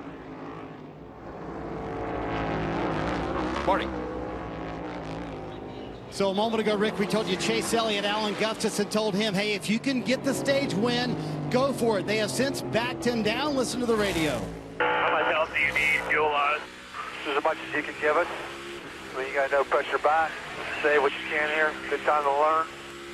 So, Steve, this was in their playbook from this morning, pitting at lap 17, which they did. They knew it would be tight to do it on one more stop. Chase tried to get the stage win, just not worth it, though. They're just trying to do it on one more stop, so he had to back way down on his pace. As we see 1 to go in this stage right here for Logano, Rick, you know, you stop before you know you can make it. What's concerning, we haven't seen a lot of yellows in this stage, right? So there's a lot of green flag running. That's when you burn the most fuel. But a great battle right here for this stage win.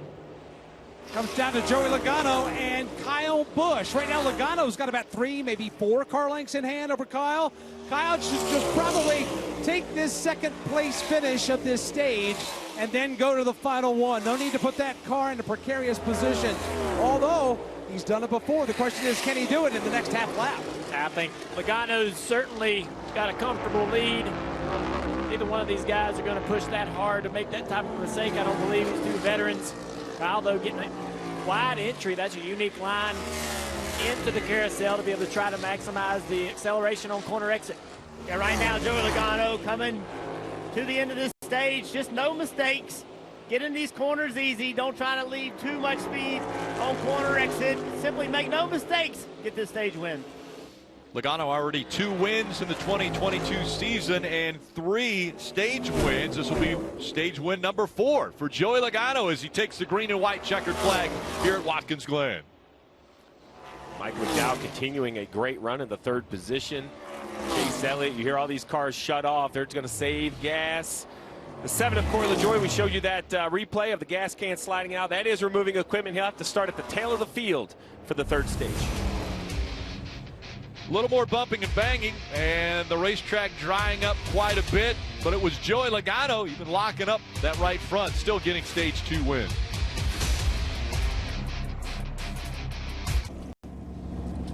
The next generation of Wi-Fi is here with supercharged speeds faster than a gig. Unbeatable internet, made to do anything so you can do anything. Xfinity, proud premier partner of NASCAR. Coming up on Wednesday, Dale Jarrett will join the Bagman. That's right, Mike Bagley and Pete Pistone on the morning drive, and DJ's going to be the guest on NBC Sports on Sirius XM.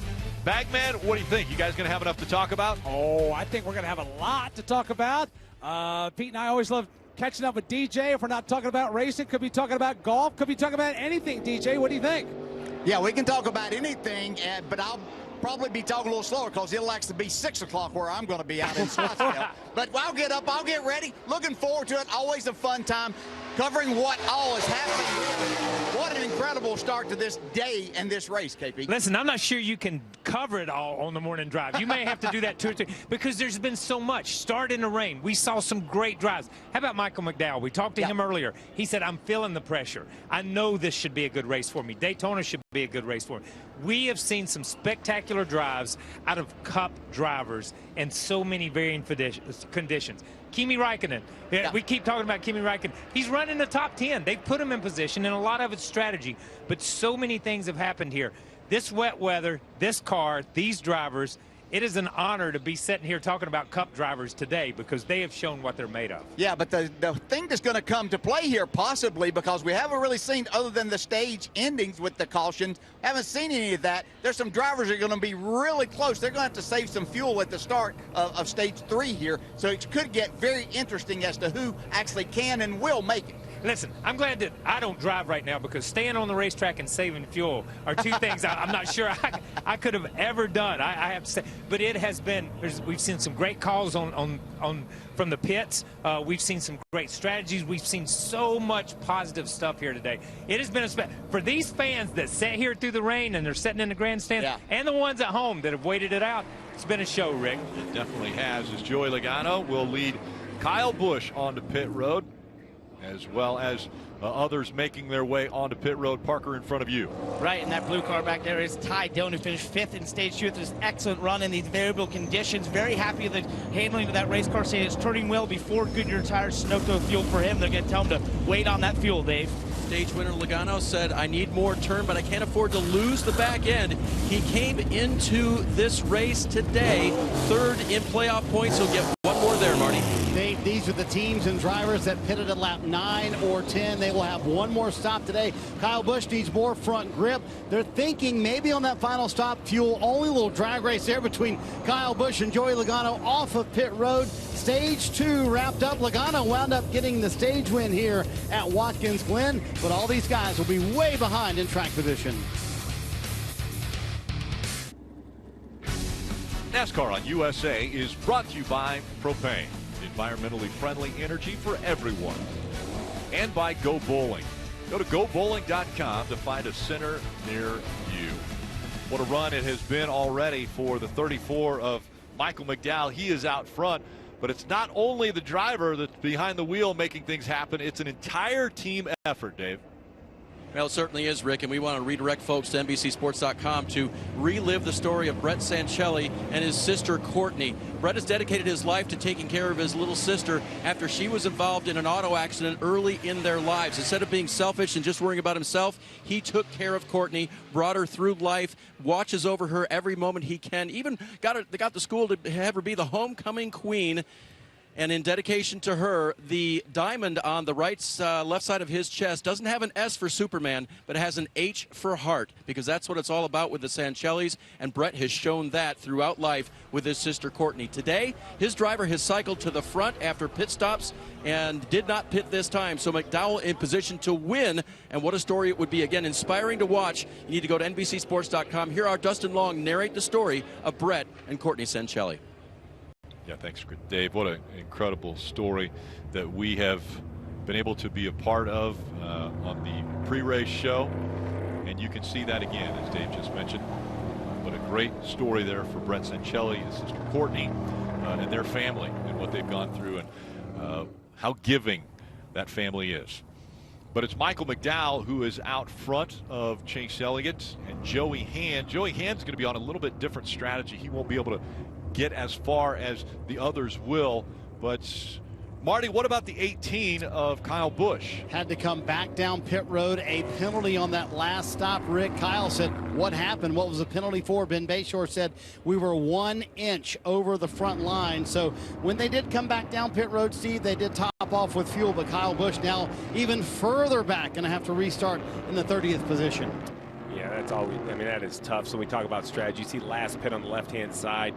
You see the 18, 17, those laps right there, 16 for Stenhouse. They're trying to stretch the fuel to one more stop. You mentioned Joey Hand. I don't believe he can do it from lap 12, but Parker, a good run for this 15 car. Joey Hand consistently been behind the wheel at the road courses. No doubt, Steve. And actually, the team just came on the radio and told him he's 2 laps short from being able to make it to the next window and just save fuel throughout this run, seeing if they can just hold on to that track position. That'd be an impressive strategy call if they can stretch it from 12. Before the day, I didn't even think you could stop before the stage with what I expected for fuel strategy. Marty and I had this conversation. He gave me his updates of what he's heard from some of the crew chiefs, and that's when it became apparent they could go farther than I was giving them credit for. But for lap 12, that'll be impressive for Joey Hand. Once again, 2 by 2 the field, getting ready for the start of stage 3. The final stage here. There are 47. It will be 46 laps to go. Field approaching the Geico restart zone. McDowell first into the gas in the 34. On his outside, the 9 of Chase Elliott. So good at this racetrack. Can McDowell hold him off? Through 1, he will. And meanwhile, they're stacked up further back, bouncing off each other, sliding off course 4, 5 wide. As up front, they're looking 3 wide for the lead. Michael McDowell under attack now from Chase Elliott. Also, Joey Hand's in the mix. But Christopher Bell, Christopher Buscher, you've got a whole slew of cars now wrestling for real estate to the back straightaway. The front 3 are singered out, but look at that pack behind them. Christopher Bell and Christopher Buscher side by side through the bus stop. Bell's going to take the position. Everybody behind him having to check up as Buscher lifts a little bit for the entry of the carousels. You watch the top 3 here. Michael McDowell, the 3 car around here. We got the 91 as well. The 91 car as well. The 91's made contact with the wall, it looks like there, Junior. Oh, and the caution's out. Kimi Räikkönen in the 91, and he has made contact with that inside wall. You see the flaps up on the hood. You can see the damage to the tire barrier. See if we can get these cars started and moved away. Yeah, I think the damage is on the left side of the 91. Looks like the left front has some damage. Oh, yeah, pretty heavy damage on the left side. Now that we're kind of getting around there with the camera, I believe this is going to end the day for Kimi Räikkönen. Unfortunate. As we talked about at the beginning of the show, I thought 90 laps would be just a great fun time. This Project 91. Let's take a look at it, Junior.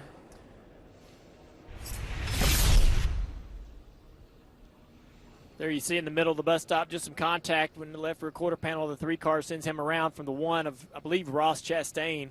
Don't really see how Kimi is involved, but obviously ran wide probably on the exit. So right there, I believe the 1 car gets into the left rear, sending the 3 around, and Kimi is on the inside of all this and gets ran wide. He jumps a tire on the 27 car and sends him right into the tire barrier. Yeah, I don't think there was anything the 91 could do at that point. Everybody stacks up. Oh, this would be a great shot at the 91. You're going to see him just get pushed left, right. There.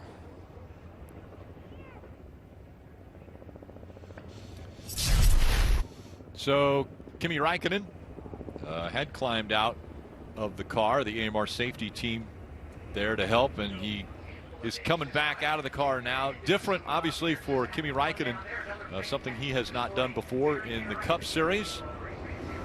He will take the mandatory trip to the infield care center to get checked out. But Kimi Räikkönen, we saw him running up inside the top 10 early in this race. The F1 world champion, now out of the race after this incident on lap 45. And all those cars that were reportedly very close on fuel, they love to see this yellow riding around saving gas. Caution has come out for the 3rd time here at Watkins Glen, this time involving Kimi Räikkönen. Yes! Go faster! Was that fun? I'm riding with the legend! Let's go! Oh, I live for this! I am the fastest! How was it? An experience like none other. Don't miss Monday Night Raw and catch all the action of NASCAR only on USA. That was amazing. The NTT IndyCar Series has just 2 races remaining in their season after last night. Joseph Newgarden getting the win at WWT Raceway. Next stop is Portland, Oregon. Catch the action Sunday, September 4th. That's on NBC and Peacock. And we are in the 3rd stage here. You're watching NASCAR Cup Series. Go bowling at the Glen, Marty. We have talked, Rick, about how tight this window is for Chase Elliott and Alan Gustafson to make it to where they want to be, lap 56 or so. Here was a radio transmission when Stage 3 got going. Any opportunities you get throughout this next stint to save, please do so. Copy. So, Steve, what a welcome gift this caution is. I know it's only a few laps, but you're sitting on top of that pit box like Alan Gustafson. You wanted this. Oh, yeah, but like I mentioned, we hadn't seen a lot of yellows in the middle stage, so an early yellow here helps. You can usually save, just a good rule of thumb is it takes about as much fuel to run 1 lap under green as it would to run about 2 or 2.5 laps under yellow. So that helps you get to your next window. Really, as we see 44 to go, they'll take the green at 43 to go. You know, I'm thinking these guys want to pit 34, 33, 32 to go, somewhere in there. Be interested to see, as you see right now, fuel remaining. It's starting to get very low on some of these cars. Getting ready for the restart. Michael McDowell, Chase Elliott, side by side. Once again, Chase was able to utilize that space just outside of turn 1 last time to get a great run for the lead as they're 3 and 4 wide behind him. Once again, 3 wide again coming into turn 2. Michael McDowell's able to hang on to the lead. Chase Elliott's trying to hang on to second because here comes Christopher Bell. Bell in that yellow and black car will move his way to the number 3 position. You got Kyle Larson, Joey Hand there. Clean restart and clean run up to the S's. Yeah, Joey Hand lost a couple of positions there on that restart through turn 1 and 2. Christopher Bell here now showing up on the stage. Larson as well rebounding from an earlier bus stop penalty to get himself into the top 4. But to the inside comes the 5 car of Larson trying to make a move on Christopher. They'll be side by side. Now it's just a battle to the brakes. Who can outbrake whom? You can see right now the 5 car with forward momentum able to brake harder into turn 6, gets that position. Joey Hand behind, trying to follow around. Yeah, that fight for third won by the 5 of Kyle Larson. He's taking that spot over. It's still McDowell in front of Chase Elliott, then Larson. And right behind him, Christopher Bell trying to hold on to 4th. Leaders come downhill into turn number 1. You're watching Kyle Larson there in the 5. You've got the 9 of Chase Elliott right behind race leader Michael McDowell. That 1-2 Hendrick Motorsports punch has been billed as the class of the field today. But they're going to have to get around Front Row Motorsports and Michael McDowell. McDowell now up to about 4 car lengths with the lead to the back straightaway. Incredible race so far for Michael. He's really kind of been the guy to beat today. Look at a couple of names in the top 10 as well that we usually don't see. Stenhouse Jr. back there in 8th place. Eric Jones running well in 9th as well. Allmendinger's worked his way back up to 7th position after some issues early. We've got a battle for the lead, though, headed to you, Jeff. Michael McDowell got very loose in that carousel. Chase Elliott taking advantage of it. He's going to outbrake McDowell to take the lead. Now McDowell's got to just go and stay calm. Don't get upset. There's a long way to go. Keep racing hard. Chase Elliott, 4 wins already in 2022. He's back out front. He's won here twice, looking to make it 3 times, but he still has to think about that fuel situation. Stopped a little bit earlier than Michael McDowell. McDowell has fallen back to 2nd now. Chase Elliott now back into familiar territory, back to the top of the leaderboard. Michael McDowell, though, right behind him, about 4 car lengths as Elliott climbs the hill to turn 3. That's the left-hander. Here's turn 4. That's the right-hander that feeds onto the back straightaway. Chase's lead now, about 3, maybe even 4 car lengths. Got to give it to this 9 team. The strongest team on the road courses over the last several years. Didn't quite have it figured out with the next-gen cars. Trackhouse was dominating, had the fastest cars all the road courses earlier in the year. Chase Elliott's shown up, though, when it matters here at Watkins Glen. Chase Elliott, you can see with his Xfinity cam, got a great shot as he enters turn 6. He's going to heavy brake, downshift, back to the throttle hard, getting ready to go to turn 7, another downshift, heading to the front straightaway. And every now and then we see the eyes of Chase Elliott glancing back up into the mirror as he looks back to see how much distance he's put between himself and that car of Michael McDowell. Now McDowell is under fire from the 5 of Larson. Larson continuing to close the gap on McDowell. Right now about 1.5 seconds behind the race leader, a half a second behind Michael McDowell. Put that separation at about 3 car lengths now as they cross over into turn number 3. Good shot there of Kyle inside. Very cool, calm, and collected. Of course, you'll have that after you even win the Xfinity Series race here like you did yesterday. You know, a lot of these drivers right here are on different fuel strategies. If Chase Elliott's saving, he's driving away doing it. McDowell, though, sitting right here in front of that 5 car, trying to maintain track position, but also trying to make his fuel mileage work. Again, the 5 car right on the right rear quarter panel through the carousel. Not able to really make a move, not able to put it sideways. He gets a little loose on throttle there. And Bagley talked about how calm Chase Elliott looks. Let me tell you why. He is so fast. He is driving away. Chase Elliott might not be able to see all the way back to 6th, but he might want to be told who's running back there, because that's A.J. Allmendinger. Remember, he spun early, but Allmendinger has fought his way back. He's in the top 6 and a definite threat for the win here at Watkins Glen, but it's still Chase Elliott out front. A.J. Allmendinger trying to crack his way back into the top 5 after that contact earlier with Austin Cindric. Right now, he's 3.54 seconds behind the race leader. He's been all the way to the back. Now he's working his way to the front, but he's got a whole lot more work to do, and he's got to get through some tough customers to get up there and wrestle for the lead and take it away from Chase Elliott. You can see he's been sitting around this position for the last several laps, not able to close on Joey Hand. Joey Hand getting a lot out of this 15 car right now as he tries to close in on Christopher Bell. Just doing an incredible job. We know that this equipment is good equipment. Typically, though, we see it toward the back half of the field. Got a really talented driver back there behind the wheel making it happen.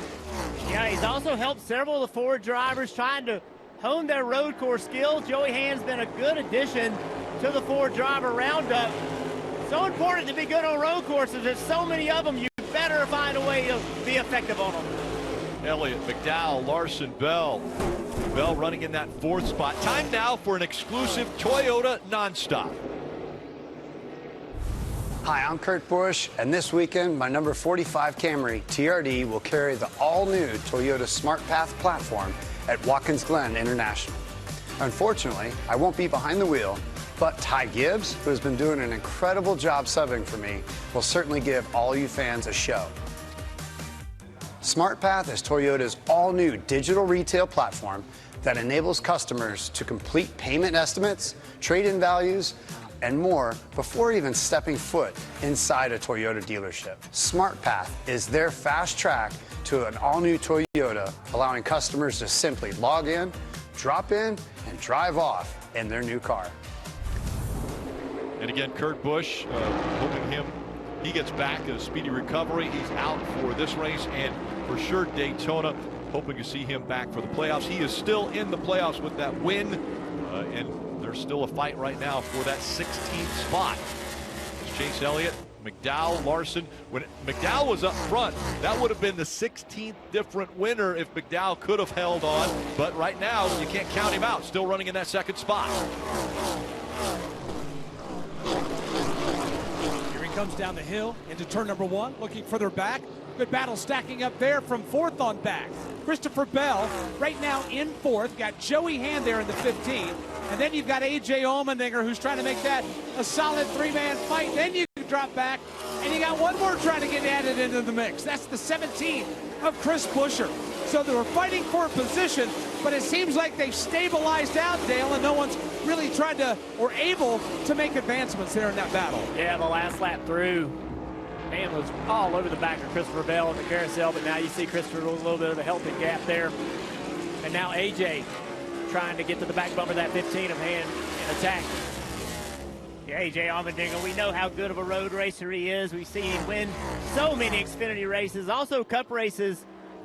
He's got his work cut out for him, though, passing Joey Hand, but he'll put a lot of pressure on him, trying to force Joey into making a mistake. Joey will have to be on pit road before too much longer for fuel. In the 10th position is Ryan Blaney as we see the 15 of Joey Hand coming to pit road. Marty. Joey Hand comes to pit road. They pitted at lap 12. You know who is thanking Chase Elliott profusely right now? You mentioned his name, Ryan Blaney. Blaney is sitting in 8th position right now. When Michael McDowell was leading, you mentioned it, Rick, He was out of the playoffs. Right now, Martin Truex Jr. all the way back in 21st, and that has dramatically changed the playoff standings. Right now, Blaney plus 39. We could be looking at a scenario next week, Rick, where Martin Truex Jr. might be in a must-win situation at Daytona. Final race for the regular season next week. Riding on board to Kevin Harvick Ford. Thanks to Northern Tool for giving us this great shot. Watching his car work through the bus stop, little mud on the windshield. All that happens on the windshield, just like the camera. So the windshield gets dirtier and dirtier, harder and harder to see out of throughout the race. Kevin Harvick in 12th place. It's been a battle for this team the entire weekend. Coming off 2 wins in a row. This weekend's just not gone as smoothly as those has, but he is continuing to fight, worked himself up to 12th place. What a hot streak Kevin Harvick's been on, won the last 2 races, and here he is running in the 12th position. In the pit stop wave, we saw Joey Hand a lap ago. Now it's Chris Buescher and Ricky Stenhouse Jr. who have decided to make their green flag pit stop. Parker? Right, Steve, hitting out the top 10 there for Ricky Stenhouse Jr. A great run here on the road course, and now with about 35 laps to go, we'll see if he's able to connect this to the end, Dave. Remember, Chris Buescher was the first one in to put slicks on versus the rain tires. So again, hitting a little bit early here. Their get-home lap, they're calling 55. We'll have to save a little bit to get from here. A little bit slow, waiting on the right-hand side, waiting for the fuel, and off he goes. That's just how long it takes. When you are taking 4 tires with the single lug, you can change them for about 15 gallons of gas. These guys need their full 20 gallons. You saw how long they had to wait on fuel. The question now is Chase Elliott, Michael McDowell, Kyle Larson.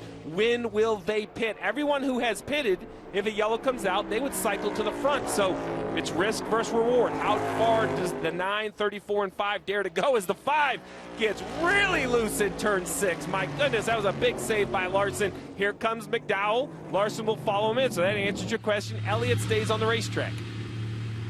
Parker.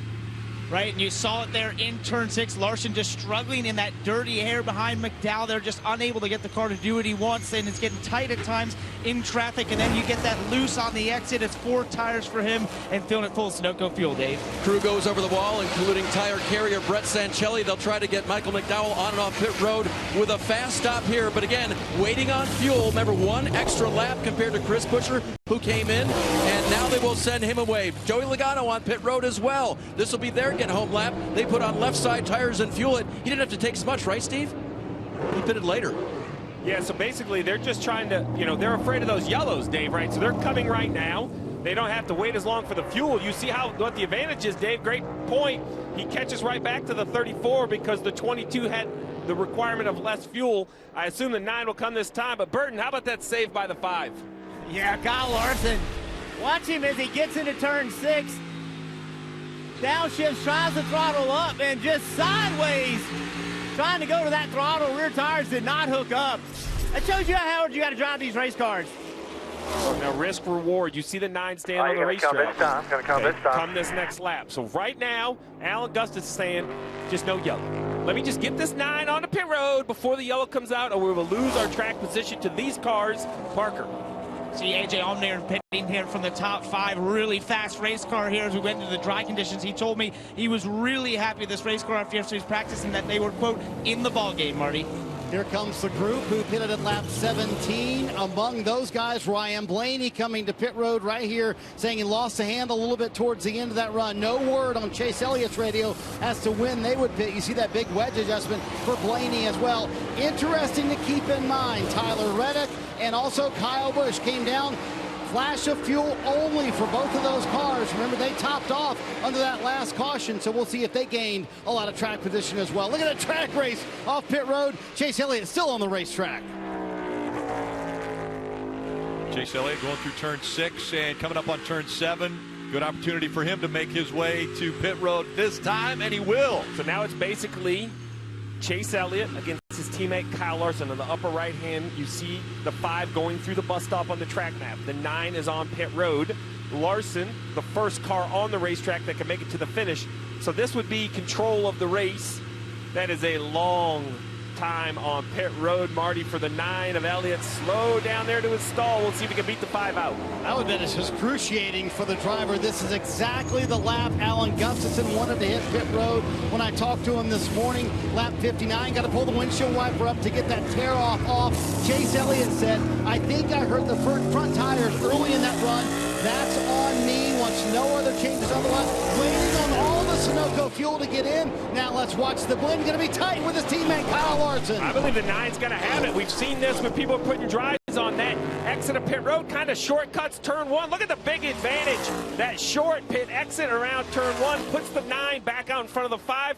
Currently not the leader of the race. They're in 6th and 7th respectively, but the first 2 cars on the racetrack that can make it to the finish on fuel. Larson, McDowell chasing after Elliott now, but it's still Custer, Cindric, LaJoie, Austin Dillon, and Rockenfeller that are the top 5. Chase Elliott coming out of the bus stop into the carousel, downshifting hard.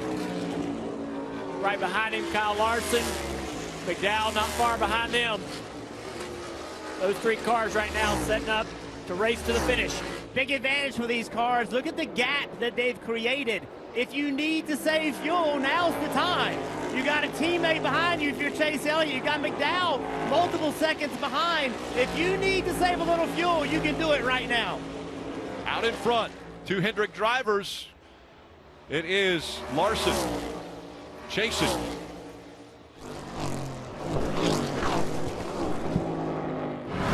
Why is Roger happy?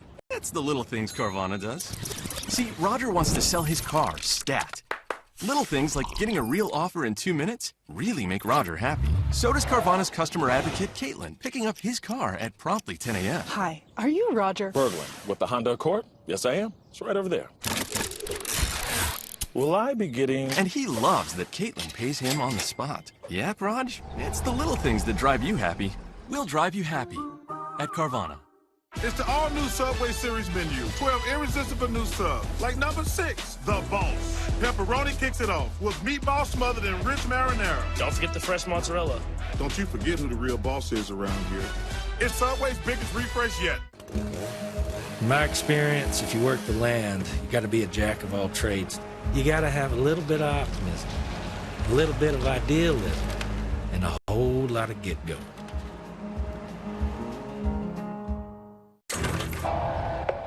Verizon Frontline is built for those we all rely on. Built to prioritize first responders. Built for extreme conditions. Built for America's most reliable 5G network. Because when seconds count and lives are on the line, the people we rely on need technology they can rely on. Verizon is the #1 network choice in public safety. Verizon Frontline, the advanced network and technology for first responders. At USAA, we've been called too exclusive because we were created for officers. But as we've evolved with the military, we've grown to serve all who've honorably served, no matter their rank or when they were in. A Marine just out of boot camp, or a petty officer from 73, and even his kids and their kids. USAA is made for all who honorably served and their eligible family members. Are we still exclusive? Absolutely. And that's exactly why you should join. They have this unbelievable ability to literally drive a car on the edge of control. That's the goal, right? Chance to race for a championship. My life insurance policy's up to date. I know what I'm signing up for. Be a husband, be a father, be a race car driver. To be the best, it takes everything that you have.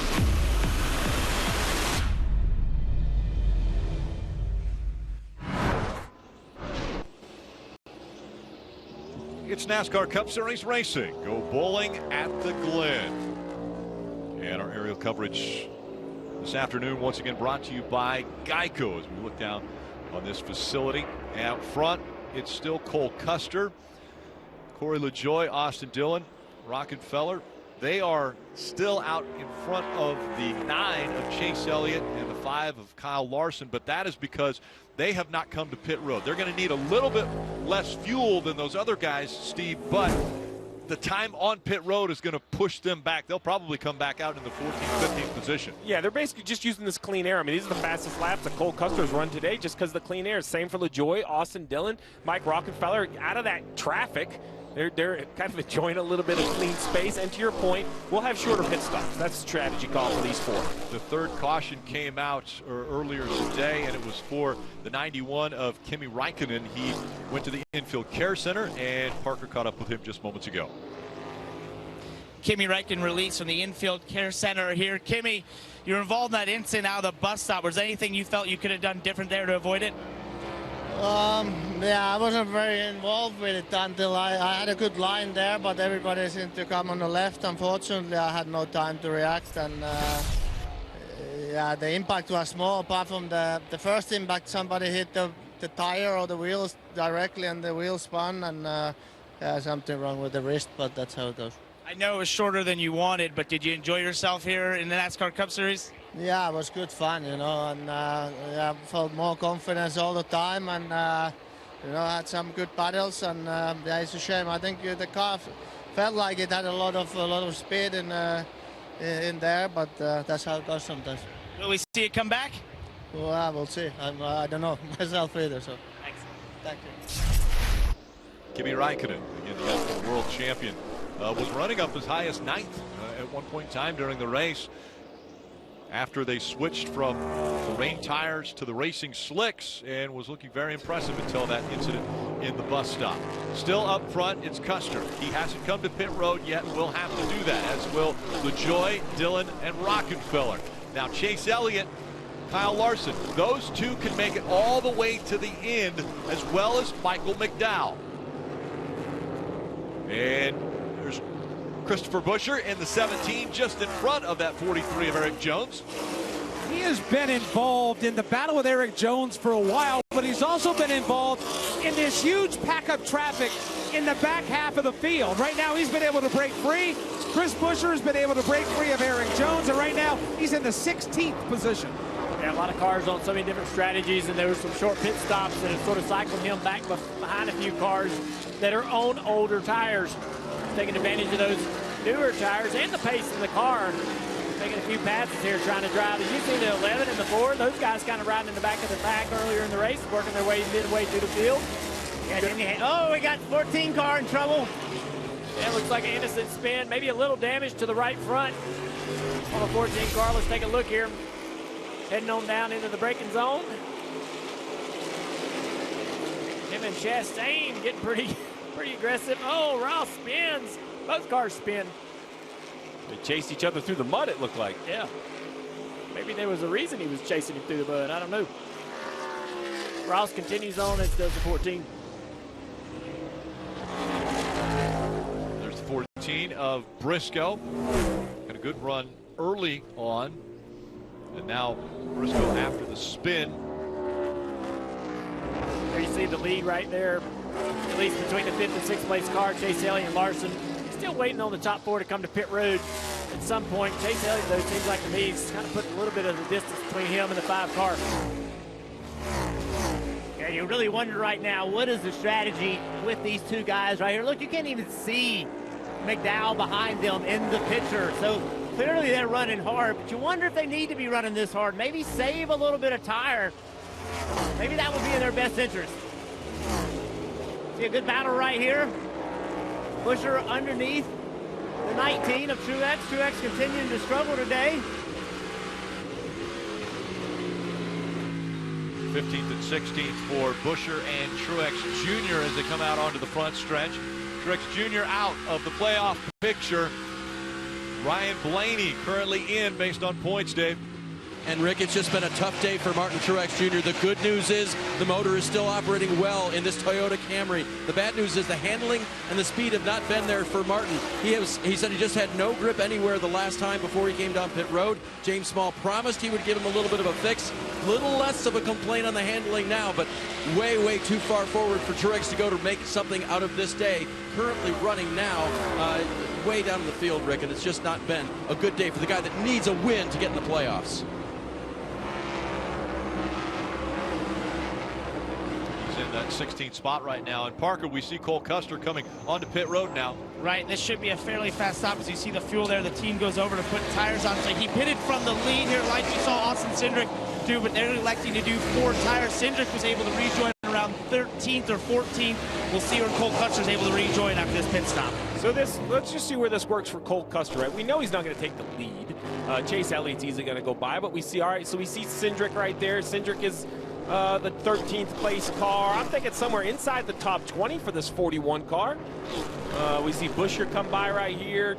So now he has fresher tires. He knows he's good on fuel. Tires haven't been a huge advantage, but look, I mean, Truex, we just talked about his day. He's running 16th, the 41 car. That was a nice strategy call by the 41. Run up front, run those fast laps, come in, need less fuel, quick stop, and it puts him back on the racetrack. I mean, inside the top 15, that's...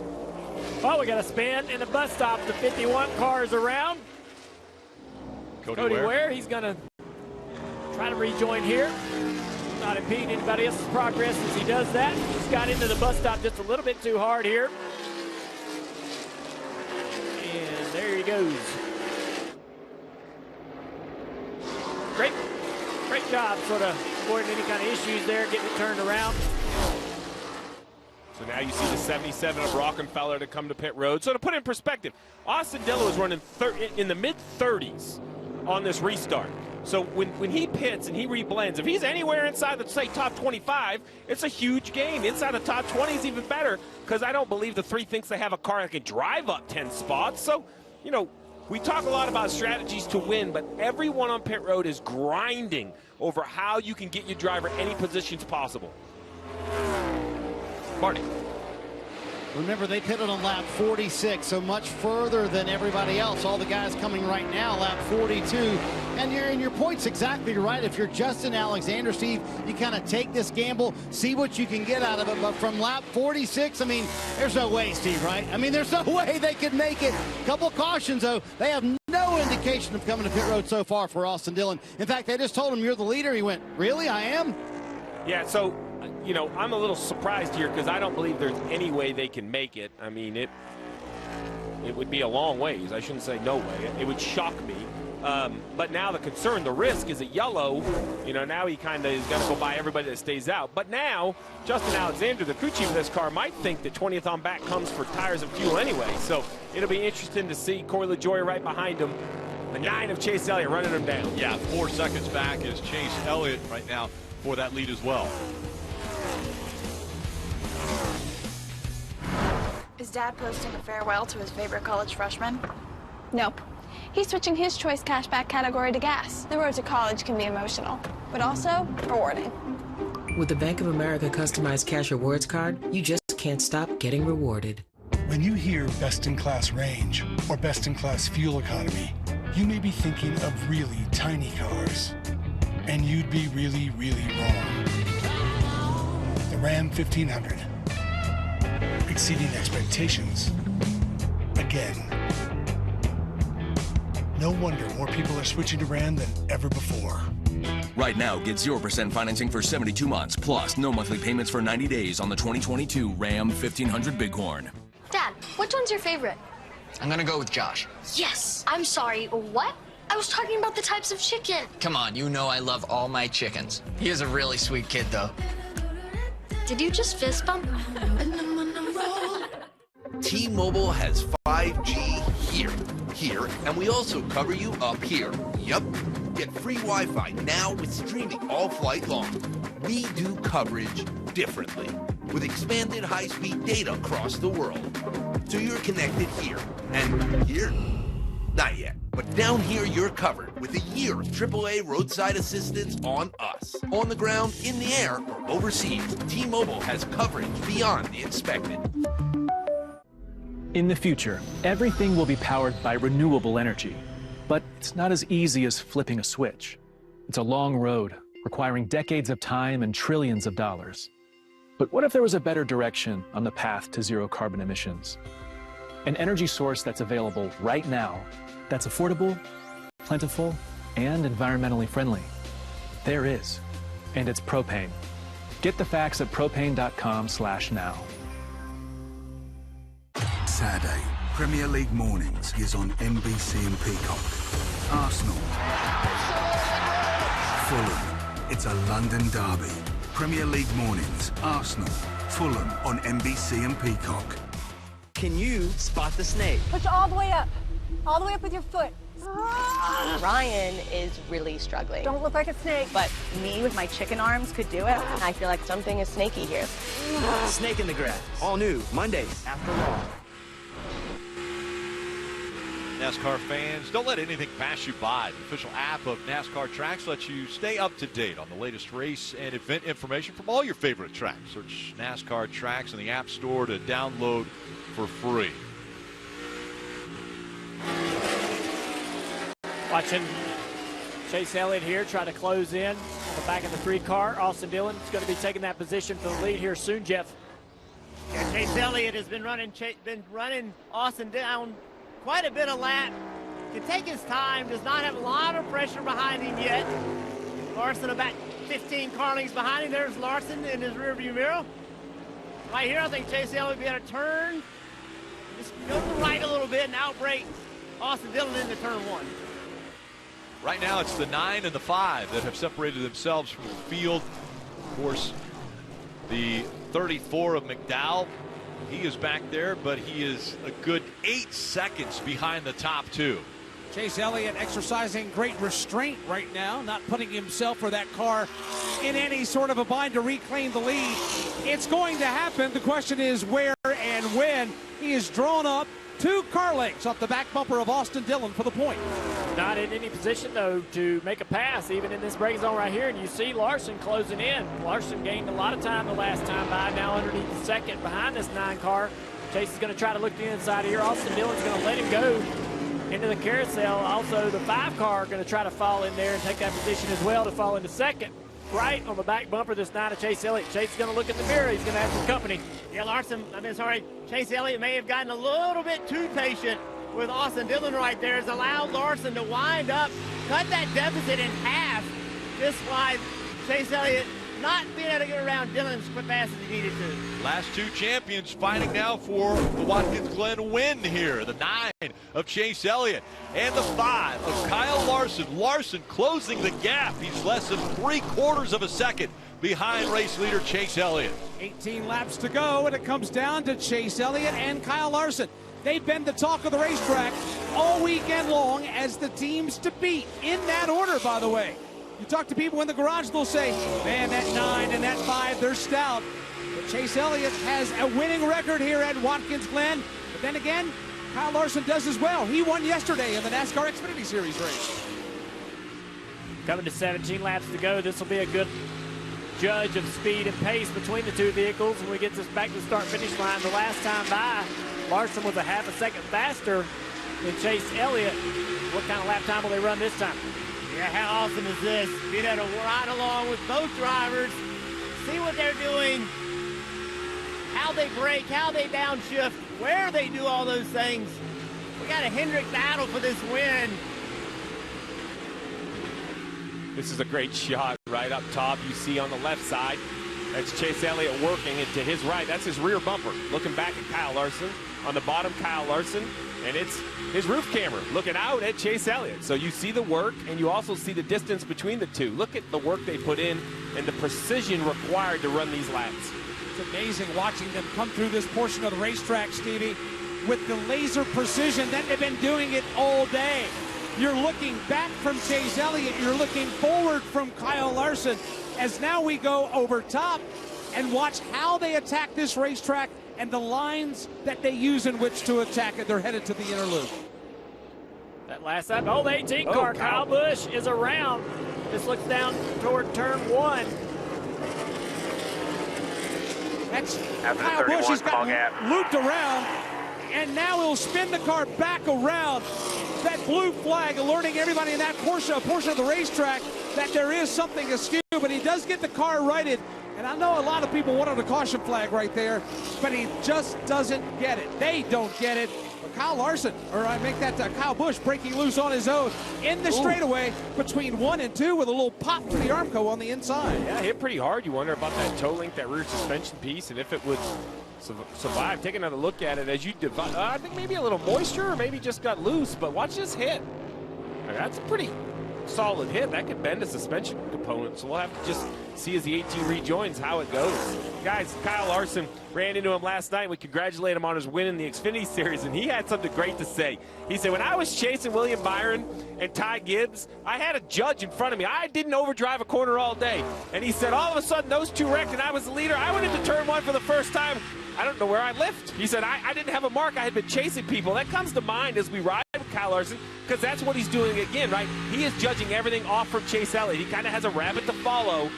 Now, listen, he closed out the Xfinity Series race. I think he was being a little humble about his talent. But it was interesting that it was that much different for him the first time leading that race. Marty.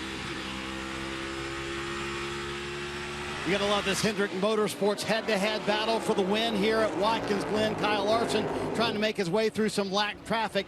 Interestingly, you see right in front of Chase Elliott is Ross Chastain, and he said on the radio a moment ago he could see that he was catching the one. He said, talk to that one. Make him let me by if you can. But I love this clear visor. You can see Chase Elliott watching Kyle Larson. Meanwhile, behind the wheel, Kyle Larson only focused ahead. Only one misstep today for the 9-team. Chase Elliott said it was on him. He ran too hard early in the run. He's going to have to hold on to keep his teammate behind him these final 15 laps, Parker. Right, Marty. If Kyle Larson is to beat Chase Elliott, you've been seeing how he's been catching at times. Now just lost a bit of time there as they were going through those different corners of traffic. But he was watching him down in the bus stop. I had an interesting conversation with some of the HMS teammates, and they said after qualifying, they were looking at the data, and Chase Elliott had about 2/10 on all of them through that section right there in the bus stop. But the closest of all the drivers there with him was this 5-car of Kyle Larson, who now the team just came on the radio and said he was matching him in the bus stop, and all he had to do was just correct his entry into 7. Otherwise, he's matching the 9 toe-to-toe. We'll see if he can run him down and try and get by him for this win. During those updates, we saw the 7 of Corey LaJoie come to pit road. He took gas only. So we'll see where that puts him back in the running order. Cindric, it's been a little bit of a quiet day out of Cindric. There's a couple times he popped up. He's currently running in the 11th position. Right behind him, Eric Jones. This 43 car continues to impress me, Rick. Every time we see him, he's getting more out of this equipment than what I thought I have seen out of it. And then Harvick, you know, 2 race wins in a row. He's feeling pretty good right there behind him. What a great view. Northern Tool on board this 4-car with this in-car camera. This just really shows you the 2 cars in front of them and the work they're putting in. When we look at the lap times of the 2 leaders, though, last couple of laps, Chase Elliott a half a second faster than Larson. The last 3 laps a half a second faster. So driving away back to a 2-second lead, opened up that 2 seconds quickly. Watching this battle coming into turn 2, the battle we're describing just outside of the top 10 between Eric Jones and Kevin Harvick. Of course, you're on board with Harvick right there. He's trying to track down Eric Jones. That's been a good battle that's been developing for about the last 5 or 6 laps. It has just left the S's and is headed to the bus stop. Harvick was way in the back early in this race when the track was wet. Not really confident in the car. The teams worked hard, the drivers worked hard to put themselves in this position, following Cindric. Eric Jones right there around the carousel. Could be another good solid finish for this 4-car. Yeah, look at Eric Jones. Steve said it, just continuing to impress, doing a nice job, putting pressure on Austin Cindric. You know how good of a road racer Austin Cindric is. And I'd say a good day, although Kevin Harvick, we've seen him 2 wins in a row. Look at it move by Eric Jones, an aggressive move. Kevin Harvick should be able to take advantage of this as well. Eric Jones taking 12th away from Cindric, and Harvick also looks to the inside of Cindric. He wants a position also, and the 43 is going to lead them into turn number 1. Harvick follows him, and he takes that spot away from Austin. Oh, the chase has got around the 1 right there. Sorry, Bagley, I was going to mention the 3 of Austin Dillon. I had talked about that strategy. We saw him run up front for a long, long time. He just pitted, came down, and got some fresh tires and some fuel. And I think he's going to cycle inside the mid to late 20s. So we'll just have to see if this strategy works out. So he's in front of Harrison Burton. Harrison's running 27th. We talk about strategy calls. Restarted 32nd, blended 27th. I don't know if I'd call that a huge win, but now he has the freshest tires. If the yellow does come out, he'll feel confident to stay on the racetrack.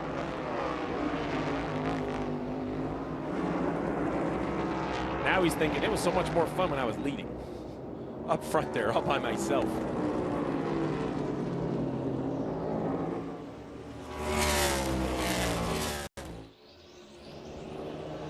Gap between 1 and 2 still growing. 2 seconds separating Chase Elliott and Kyle Larson. Listen in to Chase Elliott's audio. You're good, bud. We're 2 laps better than the 5. Just take care of your stuff. If you can pad the fuel, that's fine, but don't let him get close to you. Oh, big contact from the 15 of Joey Hand. This might bring the caution out that the 3 was looking for, those fresh tires. Stack them up and do it again. This could get interesting, Rick. Caution comes out for the 4th time. He was running 15th. Yeah, some heavy damage. Right rear quarter damage. The spoiler looks okay, but the top of the quarter's pushed in, maybe rubbing the tire. No smoke yet. So a restart, Steve. Well, first the decision is who pits and who doesn't. All the leaders, they're kind of committed. Let's take a look at what happened to this 15. Oh, he just gets loose. So he pulls to the inside of the 19 to make the pass, just loses the back of the car. In the old car, we would have talked about wheel hop into that tire barrier. You see the space behind the tire barrier. That's on purpose to allow that to slide. So I think he just locks the rear tires or just gets loose. There's still road time. I didn't see a tire slide. Just too much speed. Misjudged the entry, turned down in there, got loose. Truex has thankfully slid in front of him. This is going to get your attention right here if you're trying to save some points on board with Truex. Look to your right. Here he comes. You know, it's going to be interesting. Go right. You're clear. I want to hear what Joey Hand has to say about that. Hopefully, I have a chance to talk to him, or maybe we'll hear on the radio. But very talented road racer. That was a pretty big misjudgment on speed. So I don't know if he had an issue with his race car, but I mean, he was 5-10 miles an hour faster than the 19. Similar to what we saw out of Kyle Larson when he slammed into it's Dylan. Crazy. So back to your point about the restart. So Elliott, Larson, McDowell, Allmendinger. I'm actually excited to see how fast Allmendinger can run because he put some really good lap times down. So can he compete with those 2 Hendrick cars?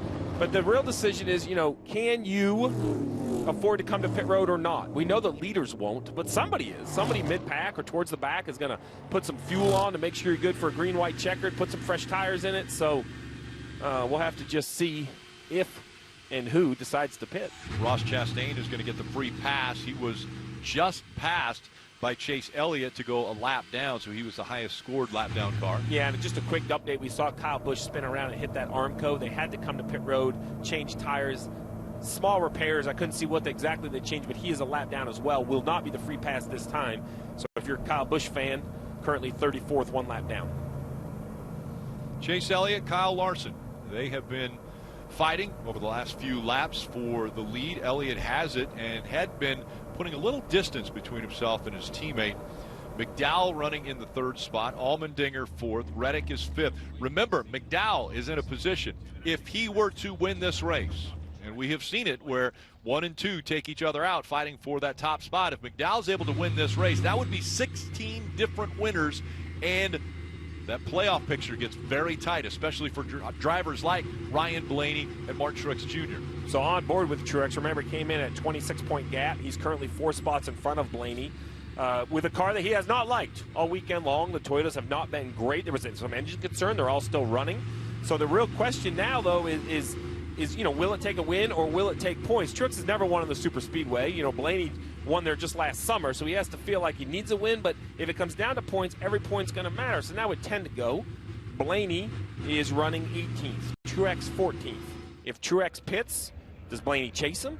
If Truex stays out, does Blaney decide to pit to get on new tires? And regardless of what they do, think about the restarts we saw at Indianapolis, at that road course. I don't think it'll be quite 5 wide here at Watkins Glen, but turn 1 is going to get busy. So first the decision time is, do you pit? Yeah, not shocking that the front 10 or 15 don't pit, but someone, I think, is going to think tires matter. Pit road is open. Cindric just showing his hand. No, they're just messing with each other. Nobody's pitted. We see Truex go by. So here you go. The guys at the back of the field, including William Byron, they're going to pull some of the guys at the back onto pit road. But the 2 guys, Blaney and Truex, did stay on the racetrack. So a few takers on pit road, but they are far in the back. It will be a battle between Elliott and Larson when we return.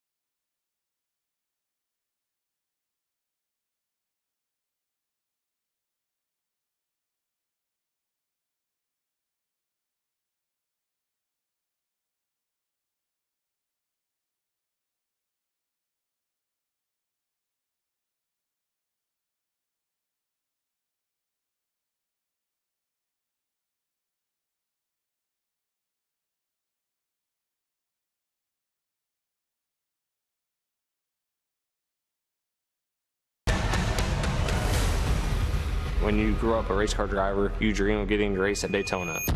This is the biggest race of the season because it determines who will make the playoffs.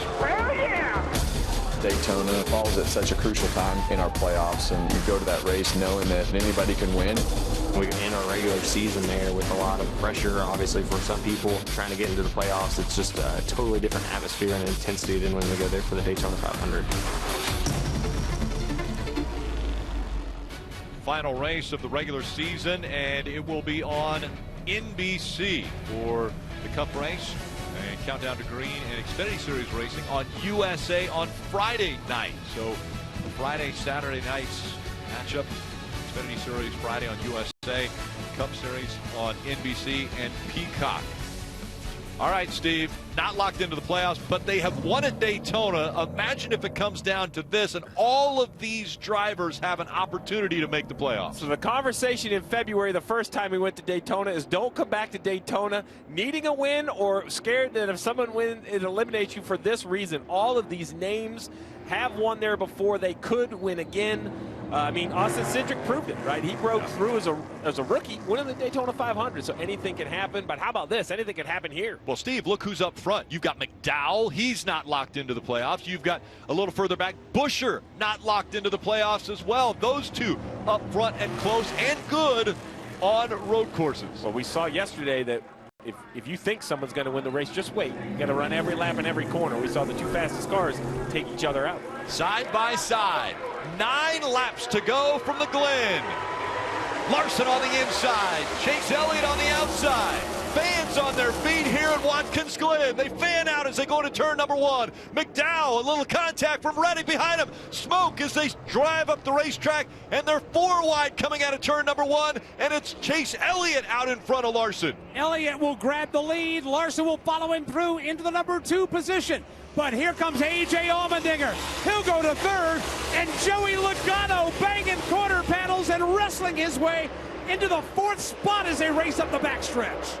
A.J. Allmendinger, that's the guy that's dangerous right here for these 2 leaders. Larson following the 9 car. Look at those cars lift off the ground over the curbs. I think Chase Elliott's got a lot left in the tank in his 9 car. We're going to see some incredible laps out of him here with 8 to go. I think Kyle Larson knows that as well. I think Kyle's got to push exceptionally hard right here if he's going to have a shot. We saw Chase Elliott driving away from Kyle Larson on older tires. So right now, push as hard as you can. Chase Elliott now with a 2-car length advantage over the 5 of Larson. Larson still trying to track him down, but he has time. 8 laps remaining here at the Glen. Elliott in front. Larson running second. Allmendinger, a full-time Xfinity Series driver, in the 3rd spot. Chase Elliott running for his life right now. He's trying to keep Kyle Larson and A.J. Allmendinger both behind him. So far, so good for Elliott. He's been able to leg it out over Larson by about 5, and then it's another 2nd and a 3rd. We got to spin over here in 7. In between 6 and 7, the 27 car is going to probably get stuck in this sand trap. There's going to be a caution. There will be a caution. He just cannot get out without assistance. The yellow is out. Lourdes Hezemans is stuck in the gravel pit. Caution is out. Another restart. A single car incident. Came in here by himself, lost the car. Look how deep it's dug itself into the sand pit. The sand pit's there to slow the car down so it doesn't impact the wall on the other side of it. The negative is, once you get in them, you're stuck. So this will take a little while to get the 27 out of that sand or gravel pit. Jeff, right in front of you. Yeah, you can see him just overshot the corner and just never could regain control of the car, and now he's just along for the ride right into the gravel pit. 2-time Euro Series champion. Running in the 32nd position as now the track crew has gotten to him. We'll see how long it takes for them to pull him out, but now under 7 laps to go with this field going by the start-finish line.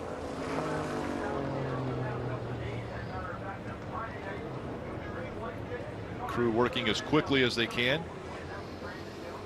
While we've got a minute, let's check in with the Peacock Pit Bot, and it's DJ and KP. Guys, what are you thinking about the finish of this one? Listen, I have no idea. The most dangerous thing in cup racing is restarts, okay? And we're giving these guys additional opportunities to take shots at Larson and at Chase. Have you seen anybody out of that pack that you think can?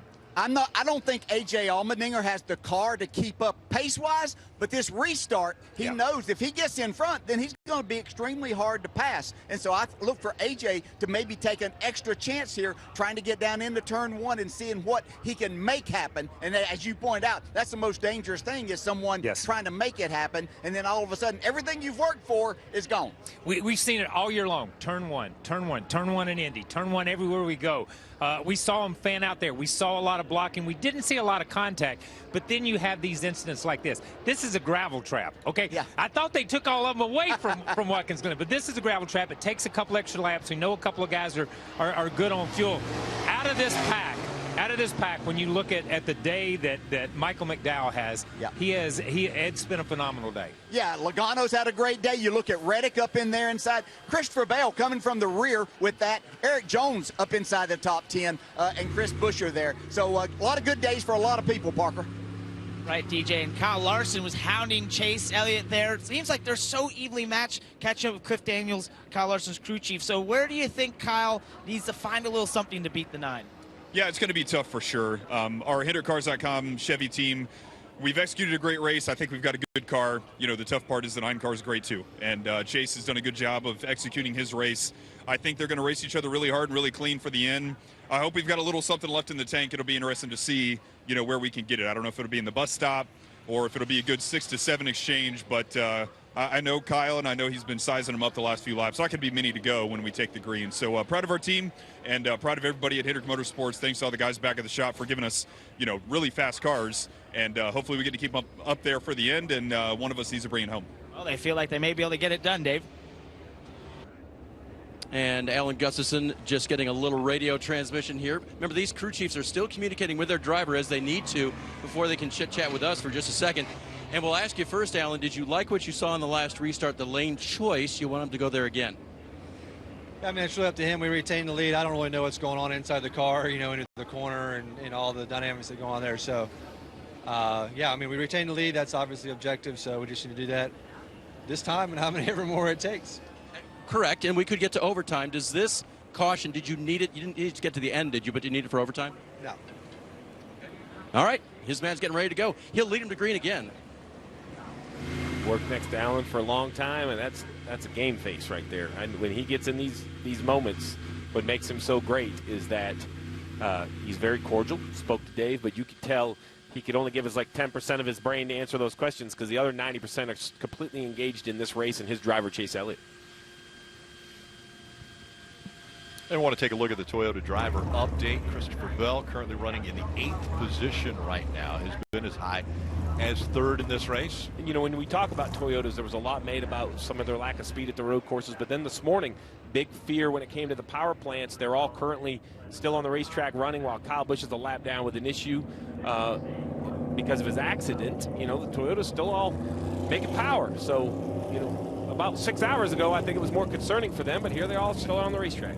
Steve, let's go back 10 years. Could we have a finish like what we saw back in 2012? It was the 18 of Kyle Busch just in front of the 2 of Brad Keselowski, the 9 of Marcus Ambrose, and then we learned there was some fluid on the racetrack. Yeah, fluid on the racetrack. No big surprise that Keselowski and Kyle Busch tried to both squeeze through the S's, and then right here, this is the move, right? The 9 squeeze through the final corner. It was one of the best final laps we've seen anywhere in any sort of racing. But here it was great. You talk about international drivers. Ambrose raised that checkered flag, and there's Brad right here in the 6th. This RFK group, we know we talk a lot about Buescher. His road course is impressive, running 10th. Brad having a solid day in 17th.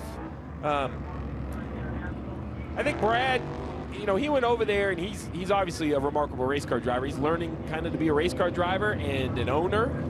He's been very vocal about Chris Buescher and how good he thinks Chris Buescher is. So I can't imagine what takes his days. One of these days, I'm going to ask him that. I'm going to find some time where he can sit down and just be like, hey, what didn't you expect? What did you expect? What's a day in the life of Brad Keselowski now versus when you were just a race car driver? Hey, do you remember how this race started, where the 19 and the 12 were? You remember they were side by side? Side by side and in the pouring rain. Finish. Yeah, exactly. They're side by side again. As we're getting ready for the restart, it'll be 5 laps to go, and you can hear the crowd. They are ready for the final 5 laps here at the Glen. Chase Elliott will be on the outside. The 5 of Kyle Larson on the inside again. And when we talk about guys trying to get their first win, this is what you can't prep for. Simulator, all that, I don't care. The only way you learn how to close out races is having this chance, lining up, feeling this pressure, 5 to go. These 2 at the front, I mean, they're the last 2 champs in the series. This is going to be just an absolute battle. It's going to be awesome. All 5 drivers in the top 5 are road course winners. They've got 15 combined wins amongst the 5 of them. And back up through the gears we go. Elliott on the outside, Larson on the inside. They're side by side still. And Larson surging ahead now as they get into 1. He outbrakes him, but he slides up the track. As they both slide up the track, it opens the door for A.J. Allmendinger. Kyle Larson used up Chase Elliott coming into turn number 1. It's going to earn him the lead before he gets to turn number 2. But A.J. Allmendinger is going to compound this whole matter. Digger goes to 2nd. Elliott falls to 3rd and faces an immediate threat from Joey Logano in that yellow car to the inside coming off the end of the backstretch. Joey on the outside in the braking zone. Both these guys are going to push it deep into this corner. Still side by side. It's going to cost them both the position. Here comes the 8 of Reddick. Man, it's been a terrible half lap for Chase Elliott. Chase Elliott needed to get by Joey Logano right there. Did not do it. Actually lost maybe 2 positions. That wind is driving away from him. Now we got a great battle. A.J. Allmendinger trying to run Kyle Larson down. A.J. Allmendinger about a car length. Now a car length and a half behind Kyle Larson as they come through 7, looking at 4 laps to go. A great battle continuing back a little further. Suarez trying to get by the 9. And Elliott holding him off. So now into turn 1. The 5 of Larson, 2 car lengths back is A.J. Allmendinger. Meanwhile, they're banging quarter panels further back. Up front, it's all about A.J. Allmendinger. Does he have enough to get to the back bumper of Kyle Larson and take this win this afternoon at Watkins Glen? He's got work to do. He's got 4 car lengths of real estate to make up before he gets to the back bumper, and then he's got to get around that back bumper and take the lead. If AJ can do it, he's going to have to really pick this car up, put it on his back, and make it happen. He's closing the gap a little bit here through the bus stop. Kyle Larson cannot be conservative in those positions. They go through the carousel. The 16 gets even closer. Little bobble right there for AJ. You're exactly right, Junior. You cannot get conservative because A.J. Allmendinger will not be. He's going to be trying to outbreak you into 6, into 7. He's going to try to outbreak you into 1. All those passing zones. So you see right here, turn 7, it's so important for Larson to hit this because it leads to turn 1. It's a great opportunity to pass. Larson looking for the weekend sweep. He won the Xfinity Series race yesterday. Now trying to win the Cup race. Right behind him, A.J. Allmendinger, a full-time Xfinity Series driver. Remember, if he wins this race, it doesn't have any implications on the playoffs in the Cup Series. Less than 3 laps to go. They've cleared 1 and now continue downhill into turn 2. The separation has stabilized, at least at this end of the racetrack, where Allmendinger's not able to make up the ground like he does at other parts of the track. It's 4 car lengths, maybe even 5, as Larson legs it out, coming out of turn 4 and headed to the bus stop. Look at the focus in the eyes of Larson. One of the most technical parts of the racetrack. Tries to get through here as good as possible. Again, AJ closes. And then down into the carousel, right at the limit of grip. Trying to put the throttle down here, back to a shift. And we saw back there in the inner loop, that's where A.J. Allmendinger has an advantage. Kyle Larson appears to have an advantage here in 6. They both get into the corner equally. Larson, a little bit of a wiggle right there, but see, he drives away just a little bit, heading to turn 7. Just a little bit more of a gap, and then the exit of turn 7 appears to be an advantage for Larson as well. Yesterday, Kyle Larson got the lead on a restart with a late accident in front of him, but the closing laps, he had to hold off the same driver. A.J. Allmendinger yesterday, he was able to do it. Today, the same task awaits. 2 to go at the Glen. Here they come now back into turn 2. Less than 2 laps remain in this one at the Glen. You've got Kyle Larson, A.J. Allmendinger. Here's A.J. trying to do the best he can, trying to close back down on Larson. separation coming to the back straightaway, the same as been ever since the restart. 4 car lengths. Watch the eyes of Larson. Every corner exit, he looks up to see if the 16 is still there. He feels the pressure. He knows, he respects how good AJ is. Watch when he comes around this carousel. Once he finishes corner exit, he's going to peek up there and see where that 16 car is. Yeah, it's just a gauge for him, right? He's going to look in that mirror. There he is right there. Okay, what's my space? How is my lap? He did not do that until he had an area where it did not mess his lap up. He just needed to check to see how his lap was. What he saw he liked, because he's driving away from Allmendinger. The reigning champion looking for a little momentum before they get to the playoffs. It's been all the way since California, the second race of the season, when he found victory lane. 1 lap to go, presented by Credit One Bank. And now 3 car lengths separate the top 2. AJ Allmendinger trying to find anything in that car to catch the 5. Oh, he's going to have divine intervention to win this race because Kyle Larson is gone. Here he comes for the final time through turn 2. Through turn 3, setting up for turn number 4. It's all Kyle Larson trying to score the double dip as he races his way for the final time at the back straightaway at the Glen. The best Chase Elliott could do was work his way back up to 4th position after Kyle Larson ran him wide on turn 1 of the final restart. An aggressive move, but it's put him in position to win this race comfortably ahead of the 16 car of AJ Allmendinger. Only a few corners remain for the 5 car in checkered flag. Not the wins from Kyle Larson that we saw last year, but now getting momentum going into the playoffs. Larson becoming more dangerous at the time of the year when it matters. Playoffs looming. Kyle Larson set up for a win here. Burton, you mentioned it. He won here a year ago, and he looks to go back-to-back at the Glen. Kyle Larson comes out on the front stretch. He'll see the checkered flag. Larson wins again at the Glen.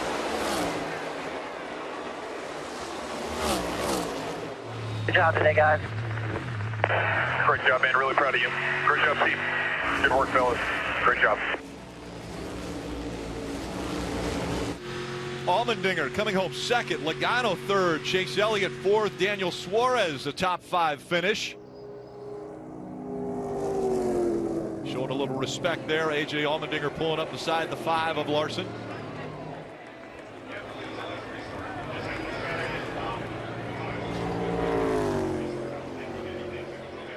'18 career wins for Kyle Larson. And that breaks, by the way, the longest winless streak that Kyle Larson had ever experienced since joining Hendrick Motorsports. What a restart. Yeah, watch Kyle Larson drives in the corner, right front's locked up, went up the racetrack, moved Chase Elliott out of the way. Just an aggressive move. I don't think that was intentional, but Chase Elliott isn't going to care. Kyle Larson just cooked it down in there, could not control his car, and ran Kyle Larson up. Ran Chase Elliott up. See right here, right front's just locked up. Now the car's not turning, and now he's got Chase Elliott moved out of the groove. Yeah, once that right front locks up, you lose front grip. You're no longer going to be able to make the bottom of the corner. Everybody's going into this corner as hard as possible. Remember, you got AJ behind you. He is absolutely going to try to outbrake the 5 car into the corner. So Larson knew he had to go into this corner farther than he had all day long, and that's the risk that you take. Everybody escapes unharmed, but it is going to be a tense situation between these teammates today and going forward.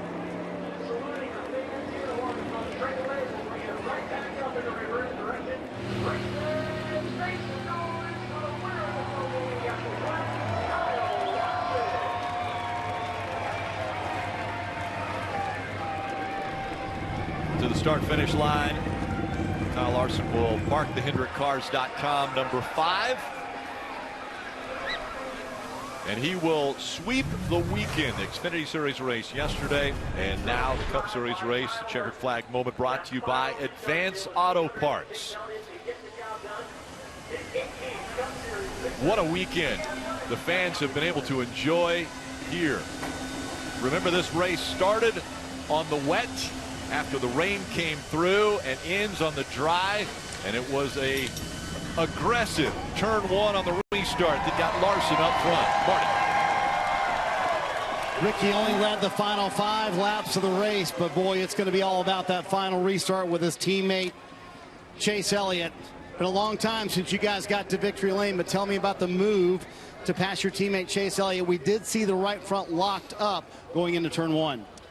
Yeah, I knew that was kind of my only opportunity. I'm not proud of it, but you being in the inside lane or the right lane, and you being the leader choosing the left lane, it's definitely wins out. But when it gets late in the race, it's definitely risky. And like I said, I knew that was my only opportunity to get by him. So I felt like our cars were pretty equal today, and had a lot of fun after the green flag cycle trying to chase him down, and kind of burnt my stuff up a little bit. But the restarts kept me in it and kept our team in it. So proud of our guys. Good to get another win here at Watkins Glen. Get some more bonus points low in the playoffs, which is we haven't had many of those this year. So hopefully this will build on some momentum and we can keep racking up some more points. So if the shoe was on the other foot, would you want to have a conversation with your teammate if that move happened? I'm sure, yeah, we would ultimately have a conversation. We have a competition meeting tomorrow, and yeah, I mean, I think if I was in his shoes, I would understand the risk that I'm taking choosing left lane also. So again, like I said, I'm not proud of it, but it's for what I felt like I had to do to get the win. Did you learn something on the restart before that you said I'm gonna try and take advantage of it on this final one? Well, yeah, I mean, all the restarts I was in the right lane yesterday with William, I always got myself in a bad spot where, my angle was pinched off and we'd always make contact and I'd end up, sideways and get passed by people. So I knew everybody's aggression was going to be higher as each restart went on. And I didn't want to put myself in that position again to get, passed by AJ or Joey, who are really aggressive behind me. So, yeah, it's just part of racing at road courses, especially this year, it seems like. So, again, not proud of it, but we did what we had to do. Kyle Larson gets the win here at Watkins Glen, Dave, but I'm sure his teammate Chase Elliott's not going to be very happy about it. Well, he ends up finishing fourth. Kyle says that he's not happy about the way it happened. He also said if he was in your shoes, he would have understood the risk of restarting on the outside there. That was the question that I had for you. Did you consider that risk on the final restart? Just a huge congratulations to Kyle and everybody on the 5 team. Congratulations to everybody at Hendrick Motorsports for getting another win, and appreciate Kelly Blue Book for being on our car this weekend. He says this will be discussed, obviously, in competition meetings and between the two of you. What would you like to say to him? Congratulations. He did a great job. Seriously, they deserve it, and looking forward to going to Bristol next week and trying to get with our team. One of your first conversations was with Mr. Hendrick. Was he able to console you at all on the loss today? No, just congratulated him. Like I said, always good to see HMS win. The boss deserves, all the wins and all the great things that go on with this company. So just proud of that, and looking forward to next week. All right, thanks, Chase. The dominant car today, Rick, keeping it positive here. Yeah, and Chase Elliott ends up in the 4th spot after falling back on that restart.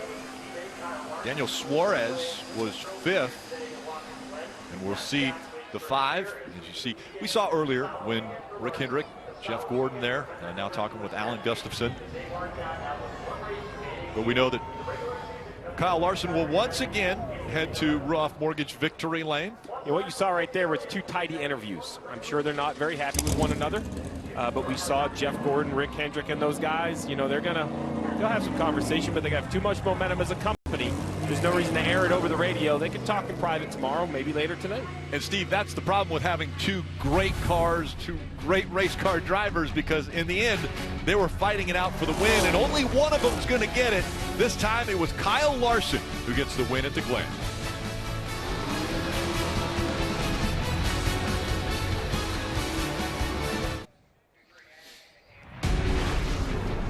It's the NASCAR America Post-Race Show presented by Progressive.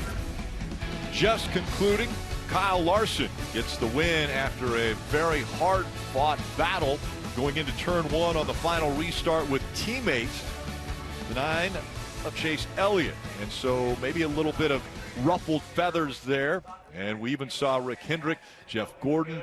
They were both talking with Chase Elliott after the race, as well as Alan Gustafson, the crew chief for that 9. Steve, that's just one of the tough situations that they've got to be in. You can't expect a teammate to not race hard for a win? Well, I will say this. If I'm Alan, if I'm Chase, I'm definitely disappointed. We're going to have a conversation tomorrow about it. But if I'm the race fan, I should be applauding what I just saw out of Kyle Larson. Because the day Kyle Larson doesn't drive into turn 1 to win this race, then we have a whole conversation to talk about with these 4-car organizations. What I love is their teammates. They share information. We have all these buzzwords. When they put helmets on, they're race car drivers.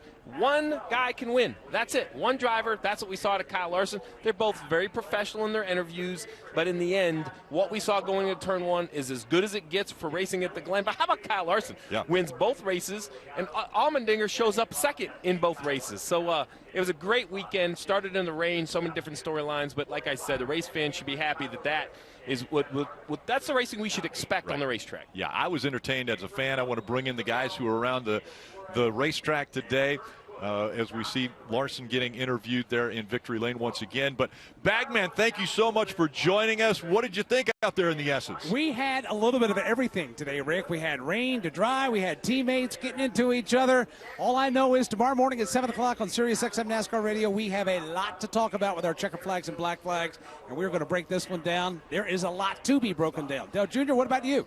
Yeah, I mean, one of the best and most interesting seasons in NASCAR history that I can recall continues, and we continue to create storylines that we don't expect and that honestly we don't deserve.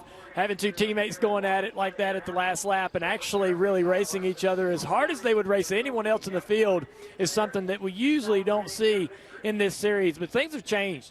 And so it's awesome. We're not even to the playoffs yet. We know that the intensity and the feuds and all that's going to double up even more so when we go to the playoffs. I can't wait. We've got a great race next week at Daytona. I can't wait to get there. Love Daytona. Love the action we're going to see there. It's going to be an awesome way to end the regular season. So I'm excited about that as well. Had fun over here at the bus stop. Not quite as much action as I was hoping for. I wanted to shout a little bit more than I did today, but had a great time anyways, Burton. Yeah, fun racing at the Glen today. I don't know what else we can ask for as race fans. Things this year has just been incredible. Back to the turn 1 action between teammates. Kyle Larson said, hey, you picked the bottom. You open yourself up. He's right about that. But Chase Elliott's like, hey, you're my teammate. I'm thinking you're going to take care of me. New rules now. Take care of yourself. Your teammate's not going to do it. So their relationship, they're going to have a conversation. I will say, though, Rick Hendrick and Jeff Gordon, they're two guys that can help them work themselves through that. Rick Hendrick and Jeff Gordon, they get a lot of benefit by these two guys going at each other, racing for wins. They got to find a way to, make them coexist. But, hey, man, like Steve said, you want your race car drivers out there racing hard. That's what's got you where you are with all the championships. And they DJ and KP, what do you guys got? What you got, man? Yep, thanks, guys. Great job out there today with the radio style. But I'll have to say, KP, we were privy to a little more seeing that Chase Elliott might not have been quite as happy, a little more animated talking to Mr. H, using his hands. And I kind of gathered that as I've had enough of that. But I don't think that Kyle Larson did anything wrong as a driver trying to win, but when it becomes teammates, then things right here before the playoffs get a little bit more tricky. Yeah, I think Chase was animated. At the same time, I think it's the Hendrick way. You don't air your dirty laundry. Yeah. You go back, you close the doors, and you talk about it, and that's what they'll do. I found it interesting listening to Kyle Larson where Joey Logano and A.J. Allmendinger had an effect on this race. He said, I've got two guys behind me. I know they're going to do something when we get to turn 1. We said it right here at the desk. The most dangerous thing in cup racing are restarts. And it got in Kyle's head. Kyle overdrove the corner a little bit. Didn't deny it at all. But listen, when you've got two guys in your stable going like that, it's like you and Elliott Sadler, man. You guys would have to go at it all the time. Pushing each other, making each other better, you're going to have these type things. Another great finish is all I can say. Yeah, that's exactly right. The fans are the winners again today. I'm going to say the fans are the winners. Definitely fans winning today on NBCSports.com. You can hear from Allmendinger, Logano, plenty more interviews from the drivers and more analysis of what's taking place here at the Glen. Take a look at the playoff standings. Steve, what this means, by the way, now locked in, Kurt Busch, so 15 are locked in. Ryan Blaney, Martin Truex Jr. still fighting, but a win and you make the playoffs. There are 15 drivers that have that opportunity. It's as simple as that, Rick. 15 guys have won. They know they have moved on. Only 2 can make it on points. It's either Blaney or Truex. And anyone in the top 30 that hasn't won, if they win a race, that's it. We don't care about points. We don't care about Blaney. We don't care about Truex. If it's Stenhouse, if it's any one of those guys, they are in the playoffs. They can win their way in the last race of the regular season. And we want to hear your opinions, too. That's NASCAR America Motor Mouse on Monday and Wednesday. You can call in, be a part of those shows. They're on Peacock, so make sure to take advantage of that. Really unbelievable what we have in front of us with Daytona, the super speedway, deciding what's going to happen for this playoffs. We get a little appetizer on Friday night with some Xfinity Series racings. They're 4 races away from their playoffs, some great storylines there. But then the main course on Saturday on NBC, Countdown to Green at 7, and then the Cup Series. We've been talking about it. It is the cut race, the last race of the regular season. Everybody wanted to make the playoffs. 16 guys will be happy. 14 drivers will leave very disappointed they weren't in it. Again, more NASCAR coverage always available on NBC Sports.